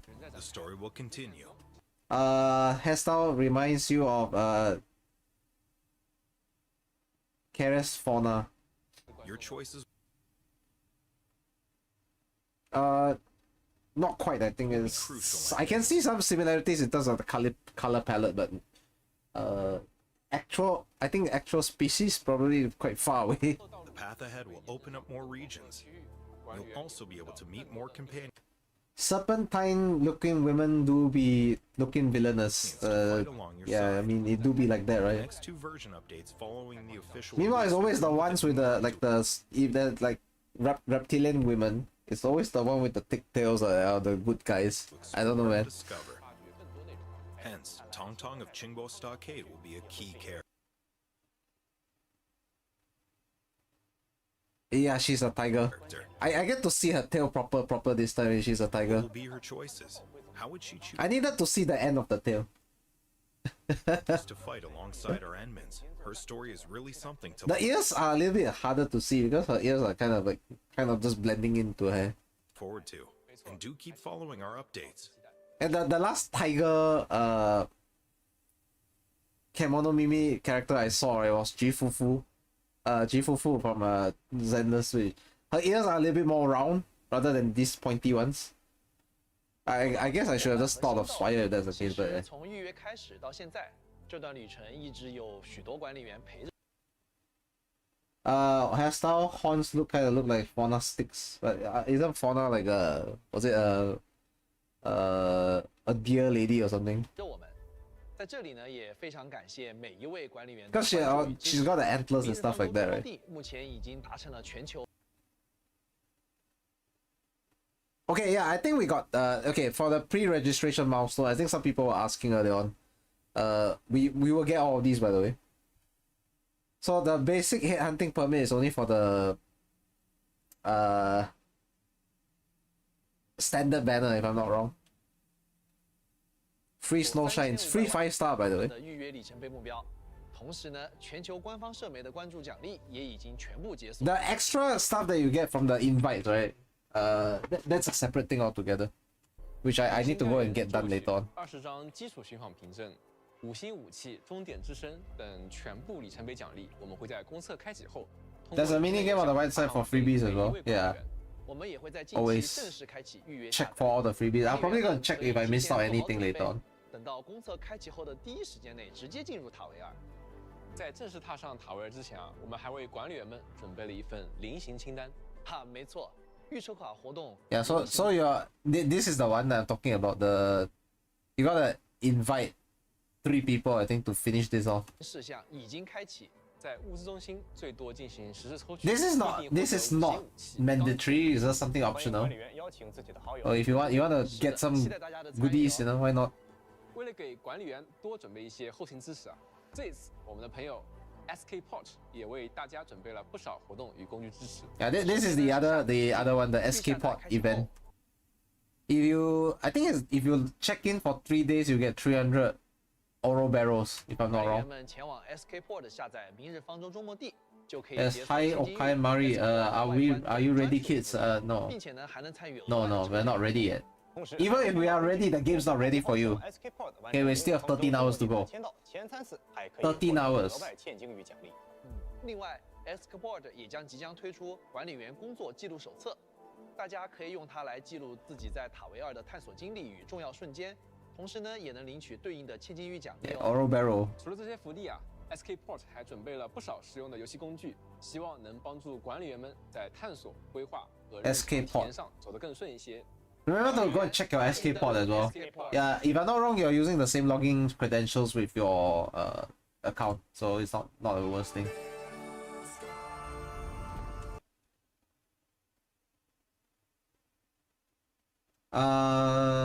Enfield drops 2 hours before your D&D session. Team will have to deal with a very distracted you. This is Metal Scar Oops. Radio. 6 months on Well, good luck to your team. 0 days legal. Right, Cha-Cha. Wow, you're hopeless. Well, then this one's for you, my friend. No clue what's next, but guaranteed your moms will hate it. And we got letters about music. What's that? Radio Metal Saw.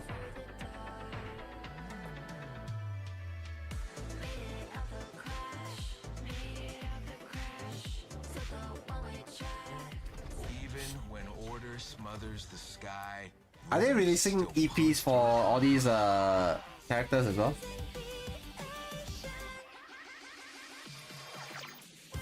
Looks like they answered me. We're getting EPs. No aesthetic comments, but if you can still hear an attitude, you're not completely lost.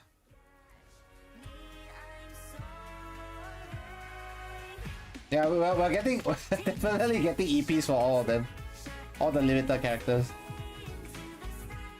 Any melody on our airwaves? At least it's unapproved.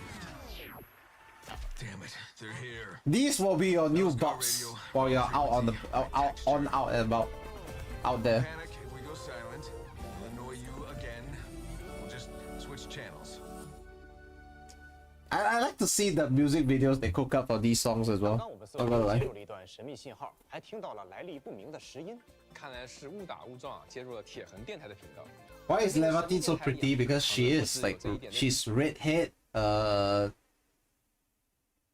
Reminds you of a certain spicy sarcasm from the original game.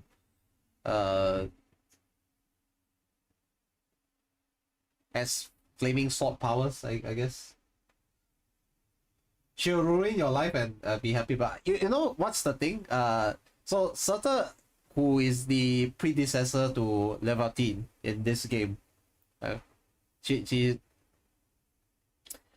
the predecessor in Arknights, the original Arknights, and she has a skin where she's a punk, goth kind of. She's got a punk goth kind of outfit, you know. So if they ever had costumes and outfits, I better see that. I better see that. It better be a callback.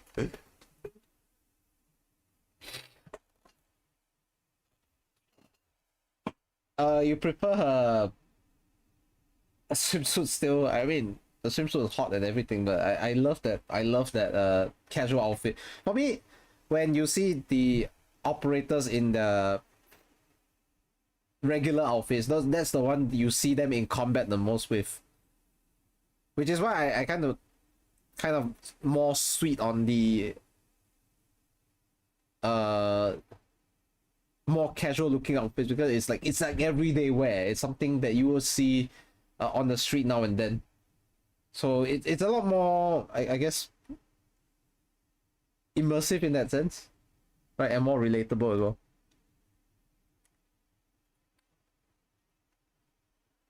Okay, we're gonna continue. 还有更多惊喜，就留给管理员们亲自用耳朵去探索。来到漫画方面，以佩丽卡为主角的故事《诺言》即将和管理员们见面。10年前，小佩丽卡跟随着管理员来到中末地学习与生。10 years ago, young Pelika. Okay, there's a lot of callback with this, because Amiya was the same way as well. Young Amiya following the Doctor, several years ago. Yeah, a lot of callbacks probably. I won't actually spoil you on the story itself. You go read it, the original Arknight story, if you have the chance to. There are videos out there that give you the straight story. You don't actually have to like play through the game. But if you want to try the game out, nobody's stopping you. Please do try the original Arknights game Tower Defense out. Who knows, you might like it. You might never have tried it because you never had a reason to. But now there's that's kind of a reason to. So use that as an excuse to play. Like go play it. Do it now. Size wise is about 10 gigabytes I think right now, thereabouts. It's about half the size of Endfield is on mobile. 管理员的期望 10 gigabytes 都能在这段故事中找到答案，请大家敬请期待。以及《明日方舟》官方4格漫画123罗德岛与周末地联动的。Oh, the Yonkoma is getting it's basically a 4-panel like comic strip. So they're having a crossover. Interesting. Because this has a crossover, and canonically the timeline is completely different. What we can say is that it's not canon. Nothing in those strips are canon. It's just cute interactions. 也要快上线了，究竟会碰撞出怎样的混乱与笑声呢？准备好迎接这场欢乐风暴了吗？此外，还有 Q 版多格漫画《加油吧，中国地》，这是一部轻松搞笑的日常作品，带大家换个角度感受地江好的日常生活。Oh, they're making a one dedicated to Endfield as well. Let's go Endfield. Okay. 或许大家能在这部漫画中感受到与游戏中不一样的中末地感。So they're gonna give them characterization, extra characterization outside of the game. Keep an eye out for that, I suppose. 说到视野啊，周末地的旅程从一开始就不只是局限于脚下的这片土地，我们一直。Isn't that fashion brand defunct now? What was it? Marv? Marv was basically the reference to Adidas.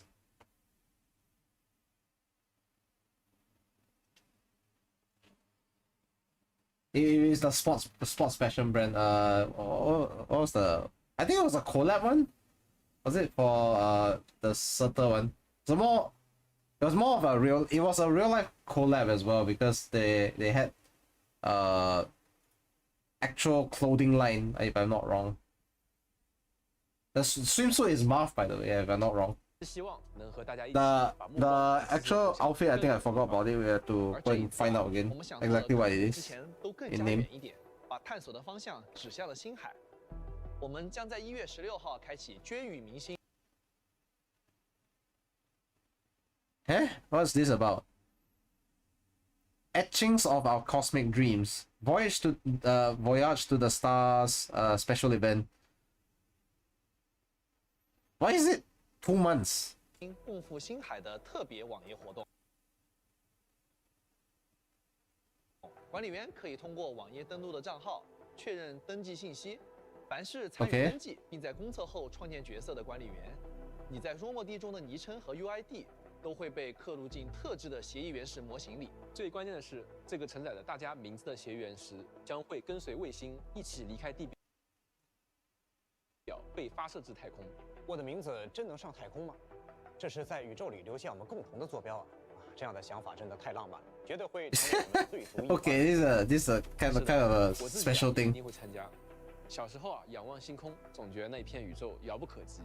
现在能有这样的机会，用这样一种方式，感觉我们和星空的距离真的被拉近了一步。我当然也会参加了，而且我觉得最重要的是，这次是和所有的管理员们一起参加这个活动。想想看，我们的名字将共同跨越天际，走进星海，这不正是最棒的同行吗？我们再次诚挚地邀请每一位管理员参与，让我们一起见证这个名字走出边界。Are they actually gonna send like a fucking rock engraved with names into space? Holy shit! 接下来我们想跟管理员 That gotta be something 一些联动活动情报。为了丰富管理员们的体验，也希望能在不同的场景里和大家相遇。明日方舟周末地将与世界各地的品牌展开多项合作，来一起看看吧。And then we have what brand collaborations as well.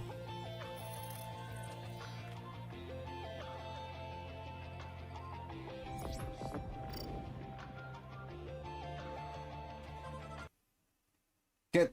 For friends living in Thailand, they've teamed up with a coffee chain, Nana Coffee Roasters, and Snow Tea. Apparently it's a fruity joint. It's 2 weeks each, by the way. Indonesia has one running for I think a month and a half. Timu. Really? Timu?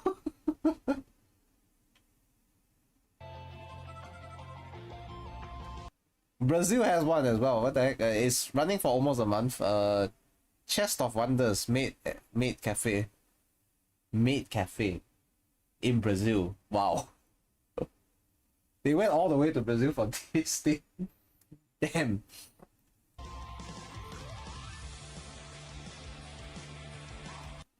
Oh, United States has a couple as well. What the heck? LTCC in Los Angeles, Little Tokyo. Mitsuru Cafe, Mr. Ramen and Cafe Dulce, Los Angeles. This is running for, this looks like 2 weeks. 24th of January to the 8th of February. And then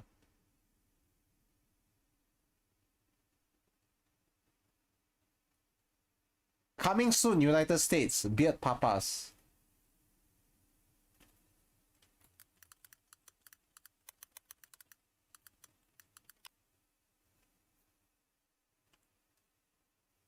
Beard Papas, wait, this is familiar. Didn't Zenless also have a collab with Beard Papas like last year? Because the characters, there were 2 characters from that game that were involved in this collaboration. It was Anbi and Bernice. Oh wow, so this time it's Enfield's turn. Crazy. And there's a merchandise collaboration clothing. Astro Systems. Mirage. Is that how you pronounce it, Mirage?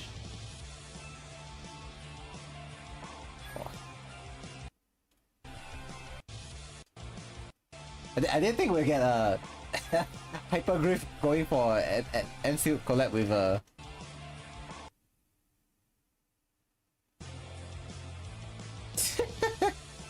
be a papa so quickly, holy shit. Okay. Thailand and Malaysia. Gratte. Okay. Now, in at least the Asian side, right? Thai players, Indonesian players, and Malaysian players, you're gonna enjoy some of these if you're into this. There are gonna be more, of course, in the future. I think they're already going global with Enfield as much as they can. The fact that the collab scenes, at least quite international right now, there's Latin America, right? Rather South America getting one. Then you have North America getting one, and then Southeast Asia getting some as well. What are those beans doing? Why are there so many beans? What the heck? Bean? Bean? Who are they supposed to look like? Bean. Bean. Bean. So many beans. What the heck?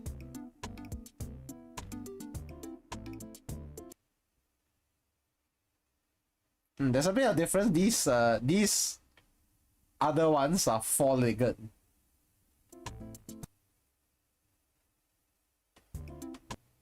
And this one looks like two-legged. Beans! I love beans, guys. Bird and mean bean. Yeah, all the other beans are like two-legged, and the four-legged beans, the original one. Bird.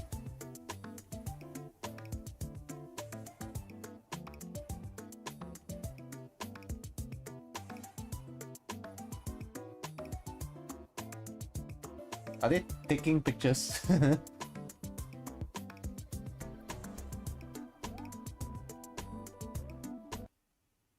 Chubby Pom. I think you should go check that out as well. Chubby Pom. 欢迎回来，管理员们！全新的吉祥物生活账号龙泡泡和山团团正式上线，和龙泡泡、山团团、山山兔一起度过轻松愉快。Wait, huh? There's a rabbit? Which one's the rabbit? This one? 快的日常吧。接下来这一条，我知道很多管理员会特别期待，中末地工业也将迎来自己的实体化。我们与星环重工的联动带来了2款聚能构件系列的发光摆件。What? Light up display pieces? Holy shit! Oh, I like that original suppressor. It looks cool. 及集成工业设备盲盒，重工协议的 A。I like it more than the protocol automation core. 带上原始抑制器 The suppressor looks a lot cooler. 摆上基建设施，管理员们在家。So it's the mask essentially. Yeah. No wonder it looks cooler. 他们已经能体验集成工业系统的筹划乐趣了。在手办方面，中末地的第一批。There is a what? They already 1:7 scale. So Good Smile has a Pelika, Apex Toys has Chen, Qianyu, and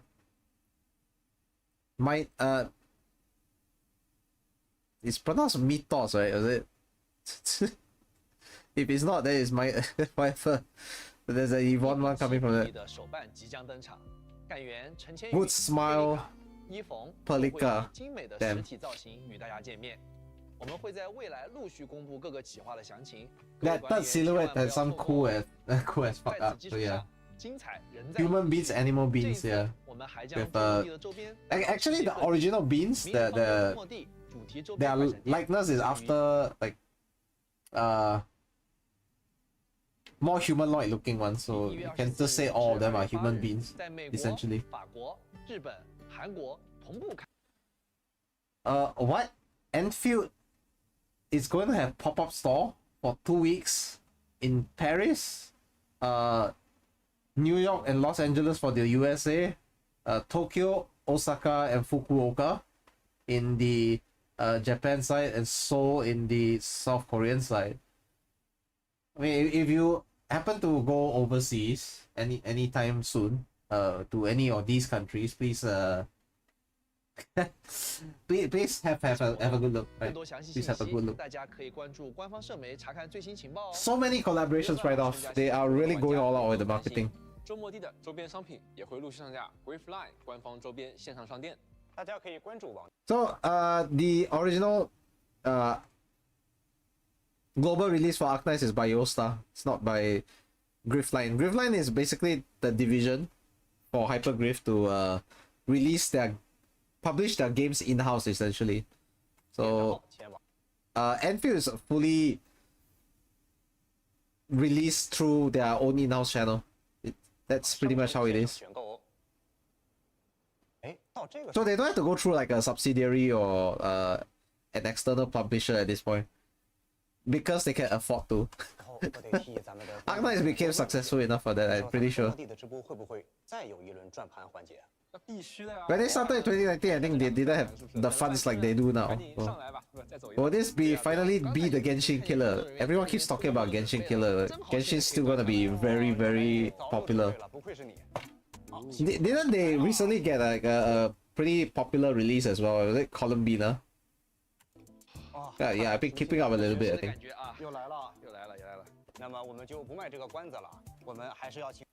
You hate when gacha games released through trashy publishers. Yosta isn't exactly like one of those like A-lister publishers out there, but I mean they did what was required, I think. I wonder if this is the case where eventually they will try to take back the publishing aspect to do it in-house on their own, because there's that possibility. For the Arknights global side, right, the Taiwan server has been taken back by Griffline to manage on their own like server itself. So it remains to be seen. I don't know, because at this point it's about a 6-year collaboration with Yosta for the JP, KR and EN side, so it's really hard. It's really hard to break that, given they've been working together for so long. I think it's more the business relationship is still there, so best not to disturb it. And after all, Yosta Pictures was the one who did the anime's production as well. Okay, so what we get? 要请我们的海毛老师了。好，我们先放在这里吧，太累了是吧？我来老师。What kind of thing is that? Are we getting all again? 要来了吗？难道说不要停下来呀！奇迹太厉害了，太厉害了，居然有奇迹！What the fuck？ 哦，没事儿，既然奇迹发生了，哦，那我这边。 感觉上面这些东西好像似乎有点不够尽兴啊！啊，难道说您的意思是我也出现一个小奇迹吧？哦，程序的痕迹加1，你是不是带了2副默契？我为了防止我们的后置力太耀眼了啊！ 太厉害了！我们的老师给我们增加了一份福利啊！ Oh, what the fuck? They actually paused it at that point just for him to end up pushing all as well. What the heck? They are. 哦，塔位2金玉王，还有高手，我要为各位管理员。 So wait, what? 另外1000金玉的祝福，没想到还有管理员的。 Now this is the thing. I don't know what a single pool will cost. So he gave an extra 1,000. So how much extra would that be? I have no idea how much a single pool costs. So that's the most important thing. All was absolutely insane. Year 1 Arknights was dreadful. Year 1 Arknights was also dreadful on the ZN side. That's when they started to step up their game. Hypergriff was definitely not really super successful with Arknights in the first year. That came later on. We actually want our I think it started blowing up like year 2 onwards. So in addition to what we said, where players can get 4 new Horizon headhunting 10 times per beginner sign in. Okay. So you need to sign in for permits by progressing through the main mission. Okay. The New Horizons headhunting also gives at least 1 6-star operator and a New Horizons weapon supply where players can receive a 6-star weapon from a special list. 12 extra headhunting pools from the chartered. What the fuck? That's a lot of pools actually. 4,000 Oro barrel. If they're keeping the same thing, right?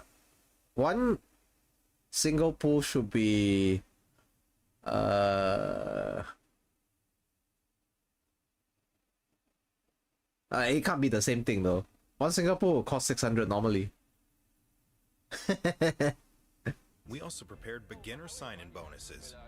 Okay, now I'm on the this subject, right? And then there's also the issue with the gacha thing. So the gacha thing, it got nothing to do with how many pulls that you need to do to get an operator as a whole. The more important thing is the currency economy, like the headhunting permits and the oro barrels. How much of those are we gonna get over the period of time where, you know, in between limited banners? That is more important. If the gacha economy is horrible, it doesn't matter that they give you like 80 pulls to get guarantee, because it's relative at the end of the day. So people gotta understand that as long as the economy is great and they always give enough to per patch, I suppose. Like I expect that maybe 1.1 we're getting another a set of 3 different operators, upcoming ones, and then we are getting let's say per patch is about 80 to 100 pulls. You can pretty much guarantee one operator every patch. So it is all about the economy. And then the 100 pulls, I don't know if it will include all like missions and stuff like that to fully add on, or is this 100 pulls from just the patch missions itself? It's got nothing to do with the like all the things that got to be implemented in the patch, whether it's like the extra missions, the extra side quests, and all that stuff. If those are separate from the missions, like the free pools, then how many are we going to get? Those are the more important points. Everyone's so fixated on we need 120 to get gacha. What are your chances of getting the 6-star? That's not important. The most important is how many pools do you get to sustain your so-called gacha economy, to at least get one guaranteed every patch. I think that's a good enough compromise, right? We obviously can't get everything, so we'll have to settle for, okay, one guaranteed per patch. Fine, we'll live with that. Sign in every day. But of course, there are some people who just greed and want everything. But if you can't get everything, then what are you gonna do? You're still gonna play the game, right? Ordered headhunting permits, as well as 6-star operator Ardelia and 6-star weapon Dreams of the Starry Beach. Wait, hang on. Additionally, there will be a permanent giveaway event. As you gain a beach as bonuses, sign in every day to get up to 12 chartered headhunting permits, as well as 6-star sign in every day. This looks like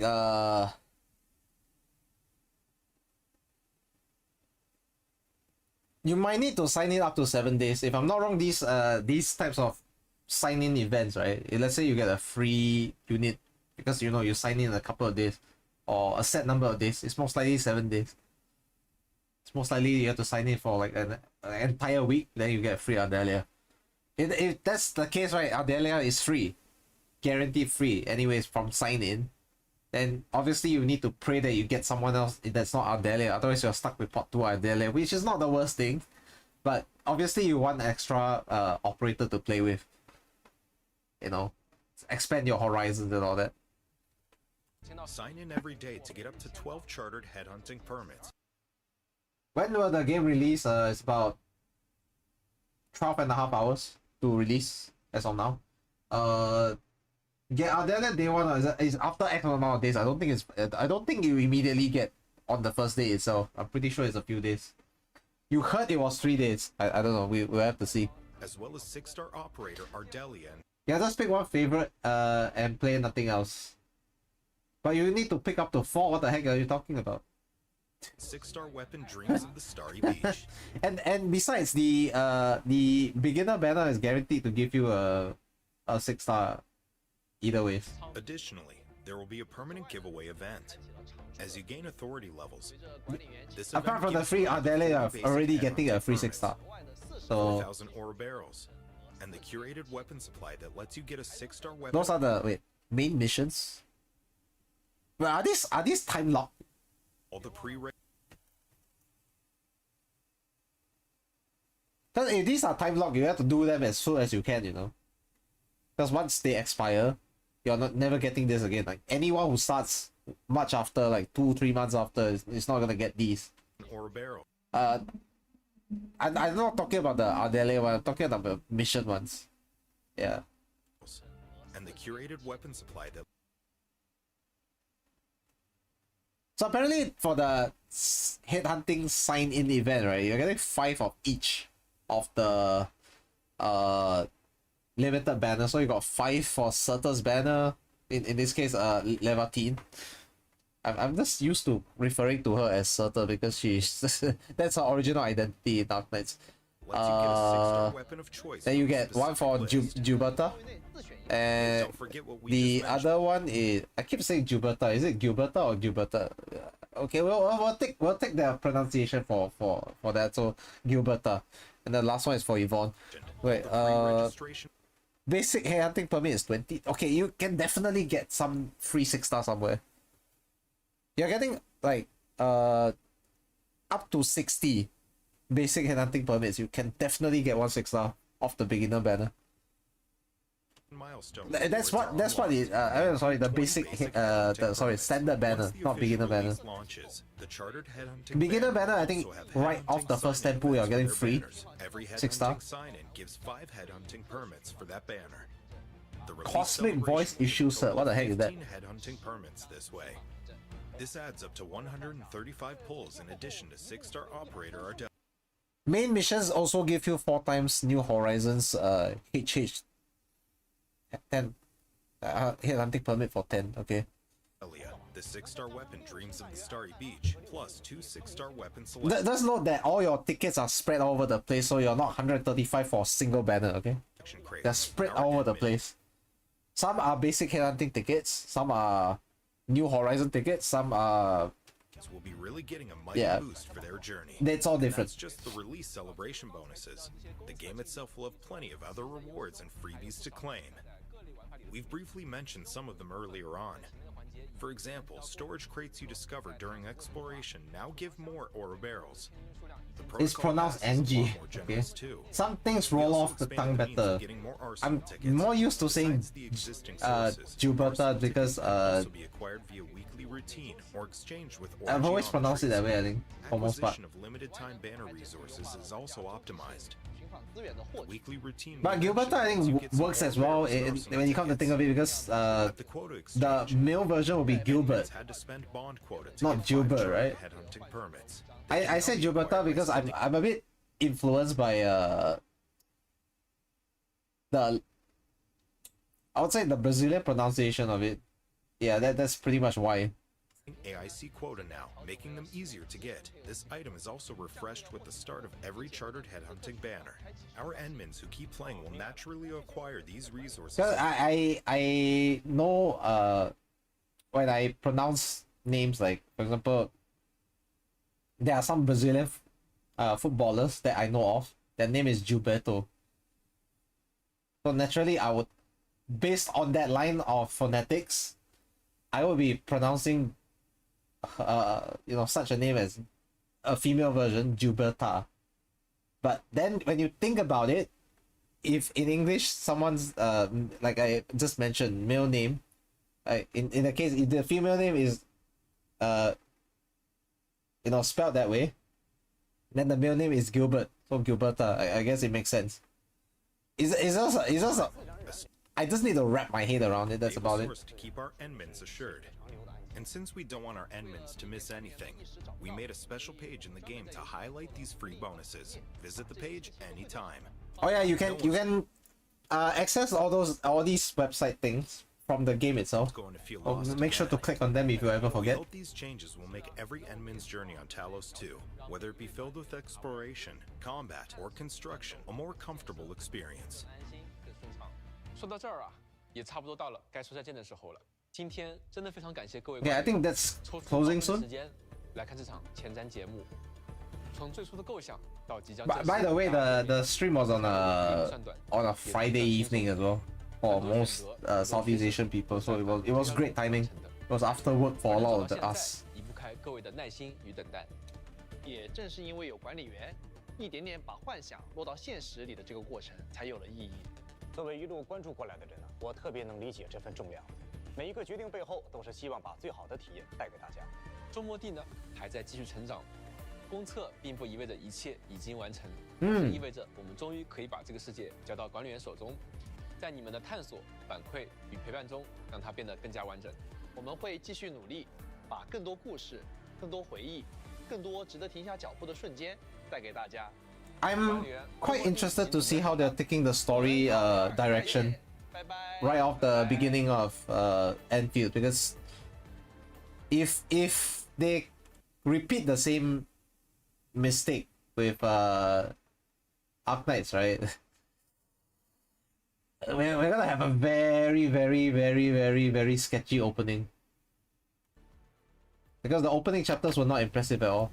You're trapped by a meaningless duty that was never yours. A path already proven to end. Okay, this cube light thing, right?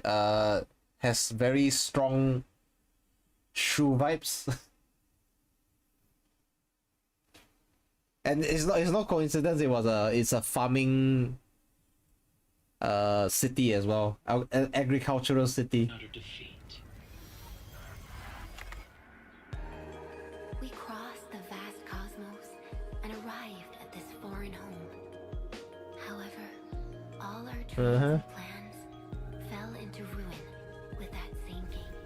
So I'm just gonna be watching this again. Someone very important commissioned us with the Zeroth Directive. Your awakening, as well as We may as well just watch this all the way. are a part of it. So, who commissioned it? You did. You might not remember this either, but you've always been the leader of Endfield Industries. You are the paragon and most important companion of every Endfielder. I planted this oak to secure the continuation of life and civilization. The seeds of justice and benevolence. Are we gonna have to navigate through all these physical obstacles, because it's quite interesting. Administrator, guardian of the civilization band, would be someone with ironclad. That being said, which voiceover are you guys gonna play this in? Given that it's gonna be and develop the proto-rig technology. fully voiced, I think in 4 languages right now. Japanese, Korean, English, and Chinese. You're the only one who knows the entirety of the Zeroth Directive. Yeah, the new YouTube overlay is so dumb on this one. The more videos thing. I personally always play with the Japanese voiceovers, even in the original Arknights, so I'm gonna stick with that. Yet no one cares about your sacrifice. But I already selected my voiceover. I mean, the text wise, we're just gonna play, as it is in English, the text overlay, but the text language will stay. The voice will be Japanese. The Endmen is At no least for me. longer the hero who saved us. Perhaps it is wrong to expect Yes, the hi Savior to Emerald Sword. Wuwa runs like crap even on PS5 Pro. You hope this game runs better. I couldn't even get past the installer on Wuwa, so it ran like crap on my PC as well. I couldn't even fucking get past the launcher and installer, so I immediately just stopped playing. Stopped trying to play it rather, because I ain't got time for that shit. Runs fine here. I can't even get past the installer, so I was not. At least Endfield hasn't given me that issue yet. We shall wait for you.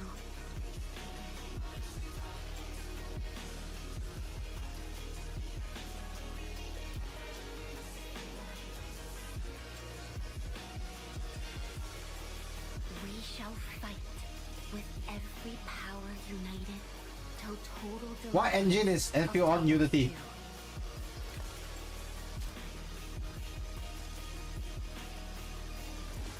Even the original tower defense game was on Unity, so it's just something they're comfortable working with. that unstoppable calamity. We must unite the past, present, and future of Talos 2. Life is fair. I only perform the Why does everyone have animal ears? What's the law behind Arknights? Essentially, it's like the long, without spoiling too much, the long story short is that they the original Arknights were before Endfield. Okay, Endfield is another like probably 100-200 years in the future. They were basically the new humans, you know, the new civilization that's or the new life forms that were. It's essentially after the new life forms were created, they created them with animal traits to help them survive, I think. I think that should be the gist of it. I could be wrong, but I think that's what I remember anyways. Help them survive the harsh environment.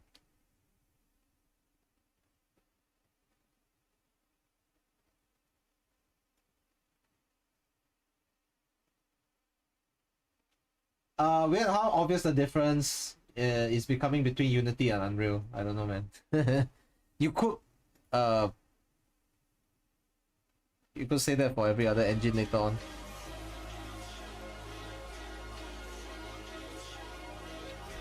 Oh, the final lord I served. Come back to us. The story is that Musk found a way to Kemono Mimi people, and that's how humanity ended. Nah.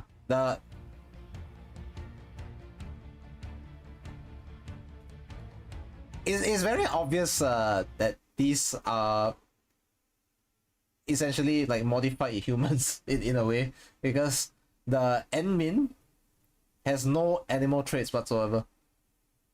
They're like I think they are the only ones with no animal traits, and in the same thing, in the same manner, I believe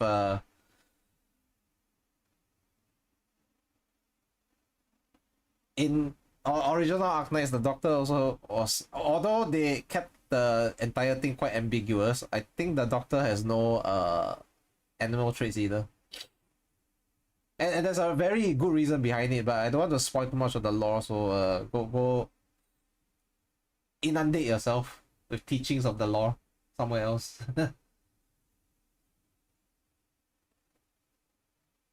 Administrator is a reference to the administrator from Sword Art Online, or you are reading too much into that.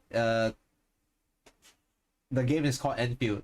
This is where the N came from the administrator. And why they are administrator? Because they are technically the administrator of the of this planet, Talos 2.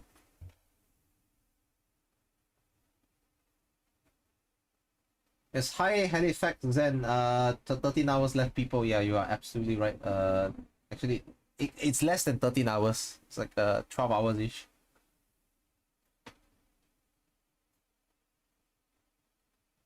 You watched the video explaining the original Arknights lore, and it was so complex with who the Doctor actually was. Yeah, because it was only fully explained 15 main chapters in. You can, okay, if you want to know the speed run, right, just read everything from chapter 0 to 15, those 16 chapters, and you will find out exactly what the Doctor is and why they exist in the current form, and why everyone else seems to have animal traits, because they were basically yeah, one of the keys as to why this happened. For the side stories are not important.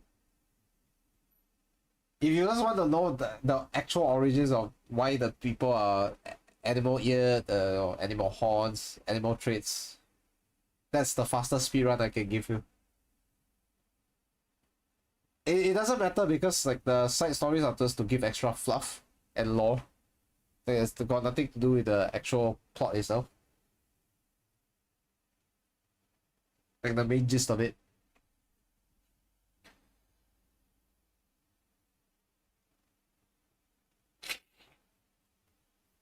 You are thinking some humans got freaky and here we are. Why don't you think along the lines of genetic modification? Because I think that's closer to what is actually the case here. Splicing, for example. Rather than humans getting freaky. Think about it from as like these traits occurred because of genetic splicing.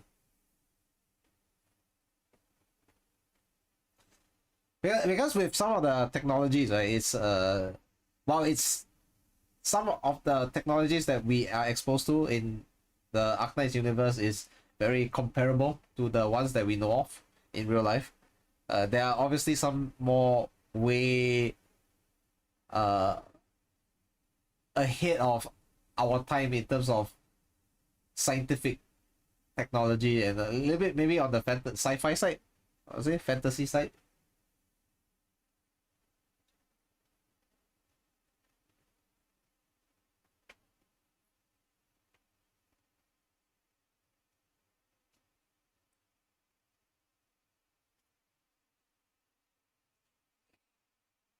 Yeah, so I think that's it for the Endfield live stream. I think there's nothing else. How about we go have a look a little bit before I end in about 10-ish minutes.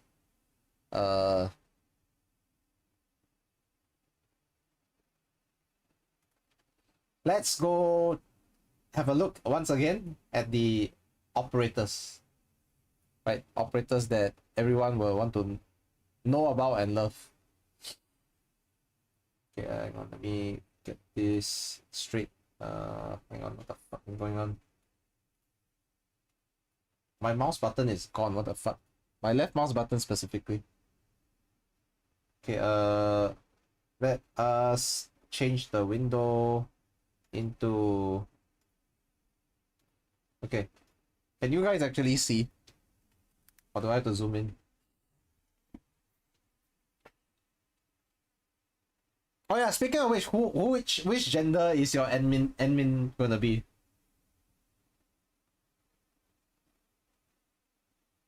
Did I give you the Sage Gacha Wisdom? I talked about it already. We already passed that point. The number of pulls is not important in terms of gacha availability and the number of pulls that you are required to do. I think the more important is the gacha economy that they need to give the players. As long as we get enough pulls at least one guarantee per patch, like every release of a bunch of 3 operators, then I think it's fair. I don't see a reason for them to I know the system is still not ideal, but I think it's better than what was first reported in the early betas. It's more it's improved, not by a lot, but it's still preferable. Ultimately, most gachas are cash grabbed anyway. What are you gonna do with that? What are you gonna do with that fact? As long as you spend money on it, they got their goal already. Because they got your wallet.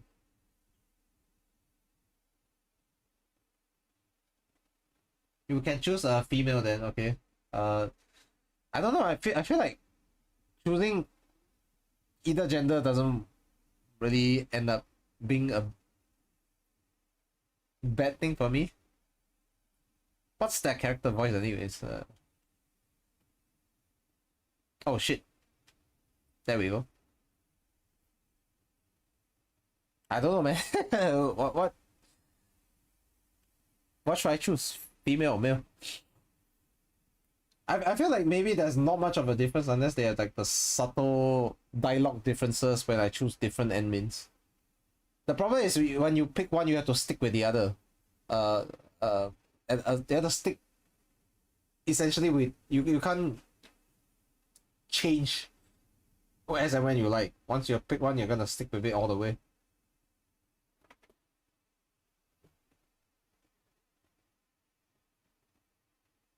Not just for the story, but like forever.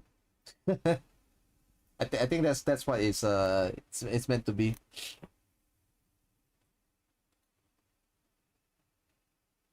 Yeah, Tachibana Azusa is the JP admin.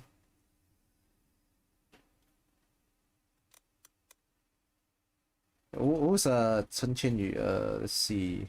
Let's go through those character voices because oh, Suzushiro Sayumi is good. She's a good choice, especially because Chen Qianyu is a little bit more peppy, like in terms of her personality.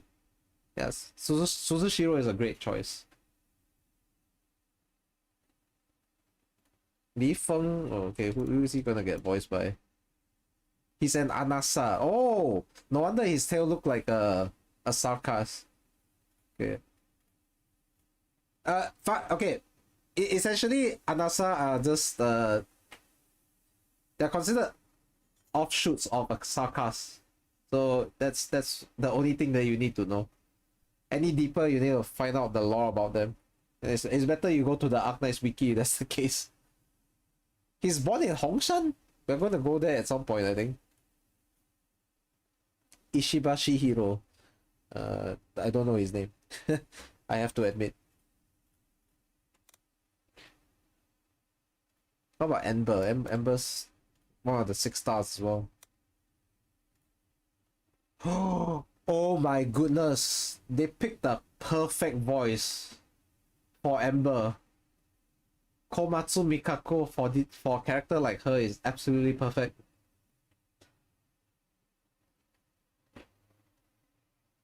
Absolutely perfect, guys. The casting choice so far, I think I can say, wow. Wow. Incredible casting choices at this point. I think Snowshine is repricing from Arknights, probably. Because some of them are the exact same physically.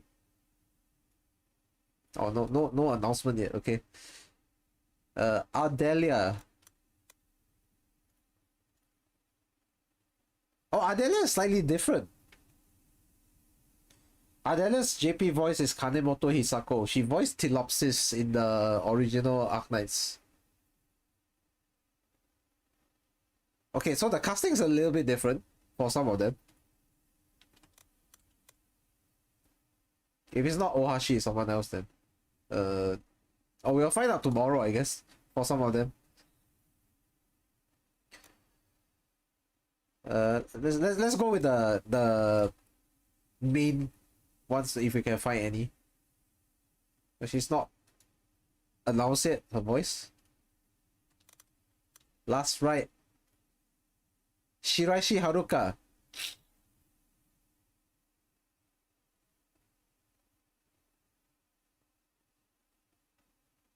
Okay, Shiraishi Haruka is a decent choice as well. Shiraishi Haruka did other gacha games as well that I can remember in recent times, so not a bad choice.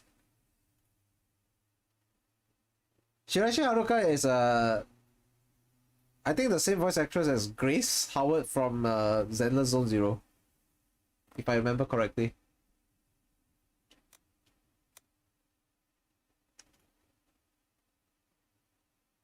That mecha obsessed woman, yeah, that one.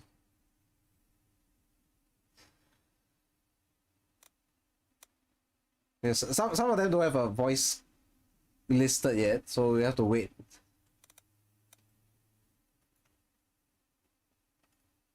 How about this girl?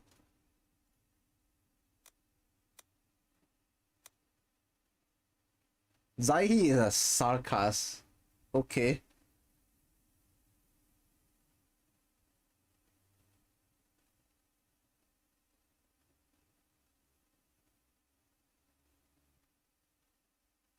Why is that mention of Laterano? What the heck?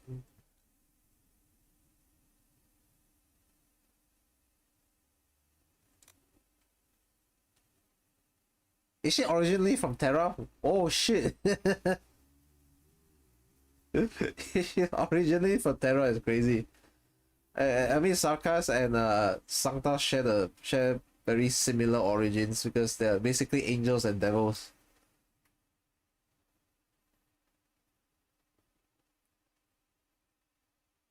So there's a couple of unique distinctions. If you see a Sarkaz, right, it's actually they are demon people, okay, they're devils. For Sancta, they are considered angels. So those are the ones that you need to essentially just take note of. And Sancta is people like Ember who have a halo on the head. The moment I saw the halo, I was like, okay, that's a Sancta right there. And then the other more animalistic traits that you see on the others, they are all of different species. Is this a Fossa I didn't manage to see? Akekuri. She's a dog. Perro. Perro is basically Spanish for dog, right? So I think some of you will understand that if you know Spanish. How many hours we have left? As of now, 12 hours. It's the beginning of the countdown. 12 hours left to Endfield release. Yes, hi Shogeki Raya. I'm alive, yeah. Remember, guys, Sancta are demons that became angels. Yeah, that's the shortest way to describe them. They're of the same origin. That's all I will say at this point. Who is Pelika's voice, anyways? Really? Pelika's voice is Wakayama? Wow. Wow. Pelika is voiced by the same voice actress as Ellen Joel.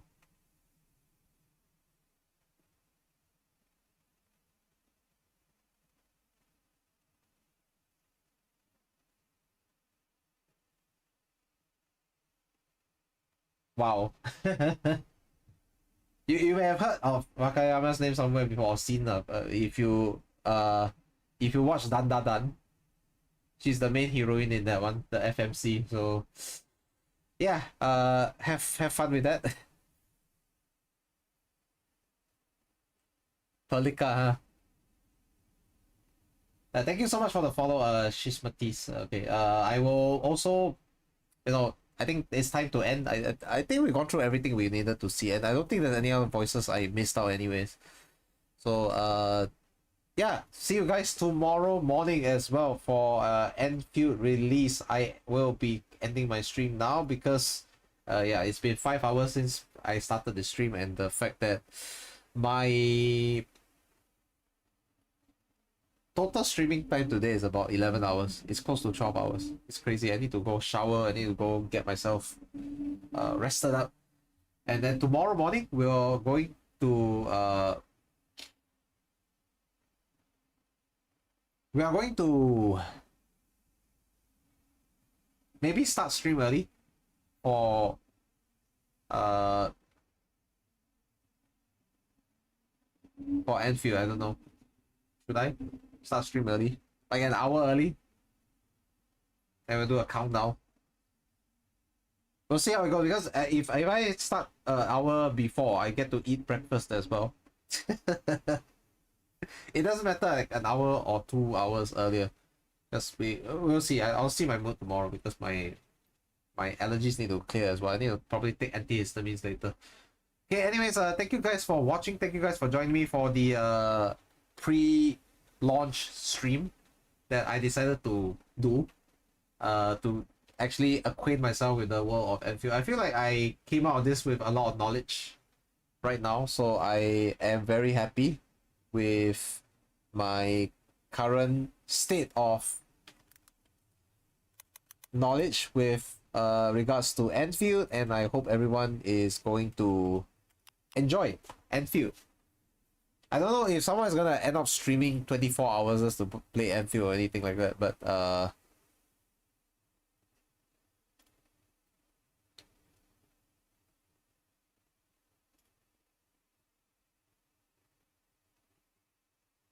let's see. Anyone streaming on the Enfield site right now?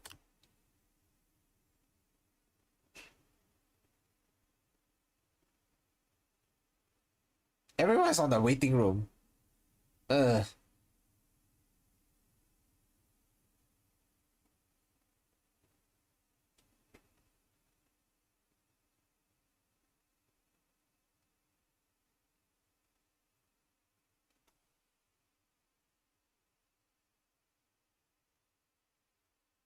Everyone's on the waiting room right now. Thank you so much for the follow, Carnival Caper. We're just about to end actually, so I hope everyone's excited. I hope everyone joins me for Arknights Endfield later on as well. Like, if you're all gonna start, playing the game, may as well hang out around here with me while we are getting towards there. Right?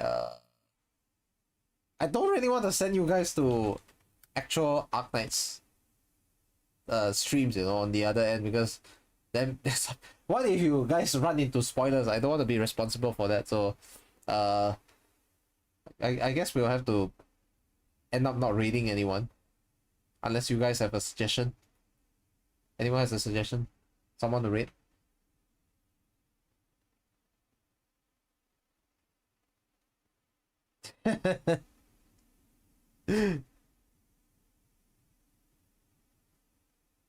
There are a couple of foreign language ones, so I'm not comfortable sending people to a Spanish stream, for example, because I don't think everyone here speaks Spanish at all.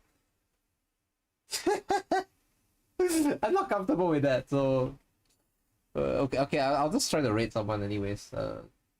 Just to send love to the fellow administrators who are going to join us.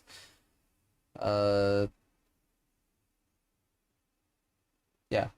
See you guys, and take care for tomorrow morning. I'll be back definitely before the stream so that we can all prepare together, enter together, pull gacha together, alright? Let's get all ready and pumped up for what we want. I hope everyone gets what they want. They want Levatine, get Levatine, get Gilberta, get Gilberta, get Yvonne, whatever. Just get everyone that you want, alright? We all want that great start.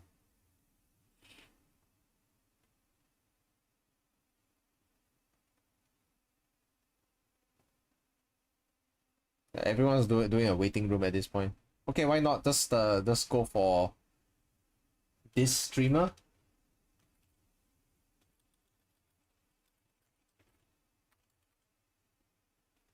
Did I spell correctly? I don't know. I'll just check their stream out as well, just to see things. Anyways, I'll see you guys, and goodbye. See you in the morning.